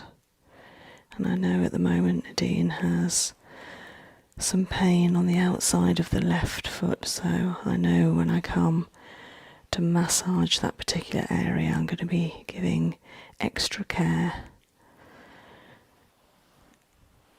extra healing.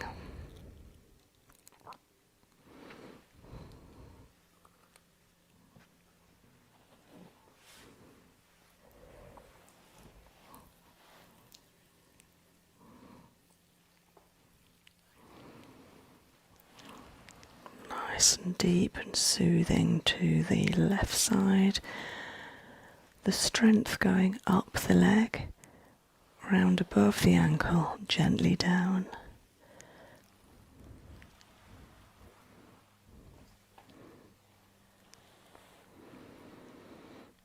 Just turning into the ankle, creating a little click there. And I'm supporting with one hand as it turns.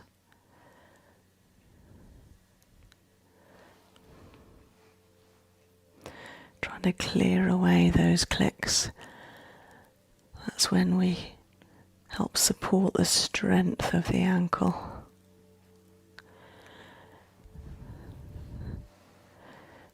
Clearing the muscles, creating a free flow of blood flow to the area. Yeah, there we are. A little click still.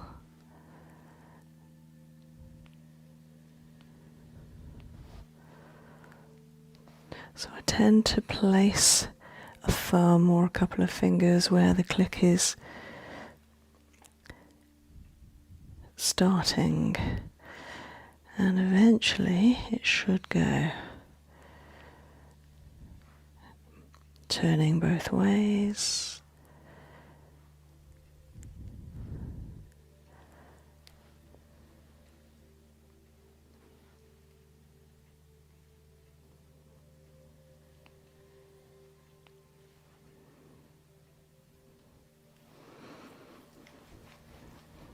Using my thenar muscles and the base of the thumbs to massage down around that joint.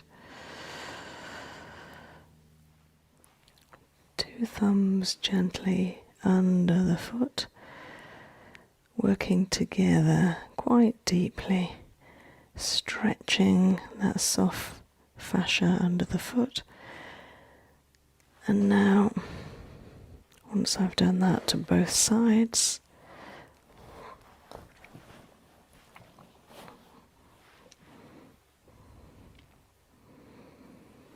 I'm going to massage the solar plexus in a clockwise manner, deeply, symmetrically.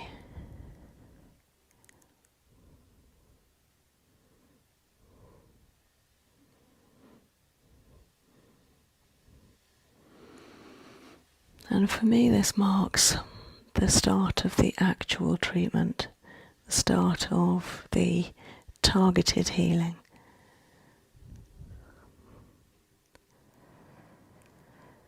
And this is when I tune into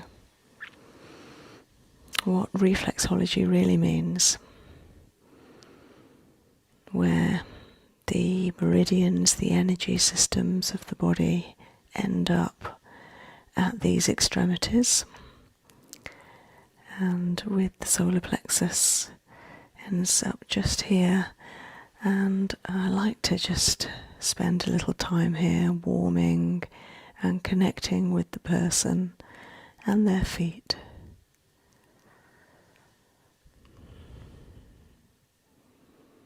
Again,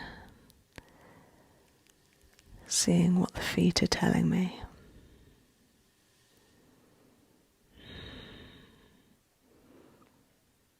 So at this point I am gently, very carefully turning my thumbs, emulating a clockwise direction, very gently.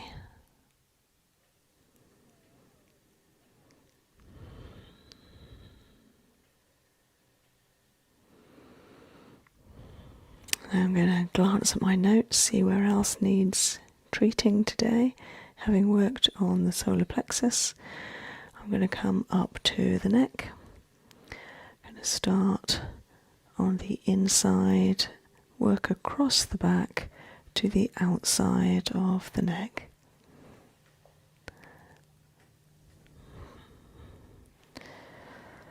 So that you can see more clearly. Just going to work on one foot at a time, coming from the back, working with my thumb,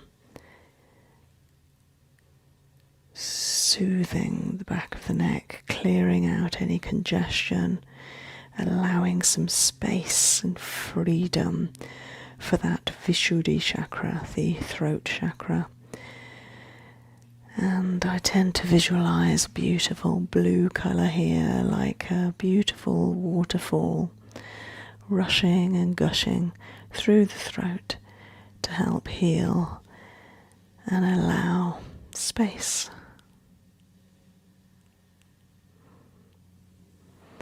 Same on the other side.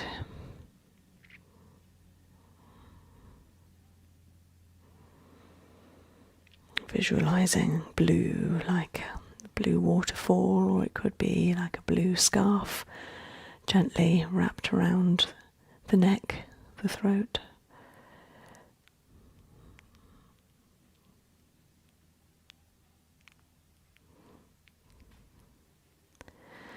Now up to the eyes and ears. They were okay earlier. I'm just going to drop down onto one part of the right lung, which seemed fine earlier, but it was just a tiny bit hard, vulnerable in one particular spot.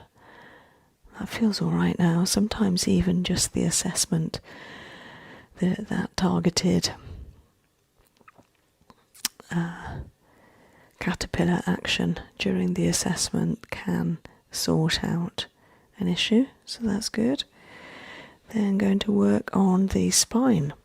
So coming down the spine from the neck, clearing, massaging, clearing.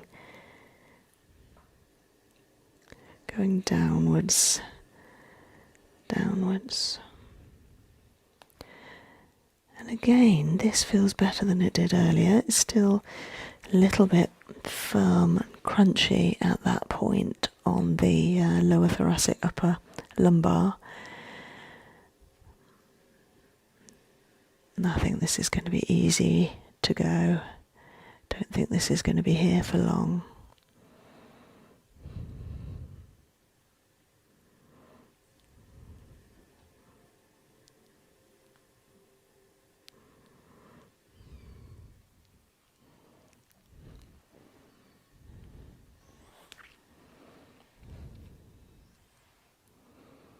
Yeah, that's going.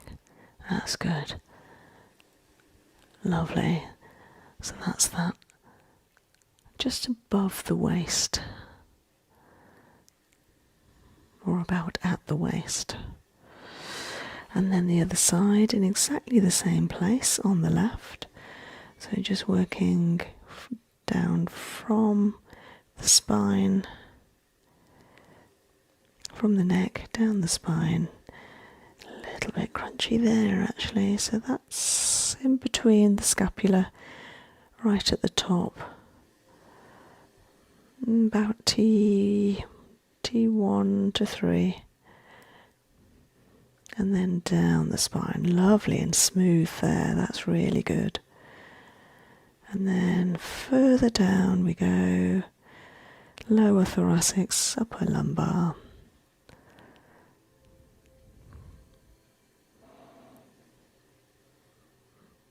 Already better. Sometimes just by treating other parts of the feet, it will help those further parts that you were going to target that just don't need it anymore. That's great. Where else do I need to treat today? So I'm going to be looking at the lower colon. So once it comes down the descending here, I'm just going to do a little bit of a caterpillar action to help clear that last bit of colon. This will help with any detox going on. And then it gradually curves into the foot at the bottom. It just becomes a little bit more dense here. So working down and in. Yeah. Again, I think that's going to go quite easily.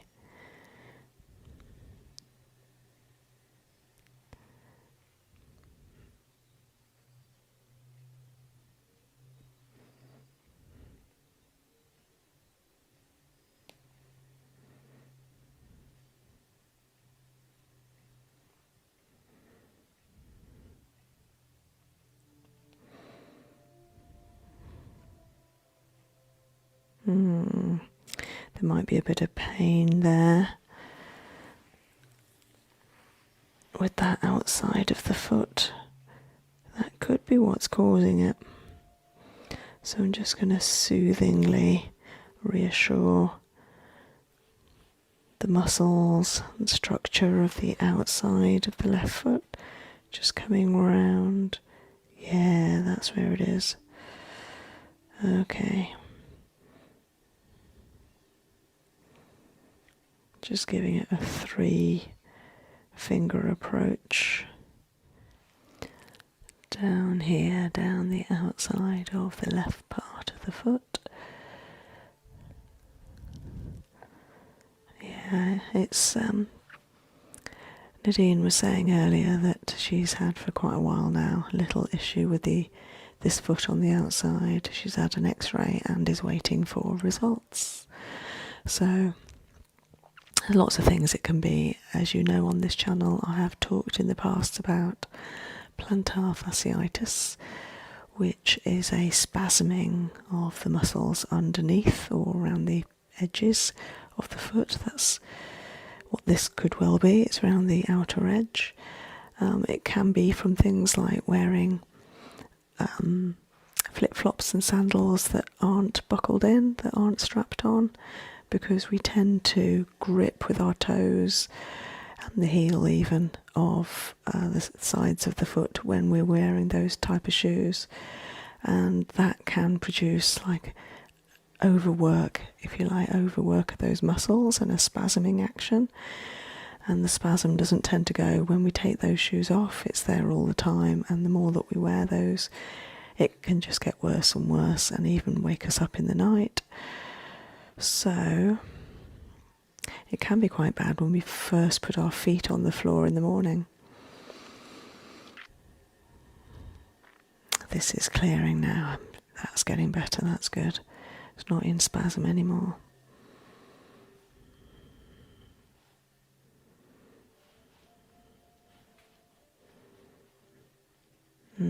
Sometimes by massaging it can actually cause the spasm, which is a little ironic because the muscle is saying, no, I'm far too tense for you to massage me. So we have to approach whatever this might be, for instance plantar fasciitis, with care and sensitivity.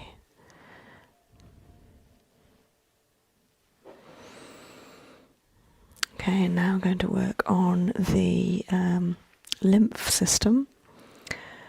Actually, before I do that, I'm going to just start a little on the reproductive. I'm going to do both at the same time. So coming from the both ovaries, left and right ovary, just giving it a little love to start off with.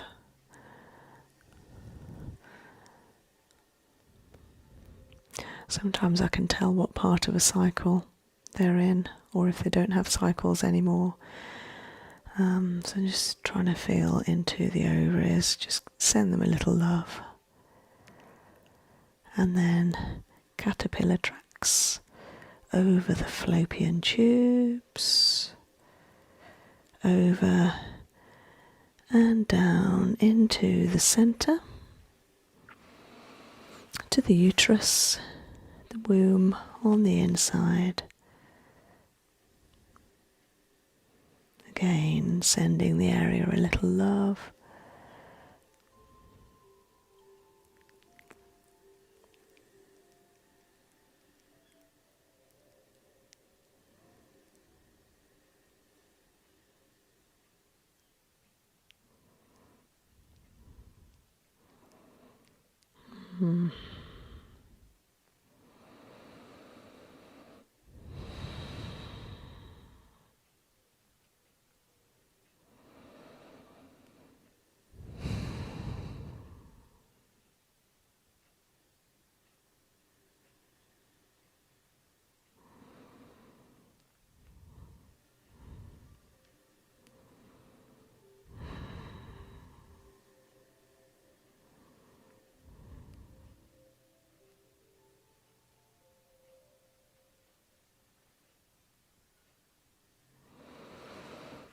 That's quite deep. That's quite a deep feeling there, very profound, like a real stillness.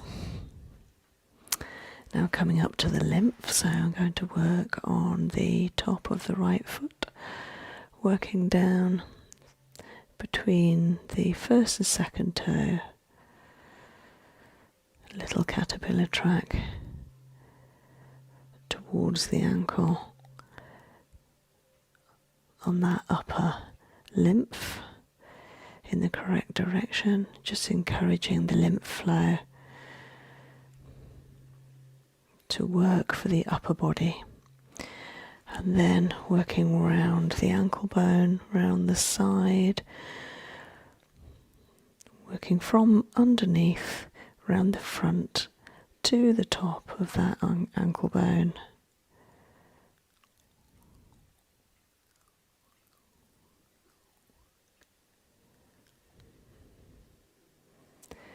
That's on the lower lymph, the inguinal lymph, that helps us to clear toxins from the lower half of the body. They're working for us every minute of the day. We've always got toxins swilling around us, waste cells, etc. And now on the left foot, just working into the cervical lymph.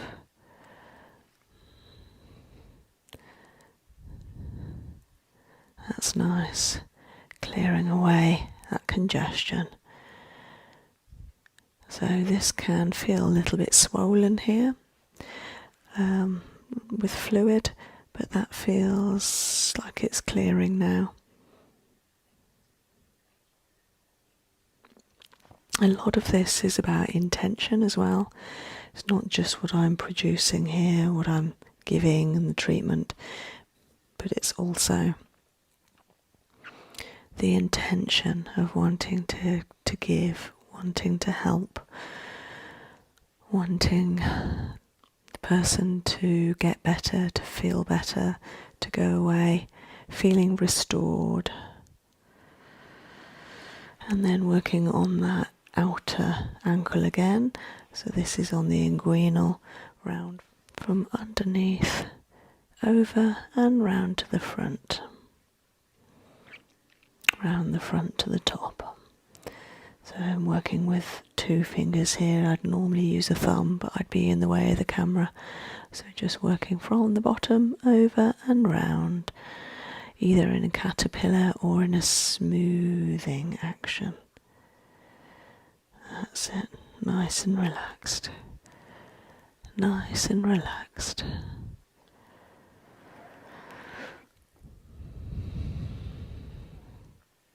And then to finish, I tend to do the excretory system.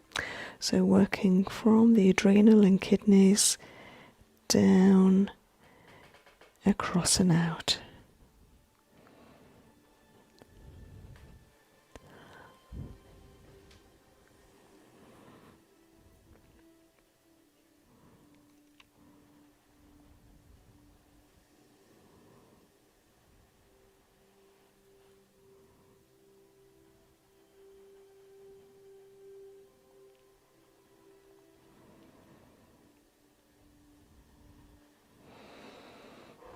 So, over the many years that I've given reflexology, Swiss reflex treatment,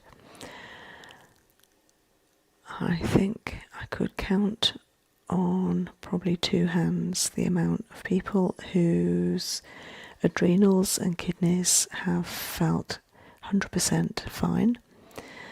So what I tend to feel here, and that's the case now, is that I will feel like a tightness and a crunching feeling, like it's a bit gritty, clicking deep within the foot. And our kidneys do take a lot of strain. They have such an amazing role in our bodies, filtering all our fluids. So this action now to finish is so important for clearing the kidneys, helping them with their job, their role in the body.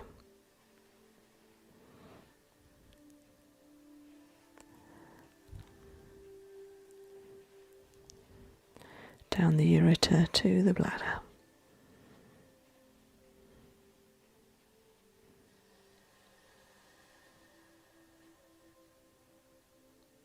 Clicking just at the last point now.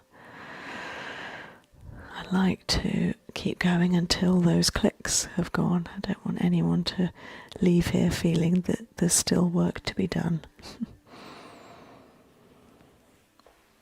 Are you alright, Nadine?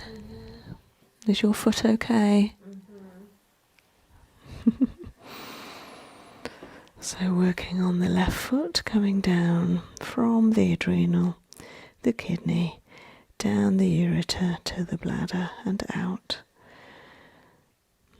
Working very sensitively, compassionately, always injecting a little love and care into this area. You know, our kidneys are associated with a feeling, if it was a negative feeling, the feeling of fear. And in order to rid fear from our bodies, because we can hold emotions in our bodies, particularly different organs, then it's nice to massage the kidneys. Another way to massage them is to bounce on your heels while standing and just place soft fists at the kidneys, which is each side of the spine just above the waist, and just bounce like 20 times and say something like, I am brave, I am courageous, and that will help to rid fear. It helps to heal the kidneys, because that's where the fear is stored. And of course, just above the kidney is the adrenal, which helps us deal with those fearsome situations where we feel fear and we have to deal with it. Shooting out cortisone into our blood system to help us cope with the fight or flight response. Lovely. Okay, that feels much better. And then I tend to do a Brazilian toe technique where I start with the middle toe, just gently, just simply holding, not particularly pressing, not particularly moving in any way, just holding, and therefore tuning into the energy of the toe, the energy of the foot, the energy of the person.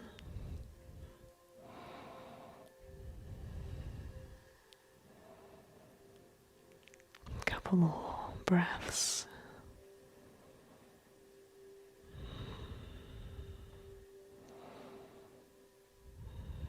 Working on to the next toe out, the fourth toe. Again, just touching, not tickling, just holding. And the way I see this action working is it expels excess energy. Energy that does not serve us. Energy of past conversations, mannerisms, our ways in life, things that we do that do not serve us. Let them be expelled. It's almost like they're shooting out of the toes as I'm holding them. And working on the little toe.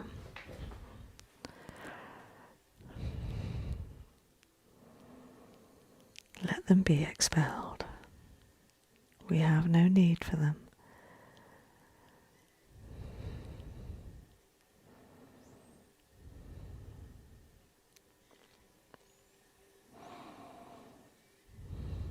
I've got some lovely music playing in the clinic today because it's been a hot day. I'm playing some seaside sounds of oceans, of dolphins and waves and shorelines, and sometimes of rock pools and puddles. I think that helps us on a hot day to feel cool. And coming back into the second toe. The feet are feeling nice and cool now, which is nice. Having had a busy day. I think Nadine's been very busy today. Her feet will have got hot at times, and they're feeling lovely and cool now.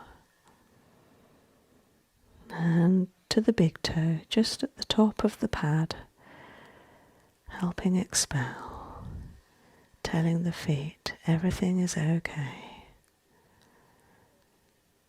Everything is okay. Everything is okay.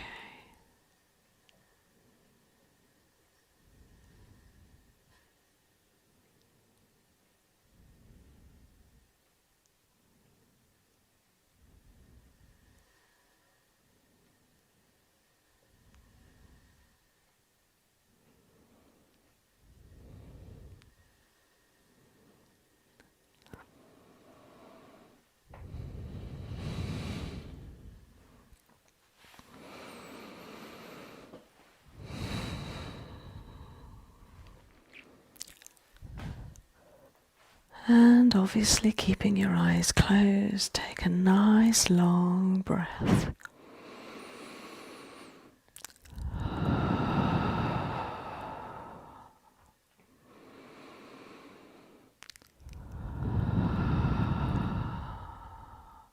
Continue with the deep breathing and send your breath all around your body.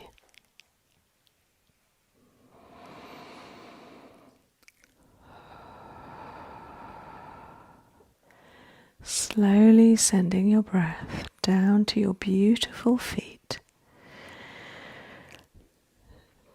introducing a little movement, stretching out the toes, the soles, turning the heels and ankles, bringing the toes up to stretch the back of the legs and pointing them to stretch the front.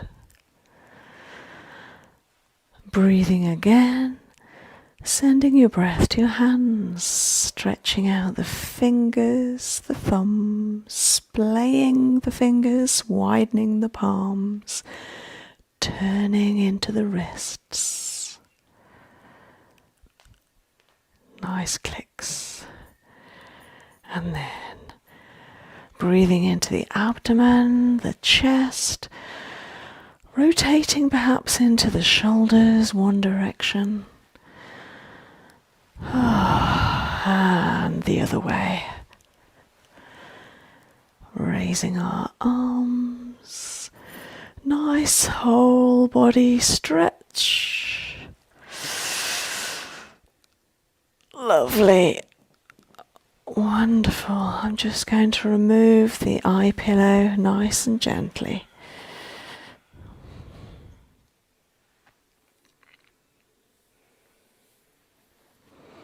And the iPads might be a bit bright.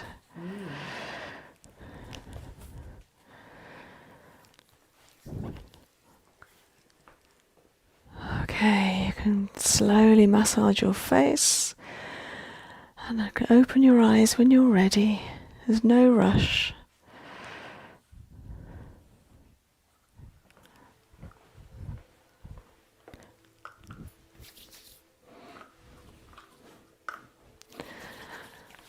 So I'm just going to hold my hands so that you can breathe what was going into your feet. Just take another couple of deep breaths. Sweet marjoram, lavender and corn mint.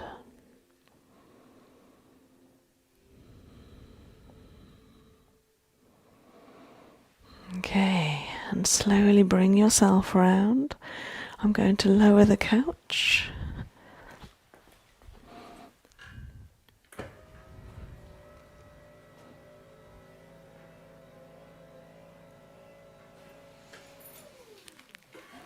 How are you feeling?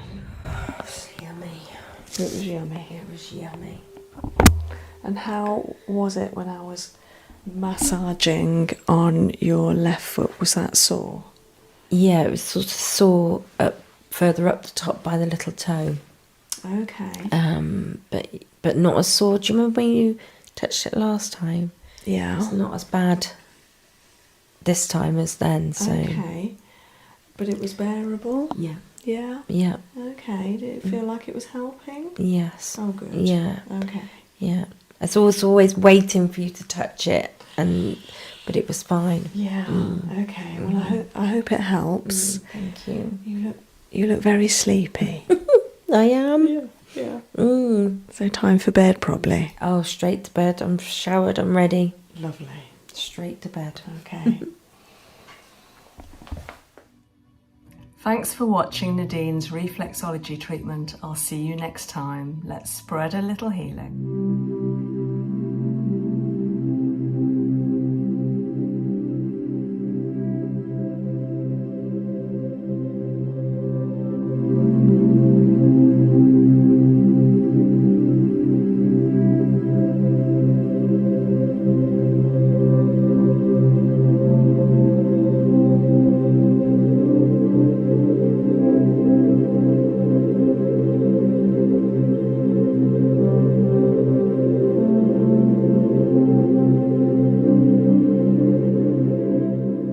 Okay, so I'm just going to warm up the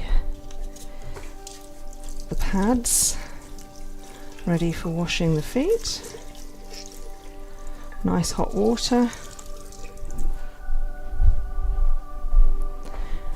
I'm going to introduce a little Roman chamomile hydrolat. I use a range of hydrolats. At the moment I've got frankincense, melissa, peppermint and chamomile. think I might also have rose and orange, and they're nice ones to use. Ah, lovely. Okay.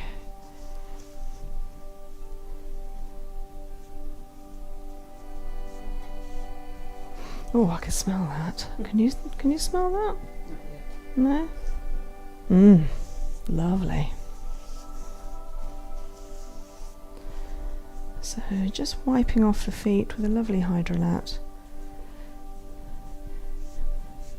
All around the ankles, heels, soles.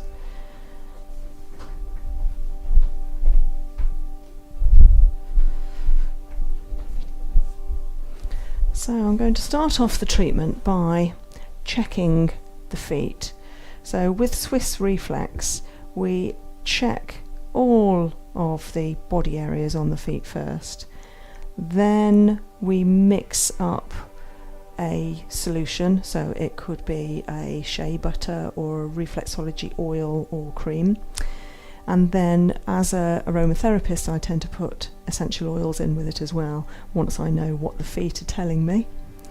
And then I massage the whole feet first before giving a focused reflex treatment to specific parts that were shouting the loudest during the assessment.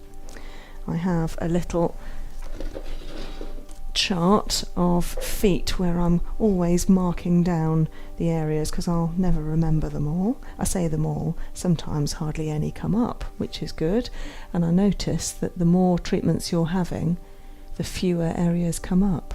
That's good. Yeah, I mean that's the way it should be, really, you know, sign of a good therapist. I wouldn't want more and more each time. So just having a little feel, introducing my hands to the feet. Just having a little check first of all for how the feet are feeling, the skin, the muscle, the bones, whether they're malleable, warm, any cold spots, any harder areas of bone reaching out to me saying, come and have a look at me, come and sort me out. As Gail has had a few now, these aren't too bad. There's a little bit there, so I know already that's going to be right ear and right deltoid shoulder point. As we were just saying in the introduction and the chat, we've talked about mental health, anxiety, COVID, etc. And the areas that were coming up in the feet were particularly here.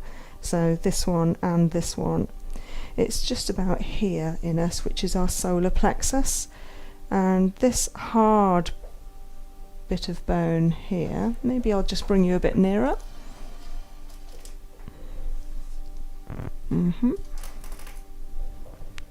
So this hard bone here, just underneath, there's an upside down V and there's soft tissue underneath it.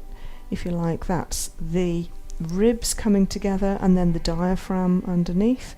And there's a network of nerves there called the solar plexus, and that can feel a little bit strained. You know, there's lots of different sensations. Sometimes it can feel vulnerable, like it needs supporting, like a little bit weak. You know, the solar plexus in chakra terms is all to do with self-esteem, self-confidence, contentment, inner peace. And I have a feeling Gail's in a good place, because this is so much better than it used to be, and this one particularly, so Gail's right foot, really nice and soft and just feels happy. A little bit of support needed there, but so much better than before. So I'm just going to have a feel the same places as the other foot. Yeah, so left shoulder point. Left ear doesn't feel the same as the right ear. Yeah, so the right ear, I don't know if you can feel that. Can you feel that that is a little bit, I don't know if sore is too strong a word, but it's very difficult to describe a feeling sometimes, especially with reflexology. It just feels a little bit vulnerable and like the bone is protruding more than the other side. So that's your right, that's your left. Do you feel any difference between them? Yeah, that one is different, yeah. Yeah. Yeah. So that one feels not too bad. So I'm going to start checking the body over. So solar plexus. I'm going to check over the nervous system first of all. Now we're going to have a look at the sciatic nerve coming from the lower back and pressing quite firmly across lower back through the buttock and down the left leg. And a lot of people have issues with the sciatic nerve creating sciatica. And that doesn't feel too bad. I'm going to feel the other side, so starting at the lower back, round and down the leg. There's a little bit there, so I'm just going to make a note of that. So just on the side of the foot, it was about here, but on the right foot, just a little bit of maybe soreness. I mean, that might be adding to any knee pain. It feels like it's about here, just above the knee, right hand side. I mean, I wouldn't normally mention all of these. Of course, I am being very picky. I'm looking for everything, because I want to be able to help whatever it is, because a lot of the time with reflexology particularly, you're preventing, you're stopping it becoming a problem. Okay, so nervous system, let's have a look at the glands. So I'm going to check out the pituitary gland, which is just here in the big toe. Of course, we only have one pituitary gland, but because the head is split into two in reflexology terms, it's over here as well. And it's actually at the point where, if you were to look at your thumb print, we have a print on all of our fingers and toes as well, and at the centre of the circle, the print there will be a concentration of print, and just there is where the pituitary gland is. Pituitary is a tiny little gland just behind the third eye, in the middle of the forehead here, and it accounts for the control of all the hormones in the body, not just reproductive hormones, but thyroid, thyroxine, and adrenaline from the adrenal glands, etc. So many. It's got a very important role, even though it's small. It just feels a bit tight on your right hand side. I might look at that.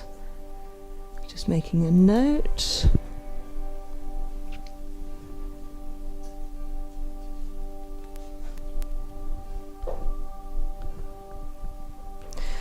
So, glands, let's have a look at the thyroid. So I'm coming up the right side of the thyroid, up to the parathyroid in the top.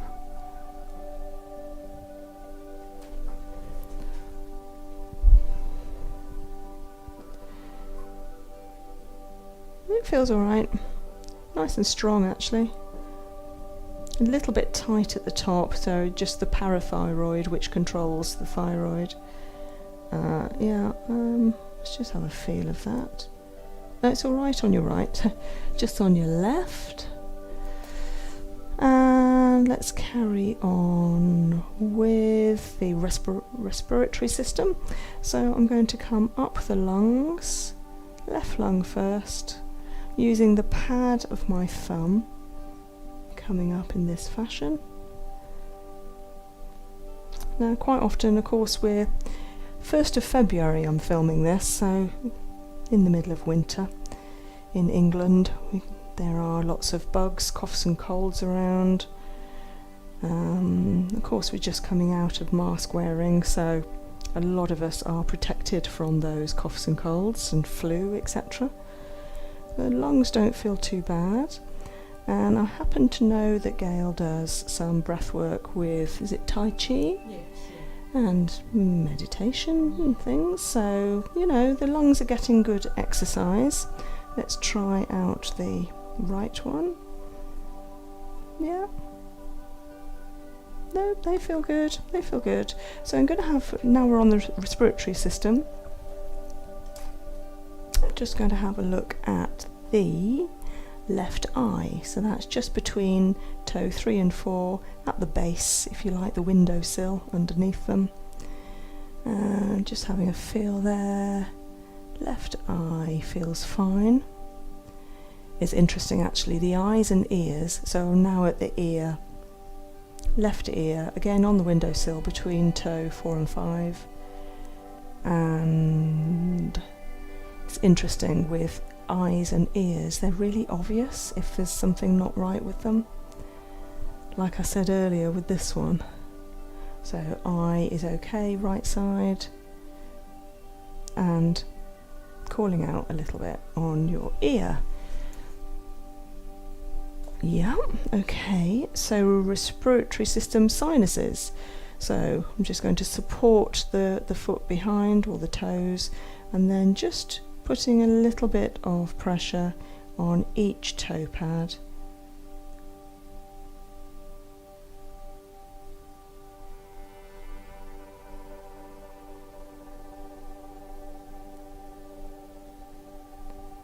And you'll notice I've got very short nails, if at all, so I'm certainly not using any nail when I'm doing this. However, to the client, they often feel like I am using nails, even though it's just skin and thumb pad.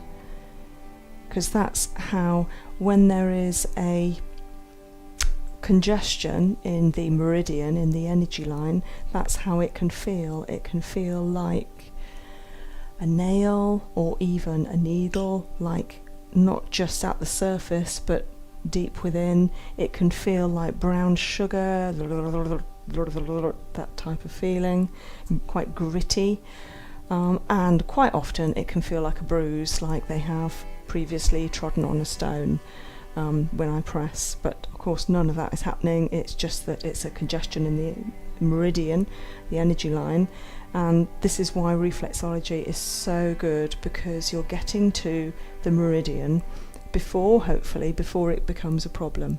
So I'm clearing those meridians that work their way all the way through the body to each of the extremities. So we have reflex points also in our hands, in our ears, and in our faces. But reflexology to the feet is the most common type of reflexology, because there is a beautiful whole map of the body on the soles of the feet and around them. Quite often you hear of reflexology points being used on the ears, because acupuncturists will use the ear as an upside down fetus. So the head is the lobe, the spine runs round that inside bony area, the cartilage there. Yeah, and of course we've all got very different ears, we've all got very different bodies, but our ear will always reflect what our body is like. The same with our feet, with reflexology. So, carrying on, we have looked at the respiratory system. I'm now going to have a look at the beautiful skeletal system. So I'm going to start on the right side of your neck here, and I'm going to work my way down in a caterpillar track movement down the inside edge of your foot, which actually forms a beautiful gully that I am sussing out, checking out to see if there's any congestion, tightness, pain. Quite often I can feel with my thumb what the client is feeling as I'm pushing. So I'm feeling just a little bit of tightness there, which is lowest thoracic, so just at where the thoracics are joining the back of the ribs. Okay, so let's have a look at the neck, coming around the neck, sides and the back.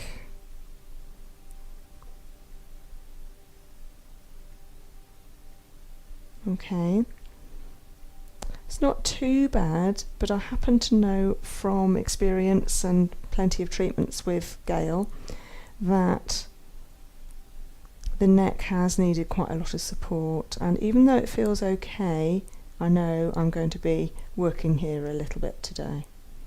So it's really good news, but I'm not going to let it go. I'm always going to look after the neck. I mean, the neck, you may know if you've watched my core therapy videos, then, oh dear, did you feel that? Sorry, a little bit of a popping feeling that, of course, there's no sound to it. You won't have heard that. But yeah, just at the back there, yeah, a little bit of a popping. So yeah, the neck definitely needs a little, and again, a little bit of help there. Okay, both sides of the neck, that's easy to do. So yeah, with core therapy, you'll have seen that the neck and the pelvis are two of the most important areas of our body to look after. Okay, so now coming up the scapula, left hand side. Scapula is the shoulder blade. Great. Coming up the shoulder point, where the deltoid and the bony part of the shoulder is. Yeah, it feels all right. Same again on the right hand side, coming up the scapula.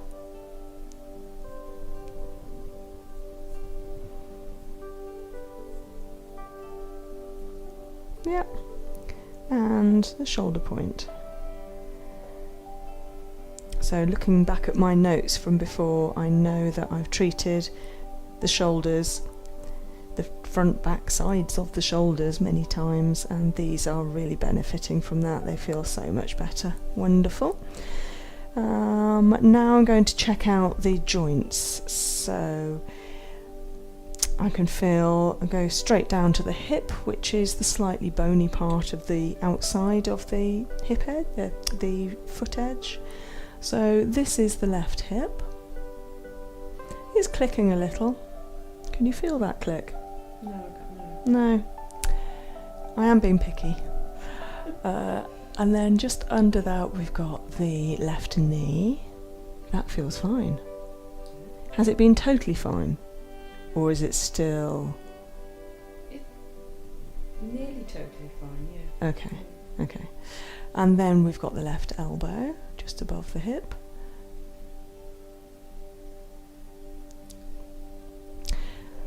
So the left elbow feels a little bit inflexible,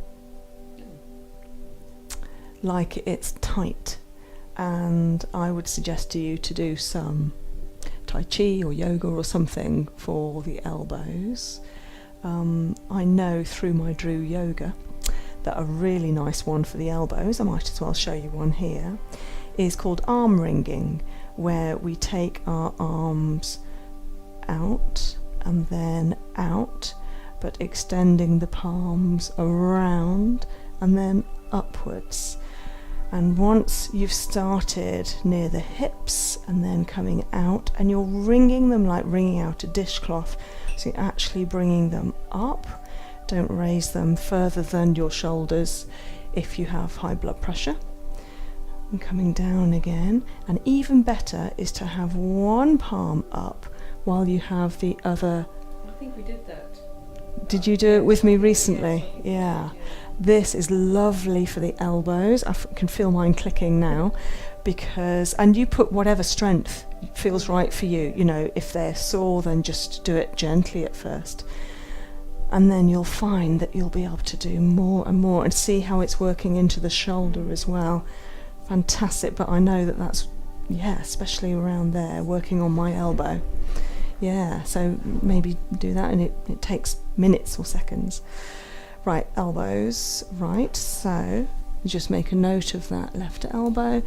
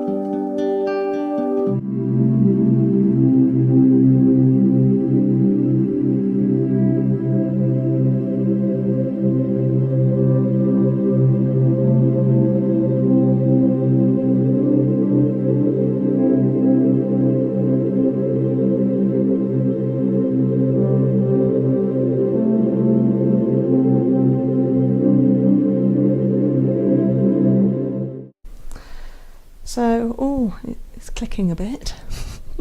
Sorry, I need to be more tactful. Okay. Oh, it's clicking a bit. Fine. Okay, yeah. Can you feel that click? That feels different to the left one. Yeah. Okay. I can't feel a click, but it feels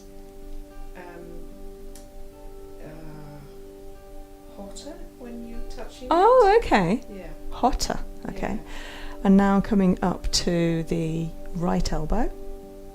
You see, that one feels all right. That feels very different to the left elbow. And now coming down to the right knee, just below that bony part of the outside of the foot. Feels fine. So that's good. Knees are feeling good. Just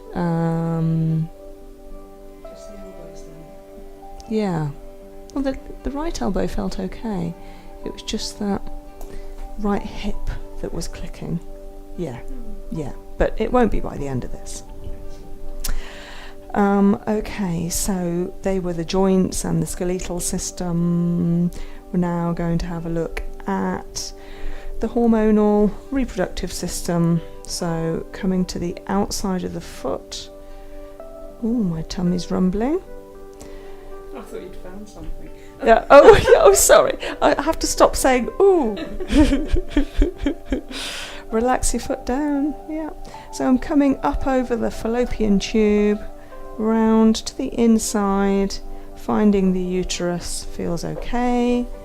Starting at the left ovary, which is just between that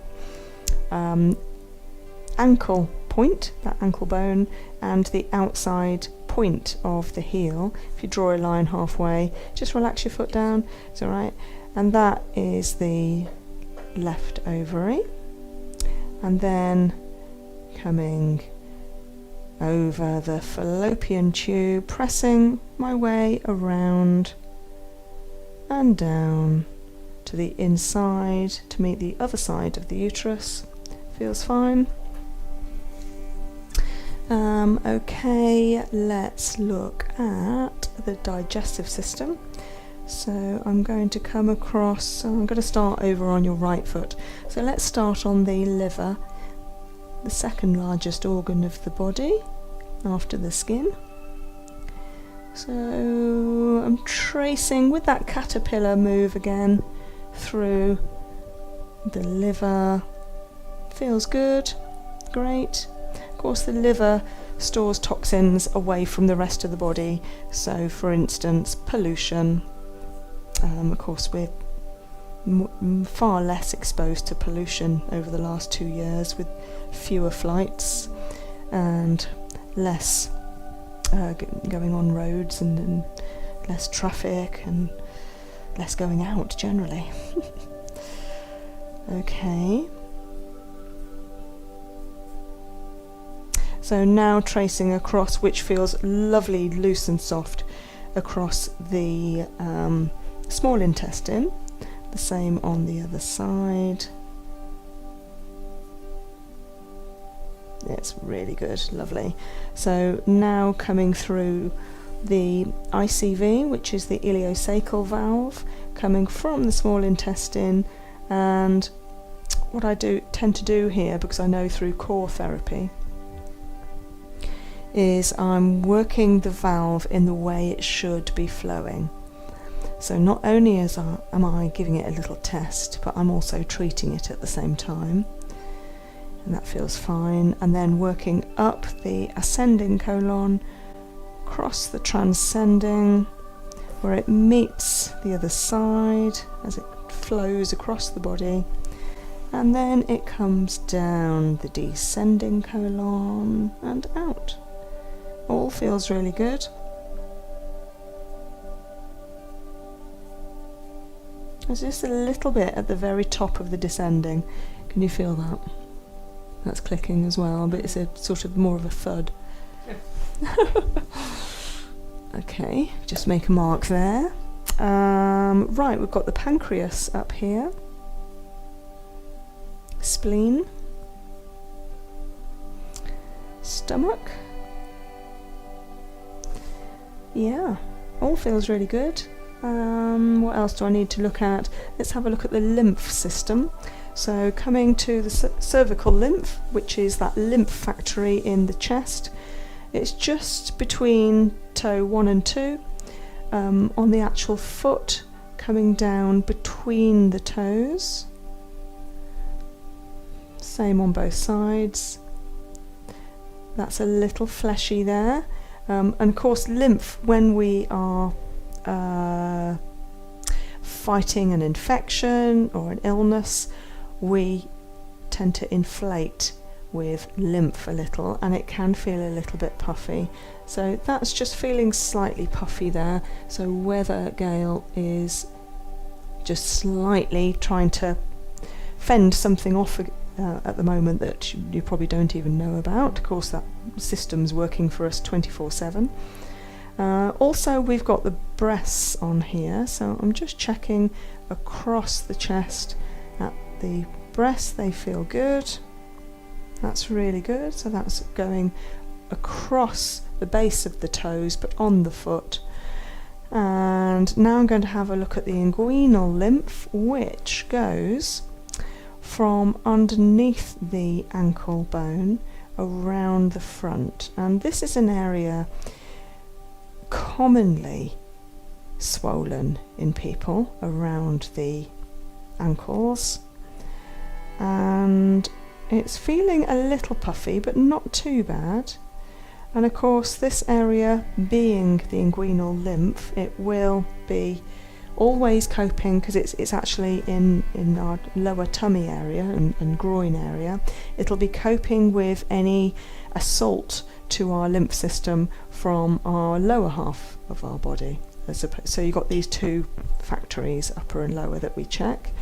Just going to do the same on your right side. You see, that feels entirely different. That's so much better. So it's only on your left. Yeah.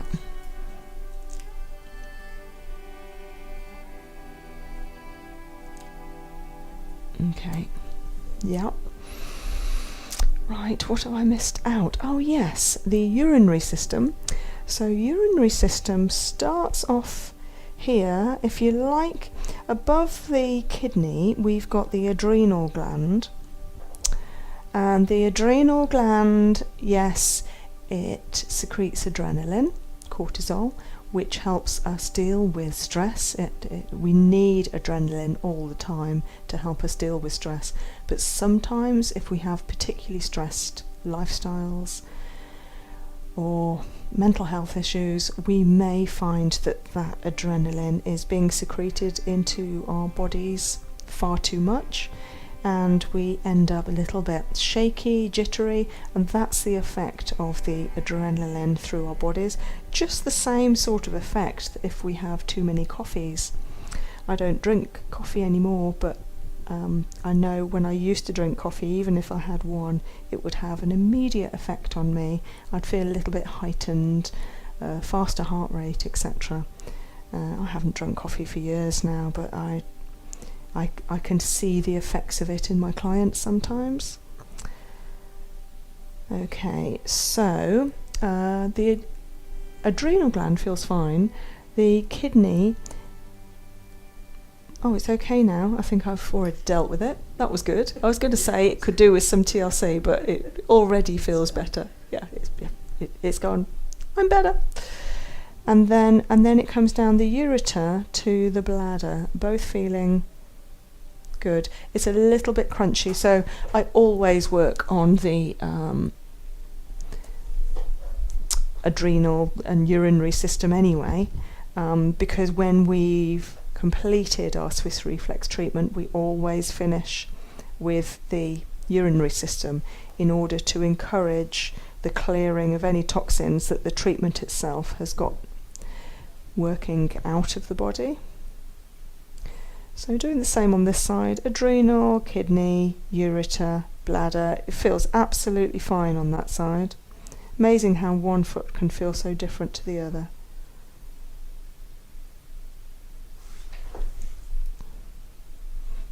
Okay, I think I've remembered everything. If I've forgotten anything, I'll come back to it and let you know.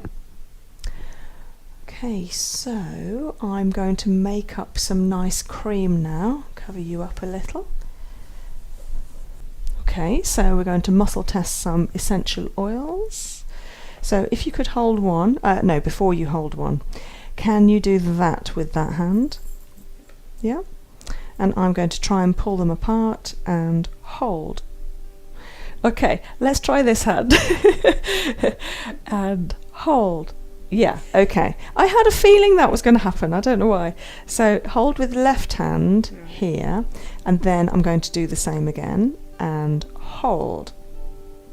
That's strong. Let's try another and hold. Really strong. Okay. And hold. Really strong. Are they touching your body? Yeah. And hold. Yeah. Okay, we might have a few here. Touching your body, yeah. And hold. No. And hold. Slight movement. And hold. Oh, good. Okay, so we have got corn mint, bergamot, and Eucalyptus stegariana, which is one of my favourite eucalyptuses because it's a lemon variety of eucalyptus.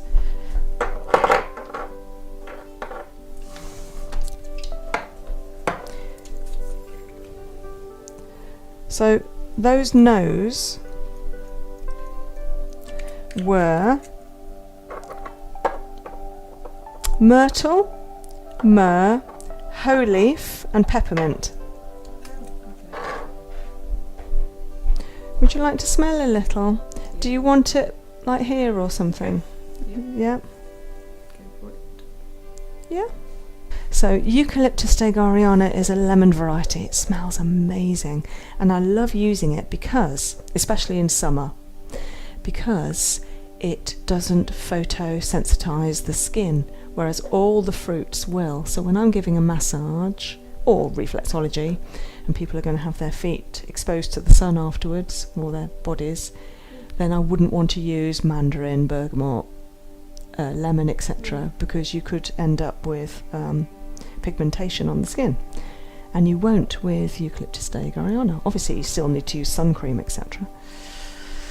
Right, I can remember going for a massage years ago somewhere like Florida, and we were by the pool and a lady came round asking us if we'd like a massage. I went and had a massage. It was lovely.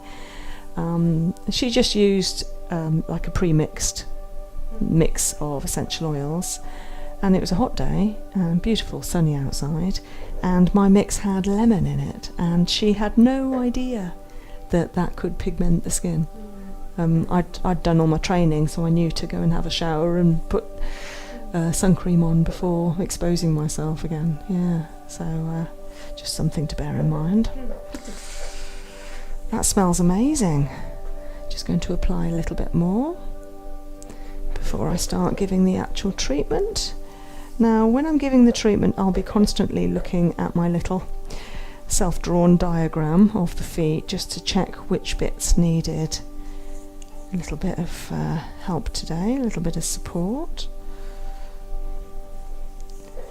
And it's interesting, when I'm giving core therapy, we do muscle tests, then we treat the body, and then we retest the previously failed muscles at the end to check that they're passing then, and they normally do. With reflexology, we don't recheck, but during the treatment itself, it's like constantly checking, because we're feeling all the time. It's like we're using our listening senses with our thumbs and fingers and feeling all the time for anywhere, even somewhere new that comes up that hadn't come up in the check, where needs treating, and we will stay there until it's sorted. So we know it's going to be on top form by the end of the treatment. Okay, so just giving a little massage. Sometimes it's nice to treat both feet at the same time.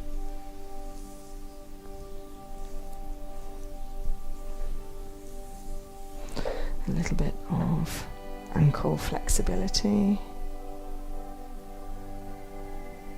Really difficult at this point for the client on the couch to relax their foot. They often want to do the circling for you, especially if they've been a teacher. Every week I try. I think you manage it when you're asleep. So normally Gail's got her eyes closed at this point and is wafting away with the fairies somewhere. Now. You could do whatever you like. You can relax, yeah, relax, so long as you don't mind me waffling on. No, you carry on. Okay, so I'm going to start at the solar plexus. Actually, I'm just going to raise the couch a little.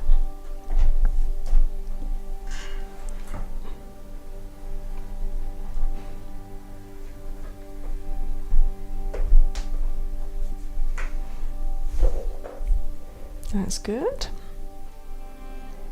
Yeah, so starting at the solar plexus, left hand side, just instilling a little bit of peace, relaxation.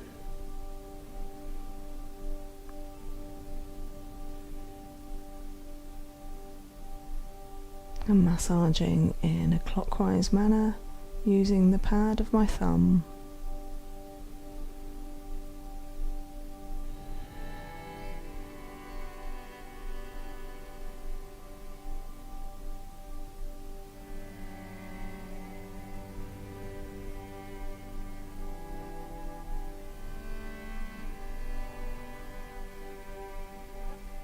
At this point you can feel a little bit of how the client is feeling, and I think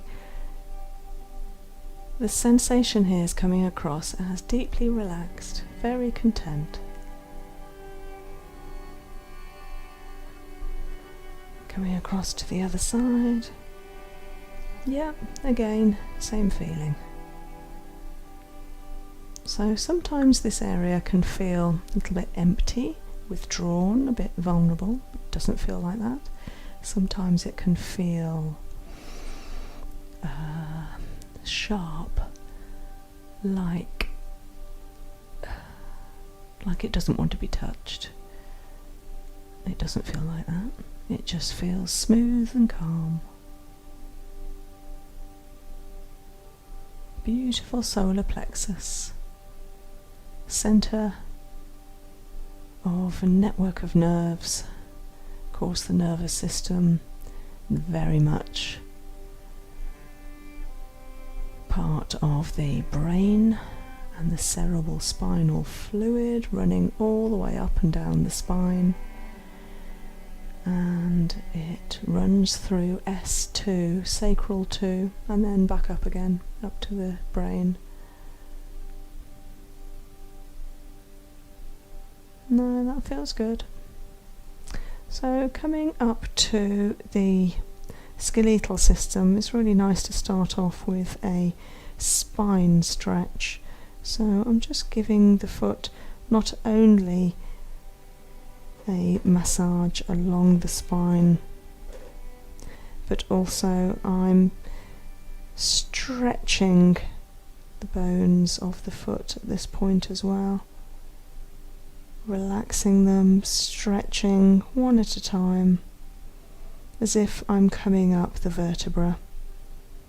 Just like if we're doing a yoga move and we're stretching, pointing our hands down to the floor, bending our back over, we stretch one vertebra at a time. That's what's happening here.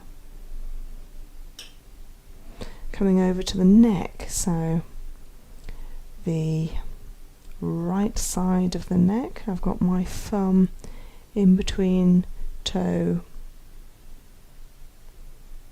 1 and 2, coming to that back corner. It's almost like the neck has corners when you're treating the feet and the toes. So there's a little corner, the back right side, that needs massaging. I know that this can account for headaches, tightness in the neck, pain in the forehead, tightness across the brow. And this is softening already. It wasn't too much of a problem, but softening already, and softening across the back of the neck on the right hand side, soothing it. It feels really good there. It feels soft, which is really good. So many people have neck issues, neck tightness.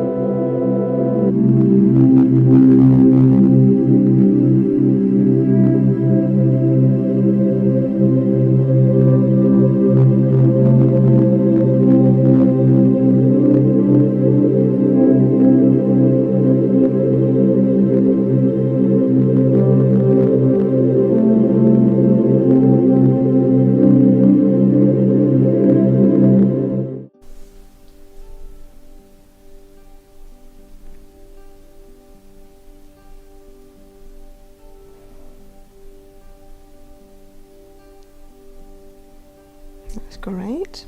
Coming across to the left foot, and I'm going to work my way down the spine, left hand side, vertebra by vertebra, in that channel. There is a channel, of course, each side of the vertebra before you reach the muscle wall of the erector spinae. That's where I am now, but on the feet feels a little bit tight in the very lower back. That might be stopping a little bit of flexibility. So I'm just going to massage that out, instill a little bit of warmth and ease, get rid of any tension there.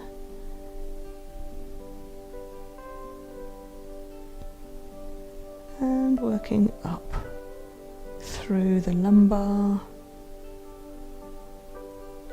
thoracics,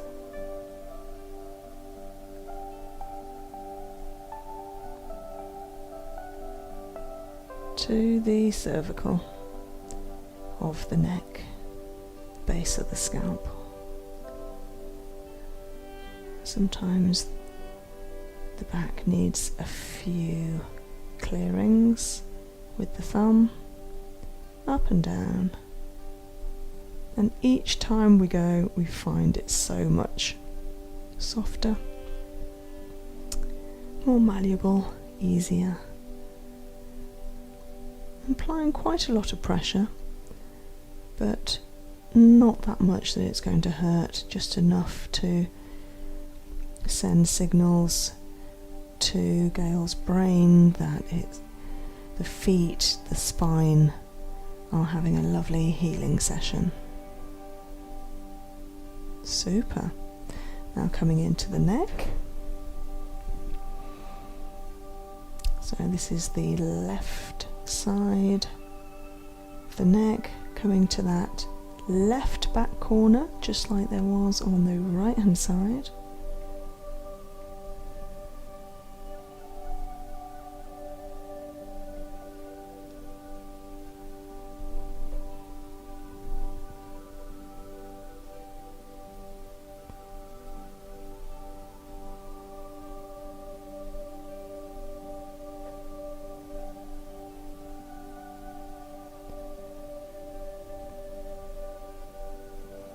The oils smell amazing, that lemony eucalyptus, the bergamot.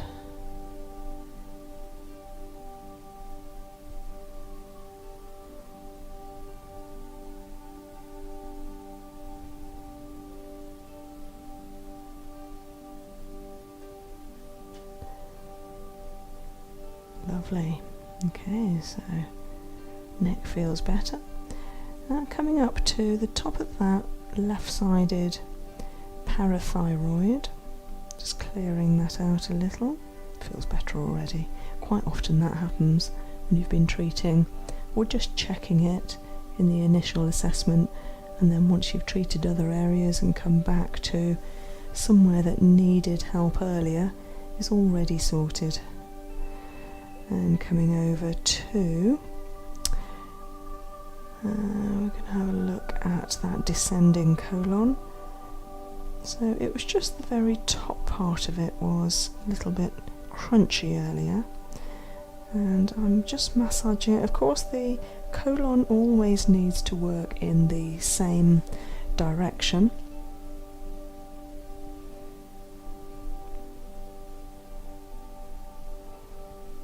So working down the descending.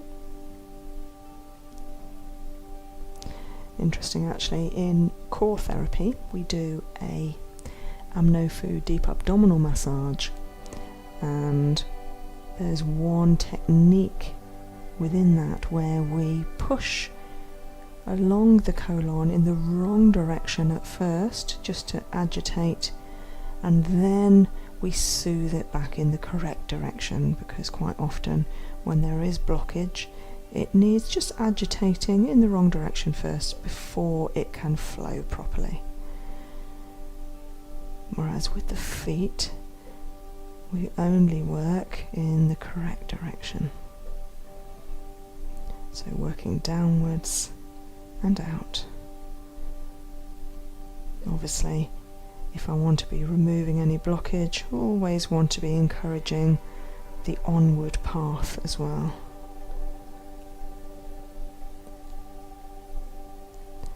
That feels better. Now I'm coming round to the joints. I know that the elbow on the left hand side and the hip on the right hand side were crunching, like clicking a little earlier, so I'm just going to work into them now. So that elbow already feels better, but I'm just going to make sure it is. And the right hip is still crunching a little, so I think I'm going to bring both thumbs over to this side. Just spend a minute here simply working on the right hip.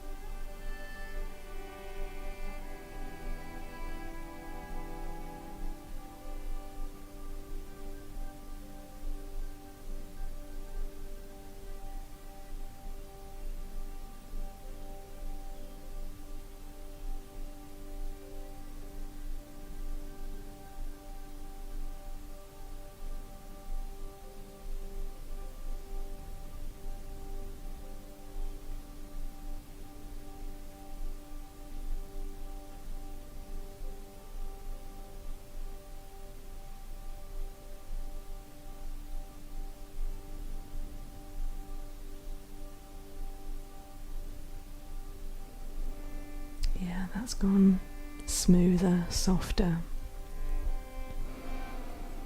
It's released that crunch, that click has gone. Lovely, that hip should feel good, even if it didn't. If it felt fine before, it should feel even better now. And now coming up to the right hand ear. So I've got my thumb just between toes 4 and 5 on that little ledge there, Pushing fairly firmly but not hurting. Just a nice reassuring massage, stimulating that meridian, clearing it all the way up to the right ear.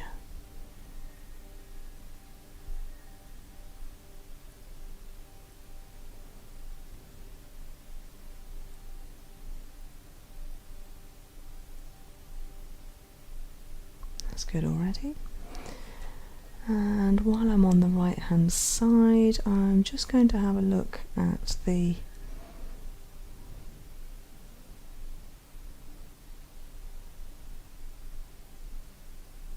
lymph there.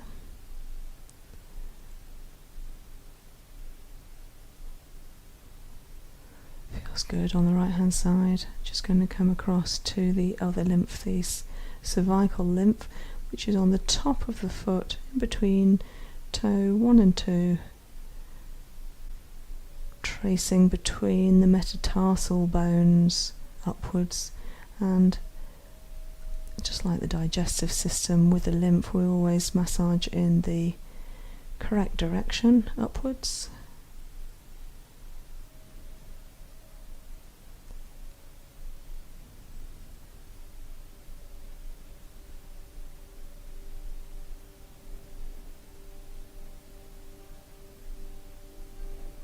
Sometimes I'm using a flowing stroke, and sometimes I use the caterpillar movement, bending at the thumb knuckle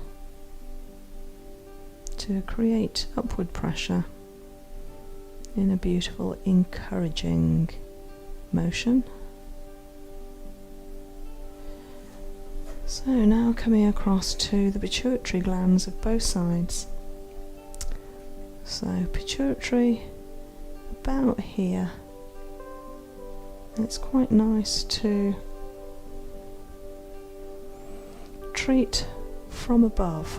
So I'm working with both thumbs, hands poised above the feet, with rather than the thumb pad, it's more the end of my thumb. Of course, I've got very short nails, so there's no nail protruding into the toe here.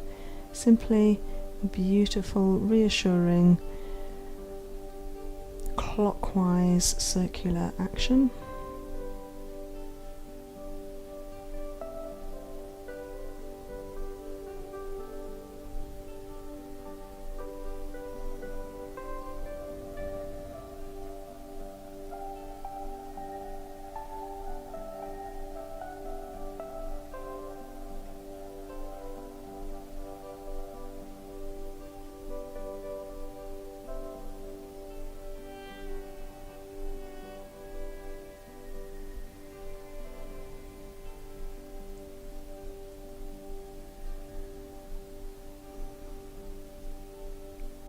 So this is a lovely action on the pituitary, helping to balance the control panel of hormone release, the endocrine system.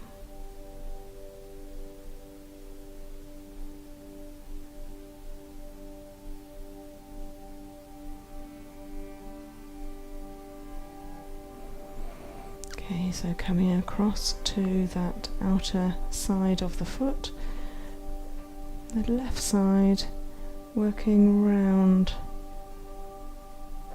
over the top of the inguinal lymph. So it's over that ankle bone and coming upwards. If I use this hand, you might see better. So I'm working from below, around the front and over the top of that ankle bone, which traces the line for the inguinal lymph of the reflexology points.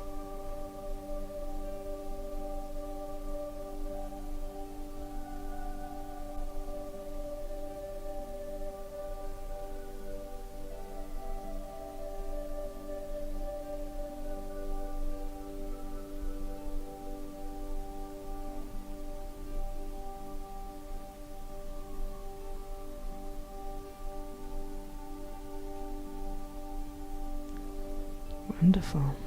That's feeling much better. It was already far less puffy once I got to it, having massaged, treated the rest of both feet, as is so often the case.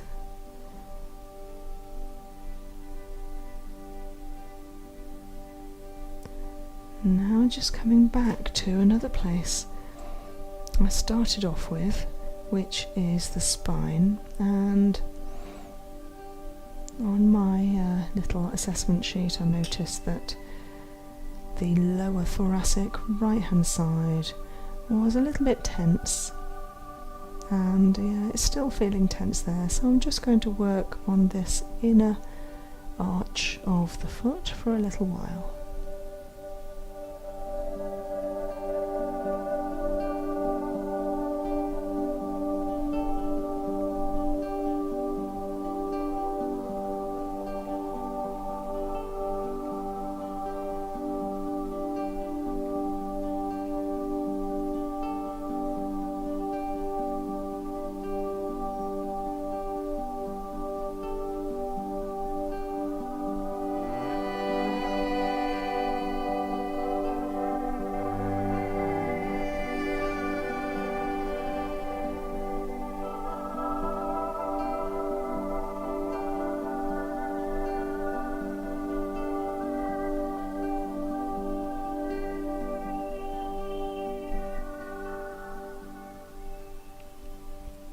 Having worked downwards, I'm now going to apply the same kind of caterpillar pressures upwards past the area that was tight to continue its remedial effect.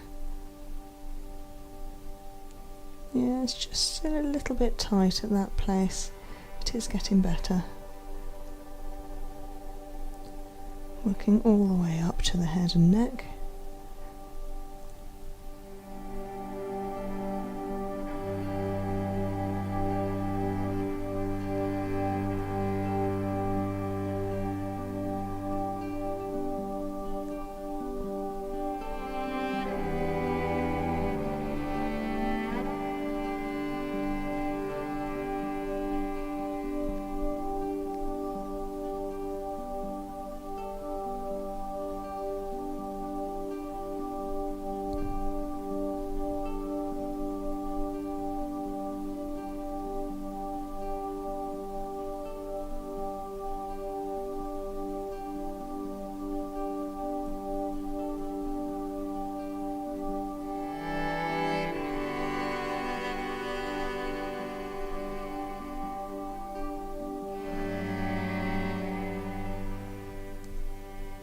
Massaging, lengthening, stretching the spine, working my fingers in long, straight rows in that beautiful column next to the spine on the feet.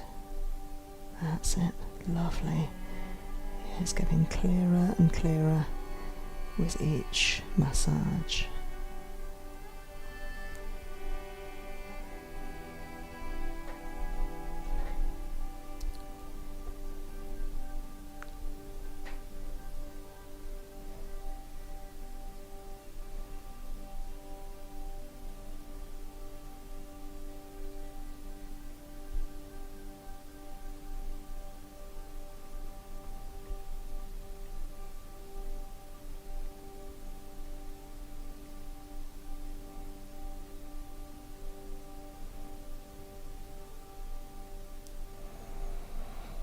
Okay, so now I'm working on the excretory system, urinary.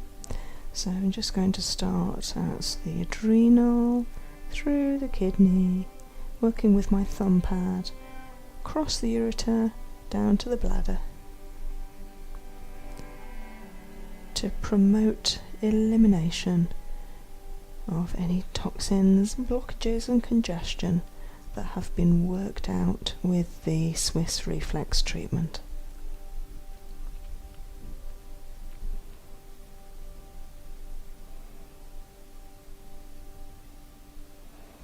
So I'm pressing sort of medium pressure.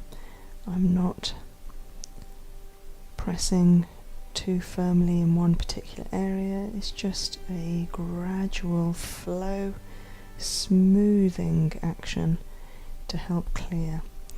And what's happening now that I can feel that can happen with massage as well as reflexology is I'm feeling that the blockage is coming out. So at first it might just feel smooth, but the more that you apply pressure and the more that you work an area, it'll actually become bobbly, gritty, almost feels like it could be painful to the client. Just a little bit of more of a sensation there. So you work through that and it will come clear.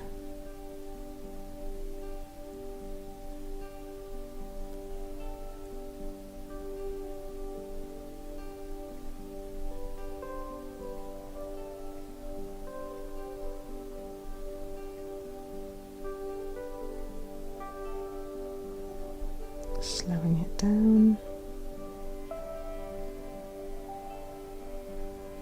And coming round to the other foot, working from the adrenal, kidney, through the ureter, down to the bladder.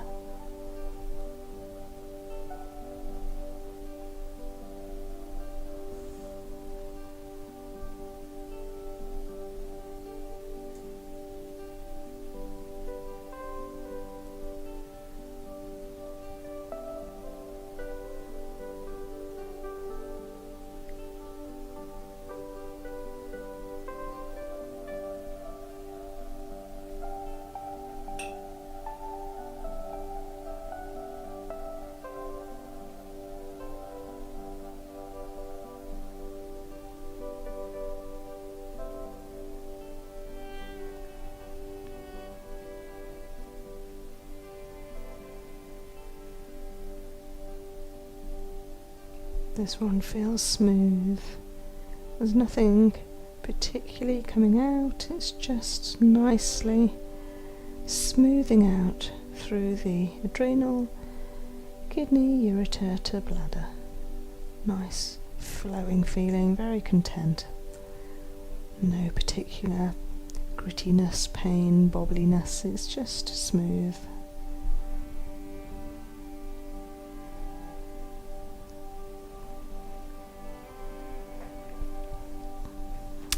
I'm going to finish off with a little massage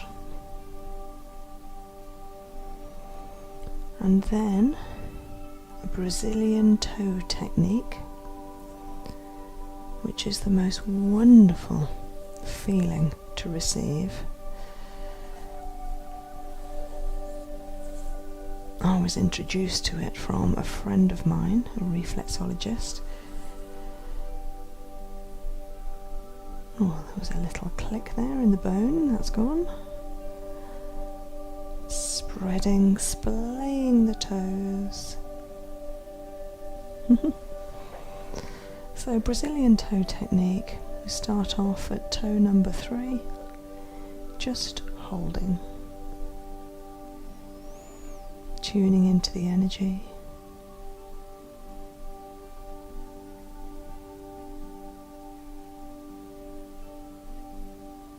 Sensing,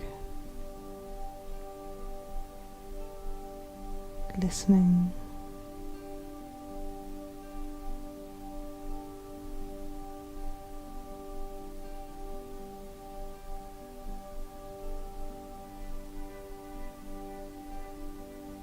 staying there for a good minute.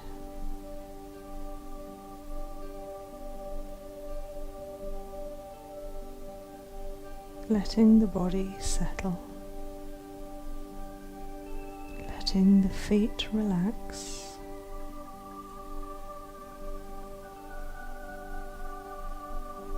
feeling the energy in the feet and the meridians, letting the feet let go, eliminate.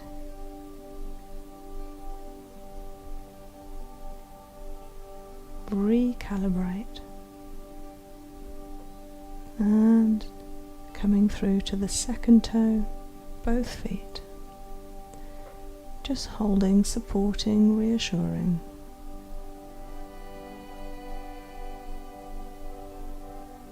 Brazilian toe technique.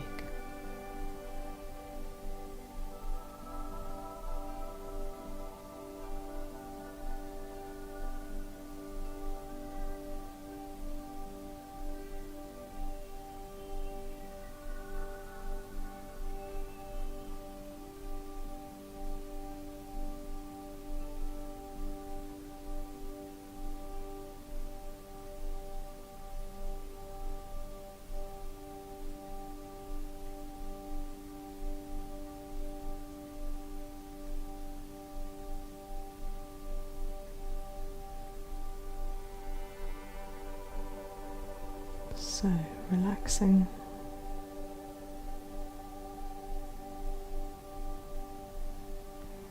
and letting go gently, coming to the big toe.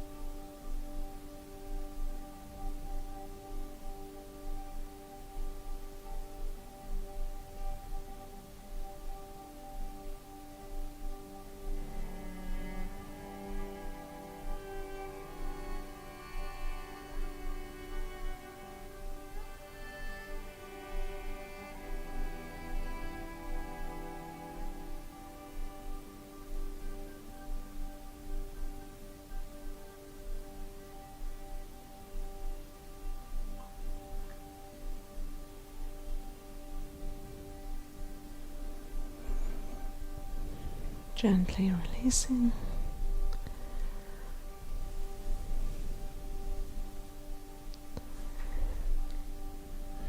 Just padding the feet dry from the oils.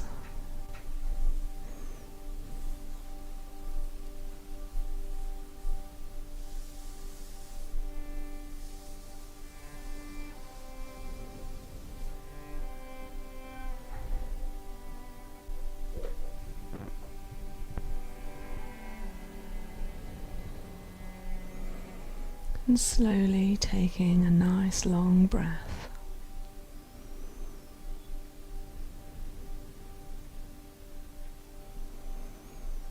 Continuing with the deep breathing and sending your oxygen down to your feet.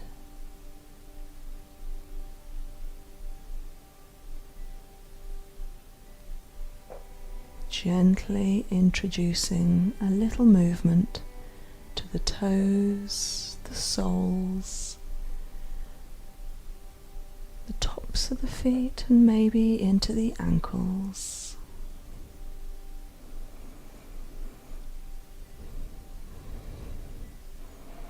Breathing with those beautiful deep breaths, sending your breath now past your shoulders, down your arms to your hands, slowly introducing a little movement to the fingers, the palms, backs of the hands and the wrists.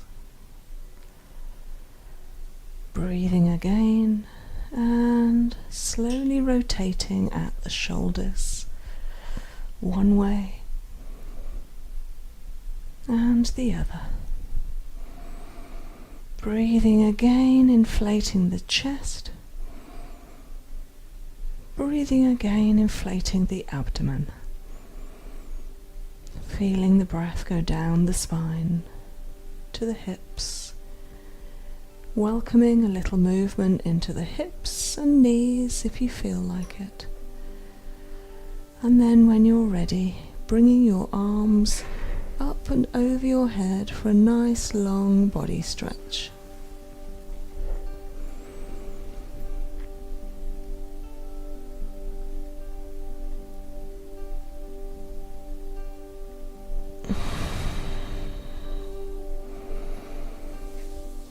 I'm going to introduce those warm socks. Oh yes.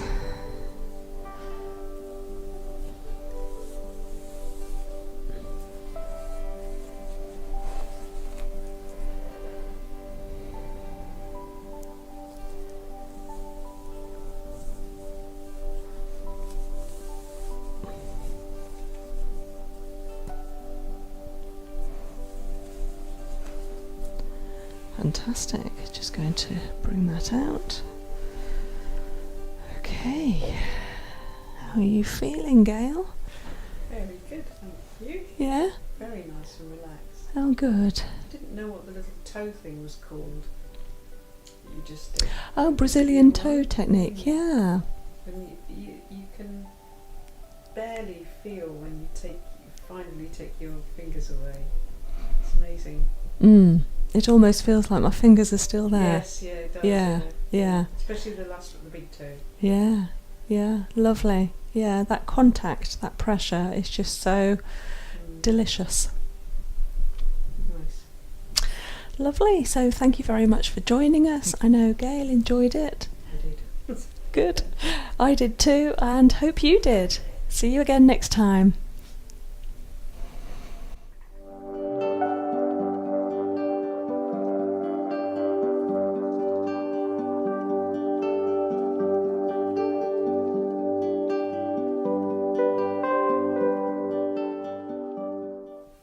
Hi guys, so today we are showing you a foot reflex, like a reflexology treatment, and I've got my very gorgeous able assistant here, my hubby Jez, and his feet.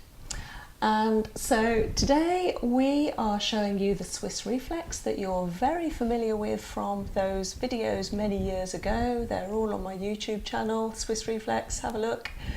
And this is a type of reflexology where I'm going to be assessing the feet and then working out the 5 most important areas to concentrate on, meanwhile massaging and working on the whole rest of the foot and ankle as well.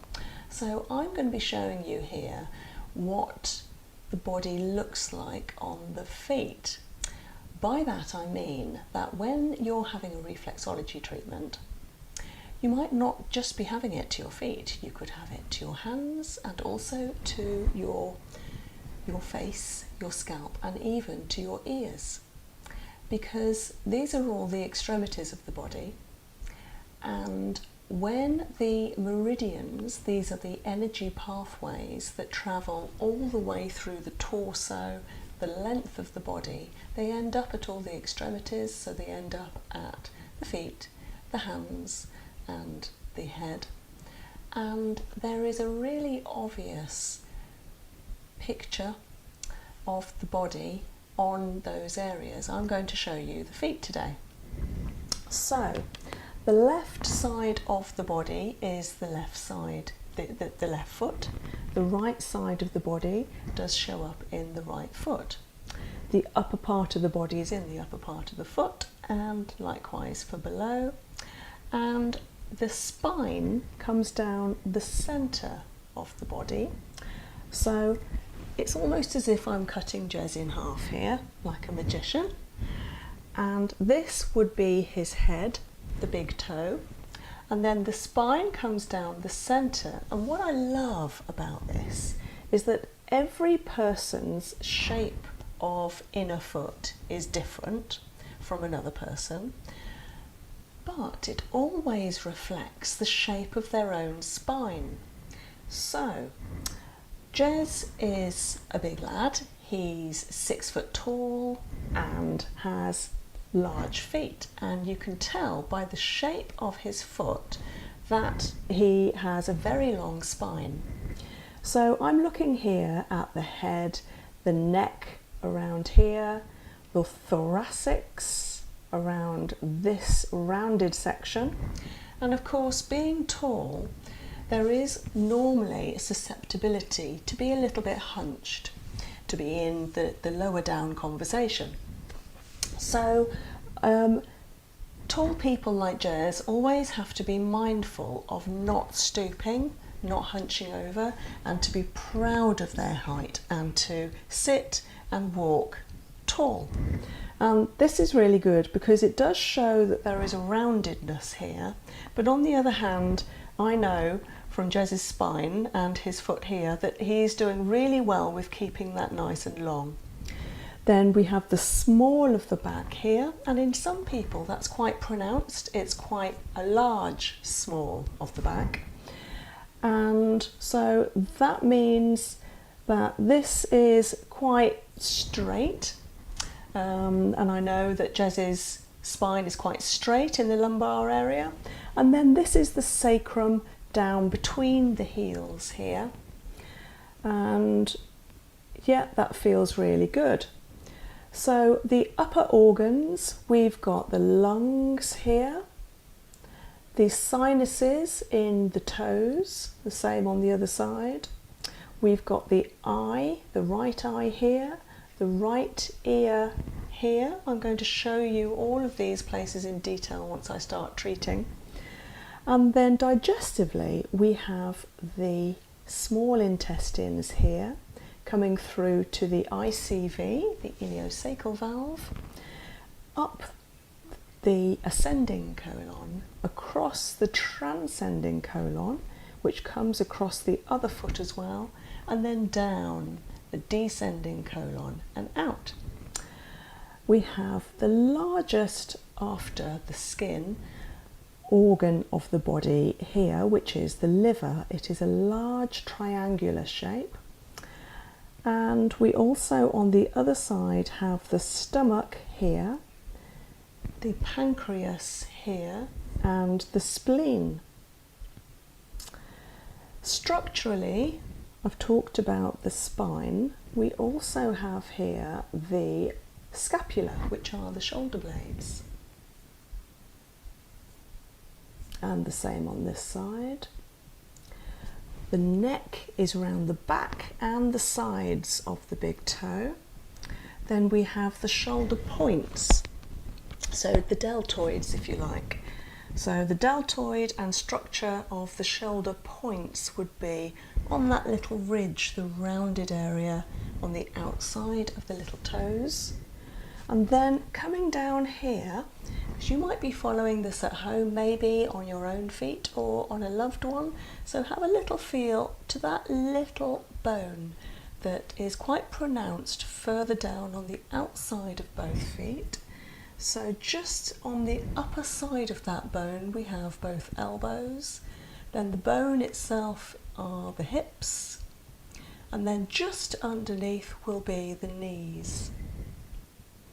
Now, I know that a lot of people, a lot of my clients have issues with knees, whether it's arthritis or simple stiffness, maybe they've had injuries, and the knees are quite difficult to work on themselves because they might be too sore.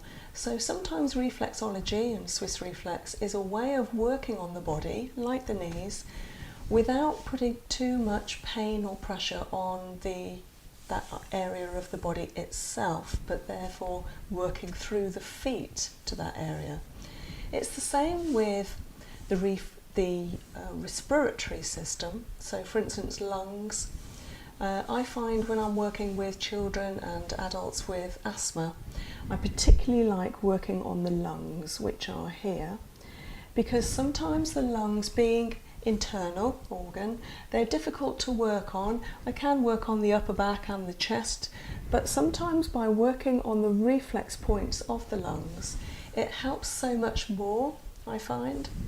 So what I'm going to do now is start applying some cream.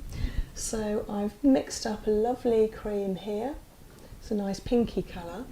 And I've added some white lotion, but also some Manuka essential oil, which is the antibiotic honey essential oil of.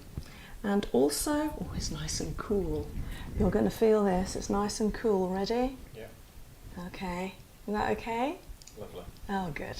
He said lovely. You see, maybe it started off with him, and maybe that's why I say lovely. Okay. So, look, we're putting on a lot of cream here because I'm going to be working quite a long time on the feet.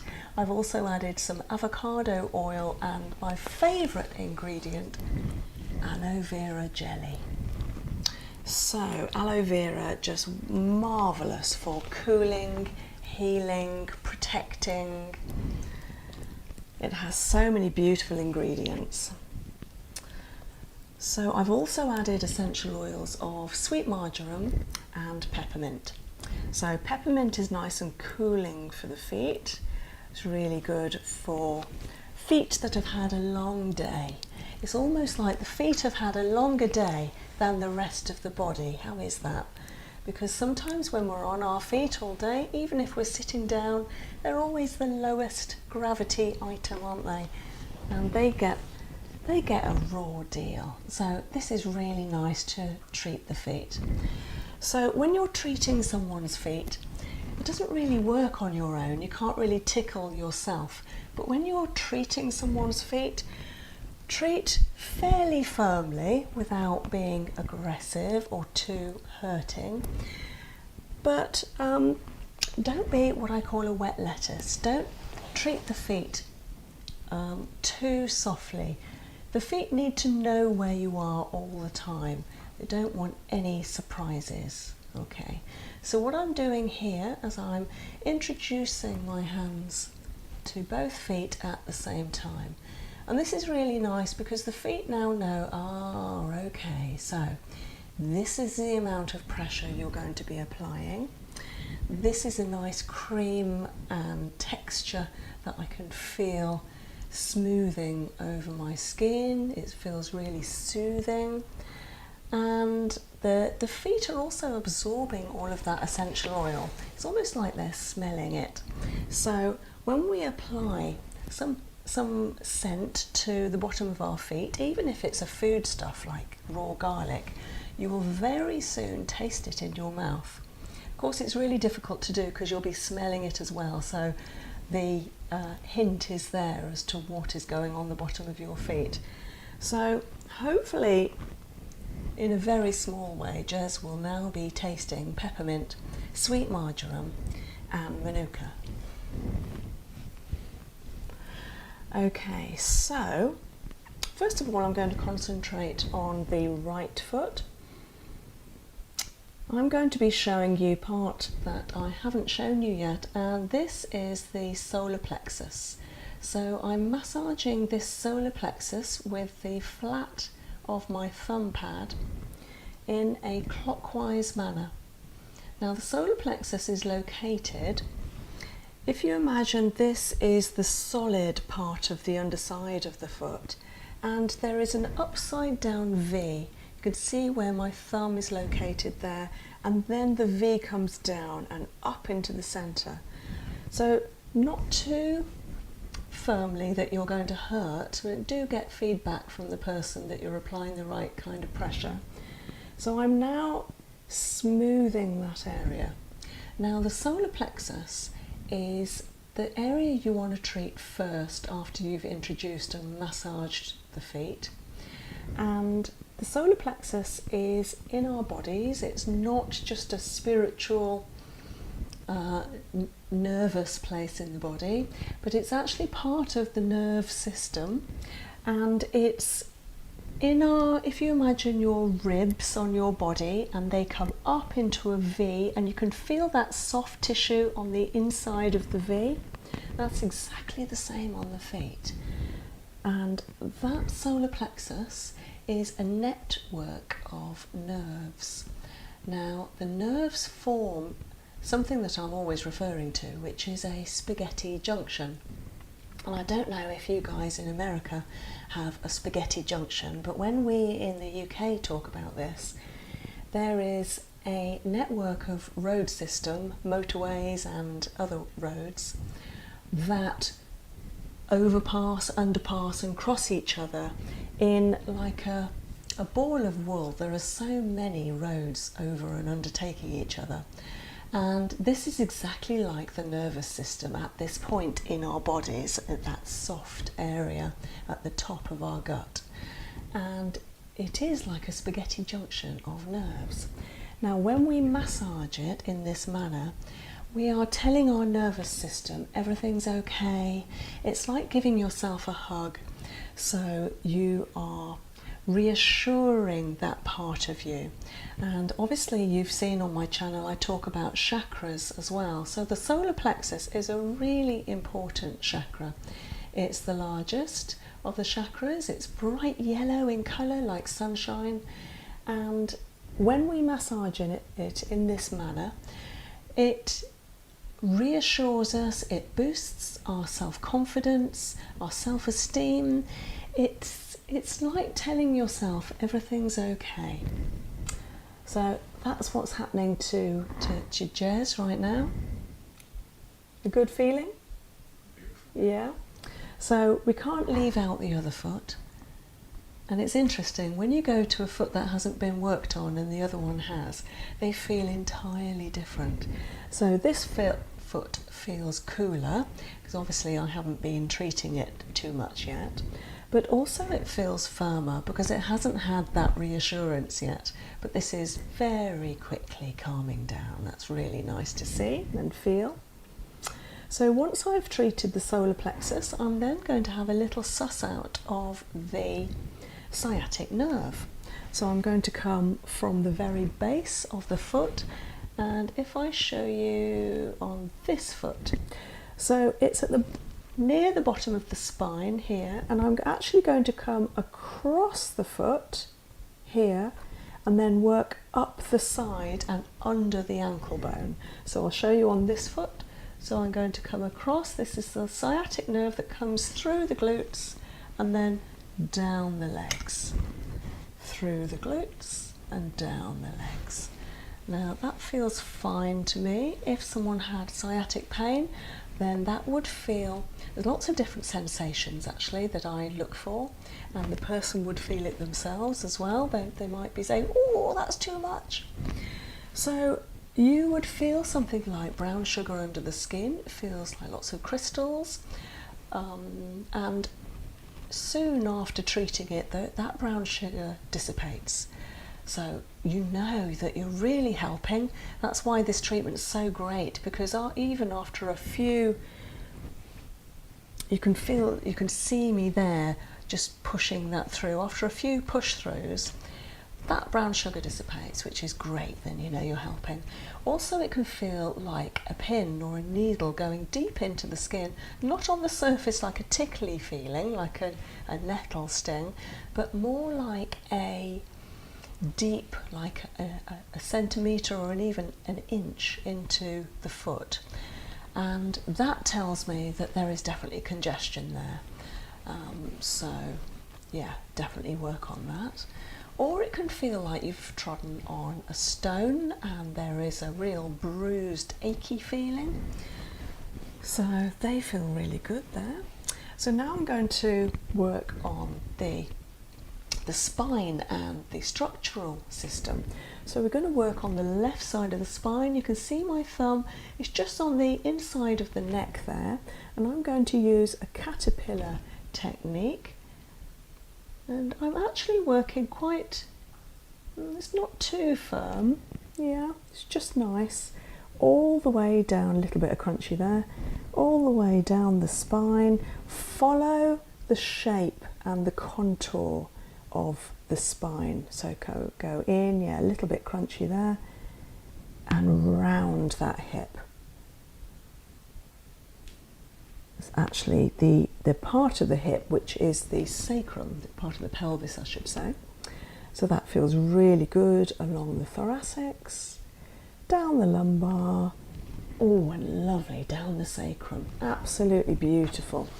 So our sacrums are part of the pelvis, and they are a fused area of vertebrae, 5 vertebrae, which form a plateau. And they don't move independently, they move as one, but quite often toxins can get stuck there because they're not moving independently. And you can feel quite often toxins sitting on that sacrum, whether you're working directly on the sacrum, for instance with a massage, or whether you're working with reflexology like this. And yeah, our sacrums take a lot of grief, and another of the therapies that I do, that I will be showing you one day, called core therapy, K-O-R-E, that therapy does concentrate a lot on the sacrum. So yeah, it's really good to get those toxins away with reflexology. So I'm now working on the right side of the spine, just checking it out, and if I find anything, I spend a bit longer there. So there's just a little bit on the thoracics, that's a little bit tense there. Can you feel that that feels different from the rest of the foot? Yeah, he says a little bit, yeah. His feet aren't too bad actually. Must be all these treatments I'm giving him recently in lockdown. Okay, so now I'm going to work around the neck. Now, who doesn't have an achy neck? So yeah, as I've said before, Jez has got a long back, a long neck, and that feels really good, not only to massage it, but also I'm going to show you now how to mobilize it. So you want to support the lower part of the shoulder underneath the neck, and then slowly move that toe around to release. Sometimes you'll feel a lot of, and you'll hear a lot of clicking and crunching that goes on in the neck, but this one is quite good, not bad. Let's feel the other side. Lovely. Oh, a little bit there. Okay.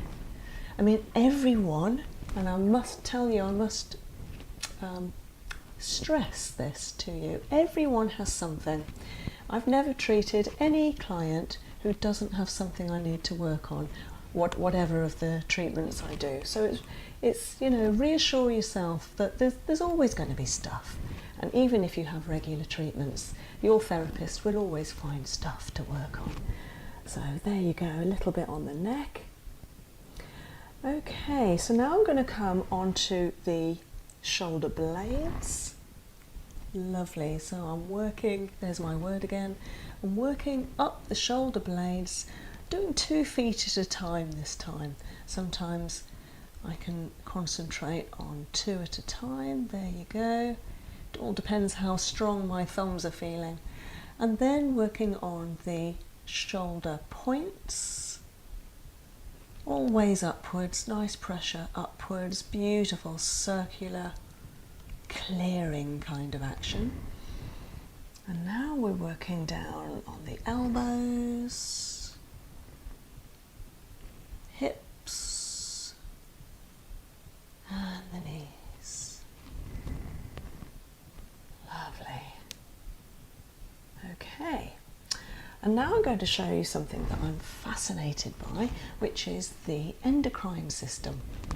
So up in the big toe, let's call it your thumb of the foot, there will be a thumbprint, and it will have a coiled thumbprint there, and the very centre of that coil will be exactly where the pituitary gland is. Now the pituitary gland is absolutely vital that it is working correctly and healthily.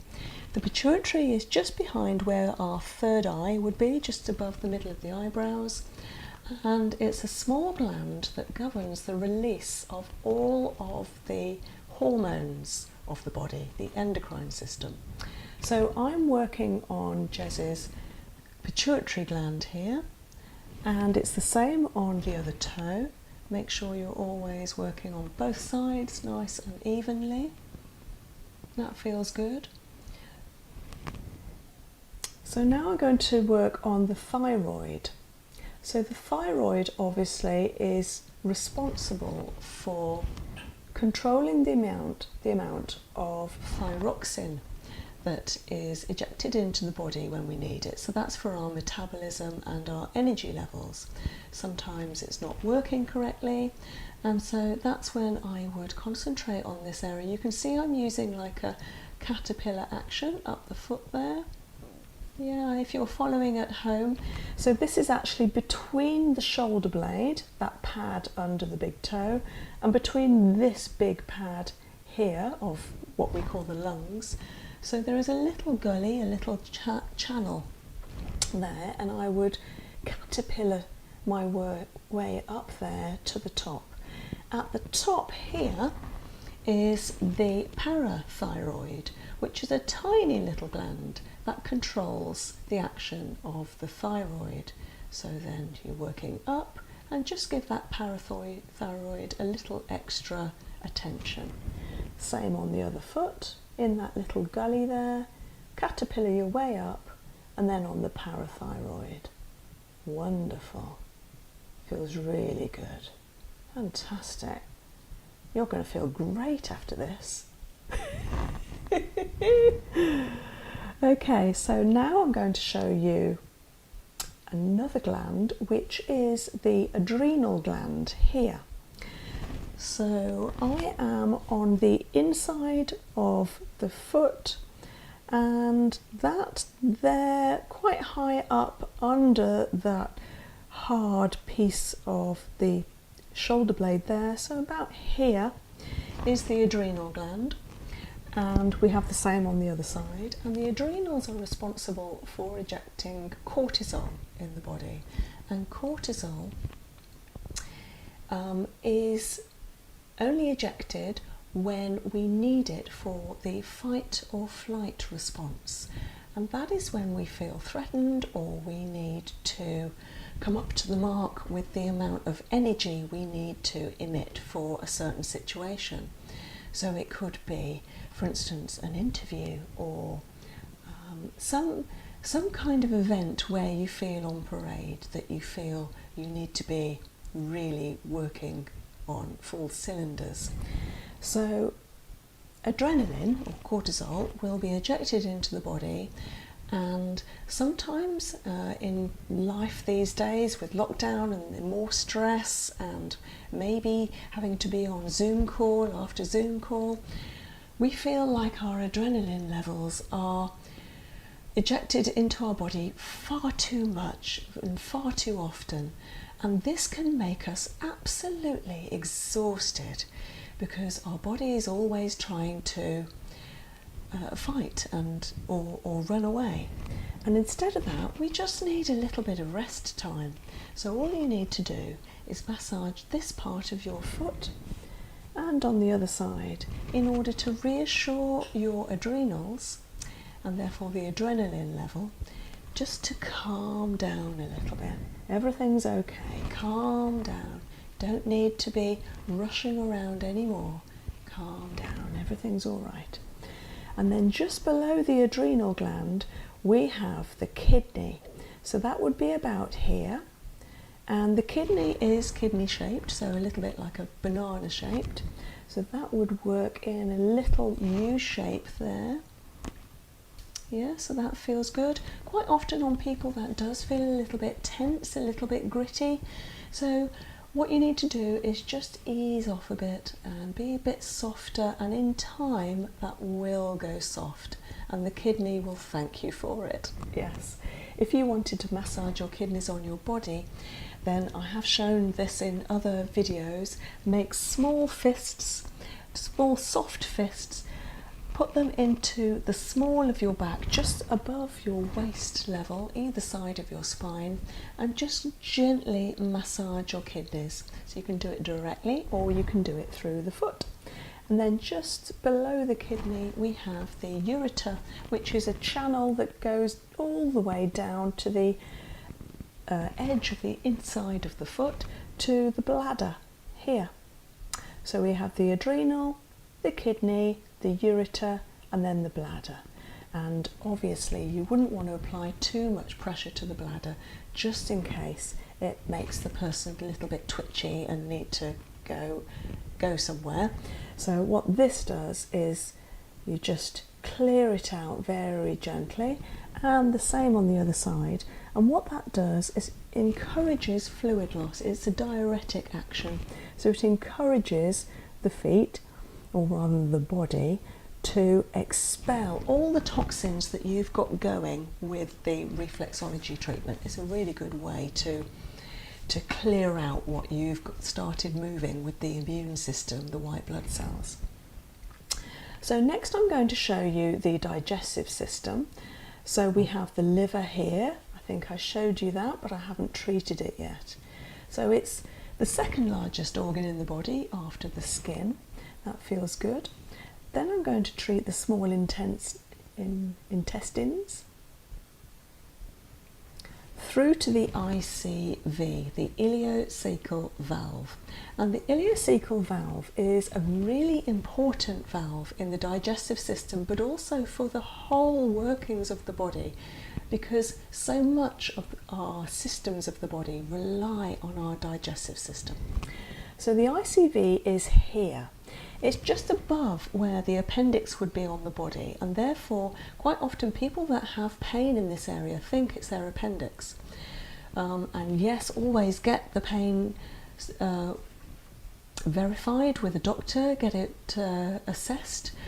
But if you're having a treatment with a reflexologist, they will probably check out your ICV to make sure it's open but not held open, and also that there's no torsion or twisted action there. So the ICV is the valve between the small intestine and the large intestine. Okay, so you can see that I'm always working my thumb downwards, so it's opening the ICV and clearing it out. Then I'm going to come up the ascending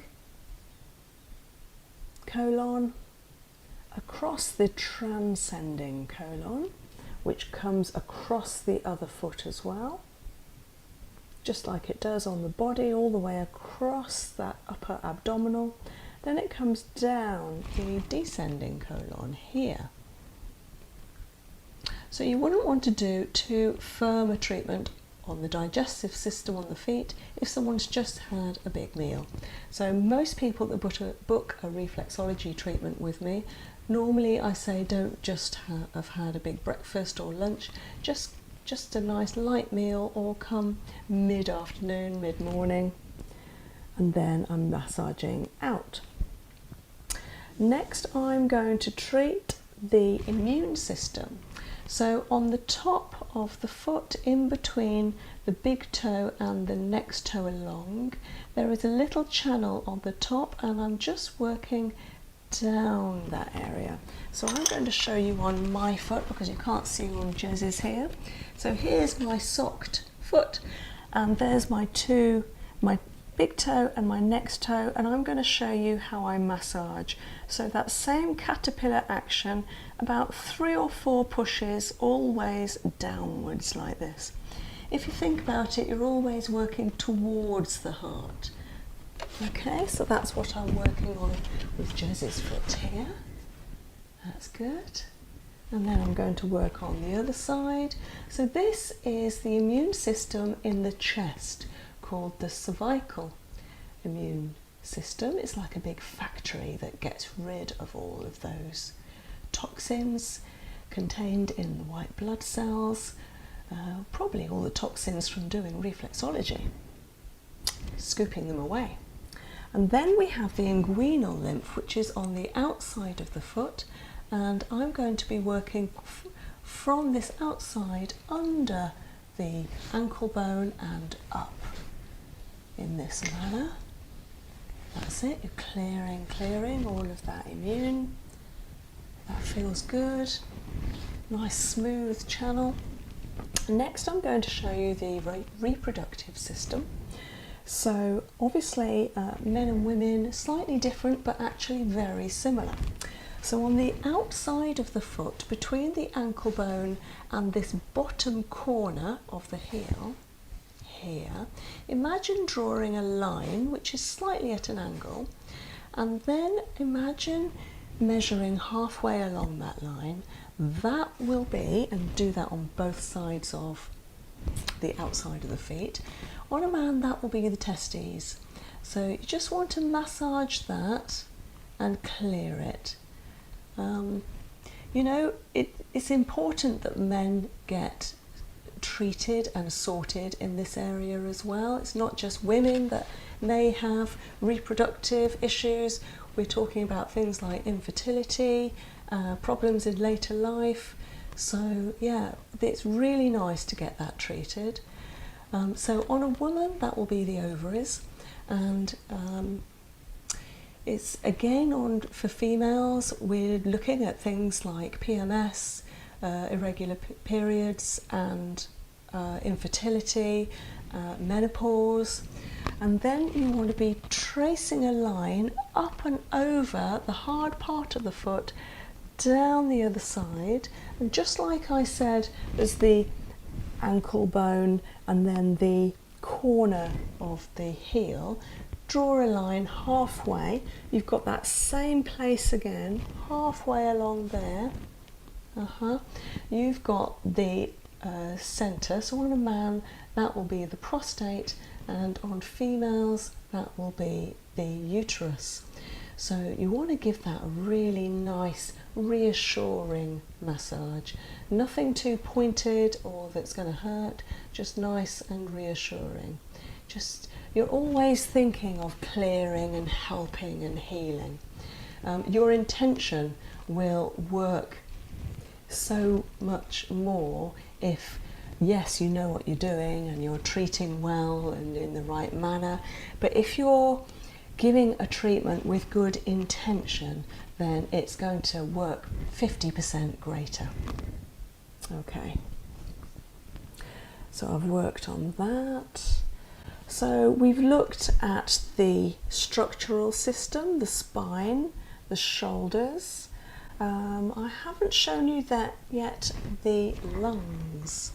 I've shown you them but not treated them. So here we are working on the underpad of the lungs. How lovely. And Jez has got fantastic feet, and I have treated some men in the family and with their feet, and I've always noticed that their feet are just so great.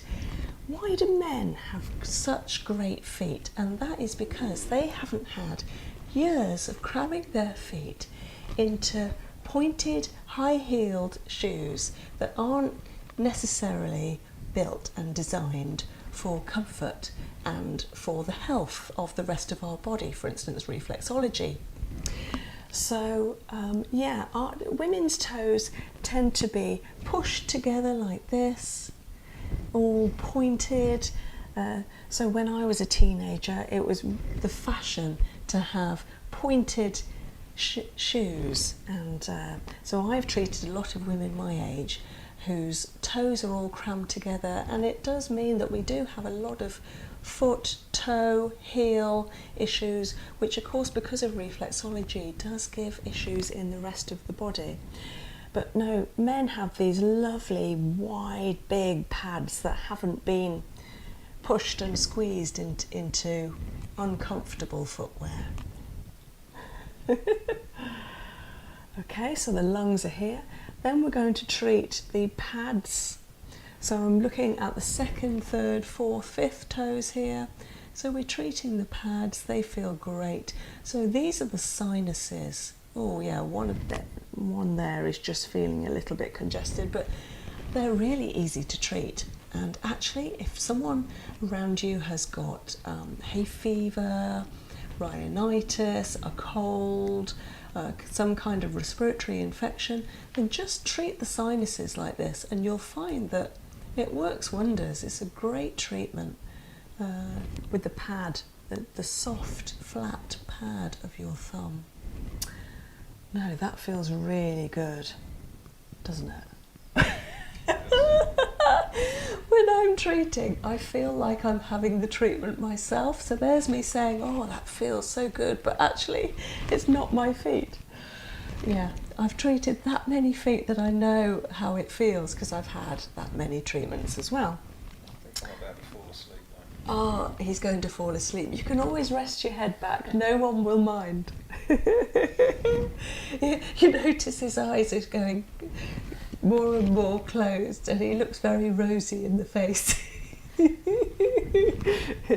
Okay, so we've got the eyes here. So between the second and third toe, on that little shelf, like a little windowsill, so you're pushing downwards rather than against the foot, you're pushing downwards on that shelf. And this is the left eye, this is the right eye. And quite often this is an area where I'll say, oh, I can feel something there. Have you had any sight issues recently, or have you been tripping over, or itchy eyes, or infections, or hay fever, dusty eyes or something? And they may have written out all their consultation form and told me everything that they think's going on, but then they'll say, yes, actually I have had a problem with my left eye or whatever, and I'll say, yes, I can see, but it's going, it's a good thing, it's going. And then the ears. So the ears again are on that shelf, they're on the windowsill, and that's between the fourth and fifth toe. That's great. I can feel it. I mean, there's no crunchiness there at all. That is so good. Whereas most people I do treat do have crunchy ears, I must say, whether it's because of strong winds, or dizziness, vertigo, tinnitus, balance issues, obviously hearing. So yeah, it's really nice to treat the ears, and that works so effectively. Okay, so we have treated the spine and structural system.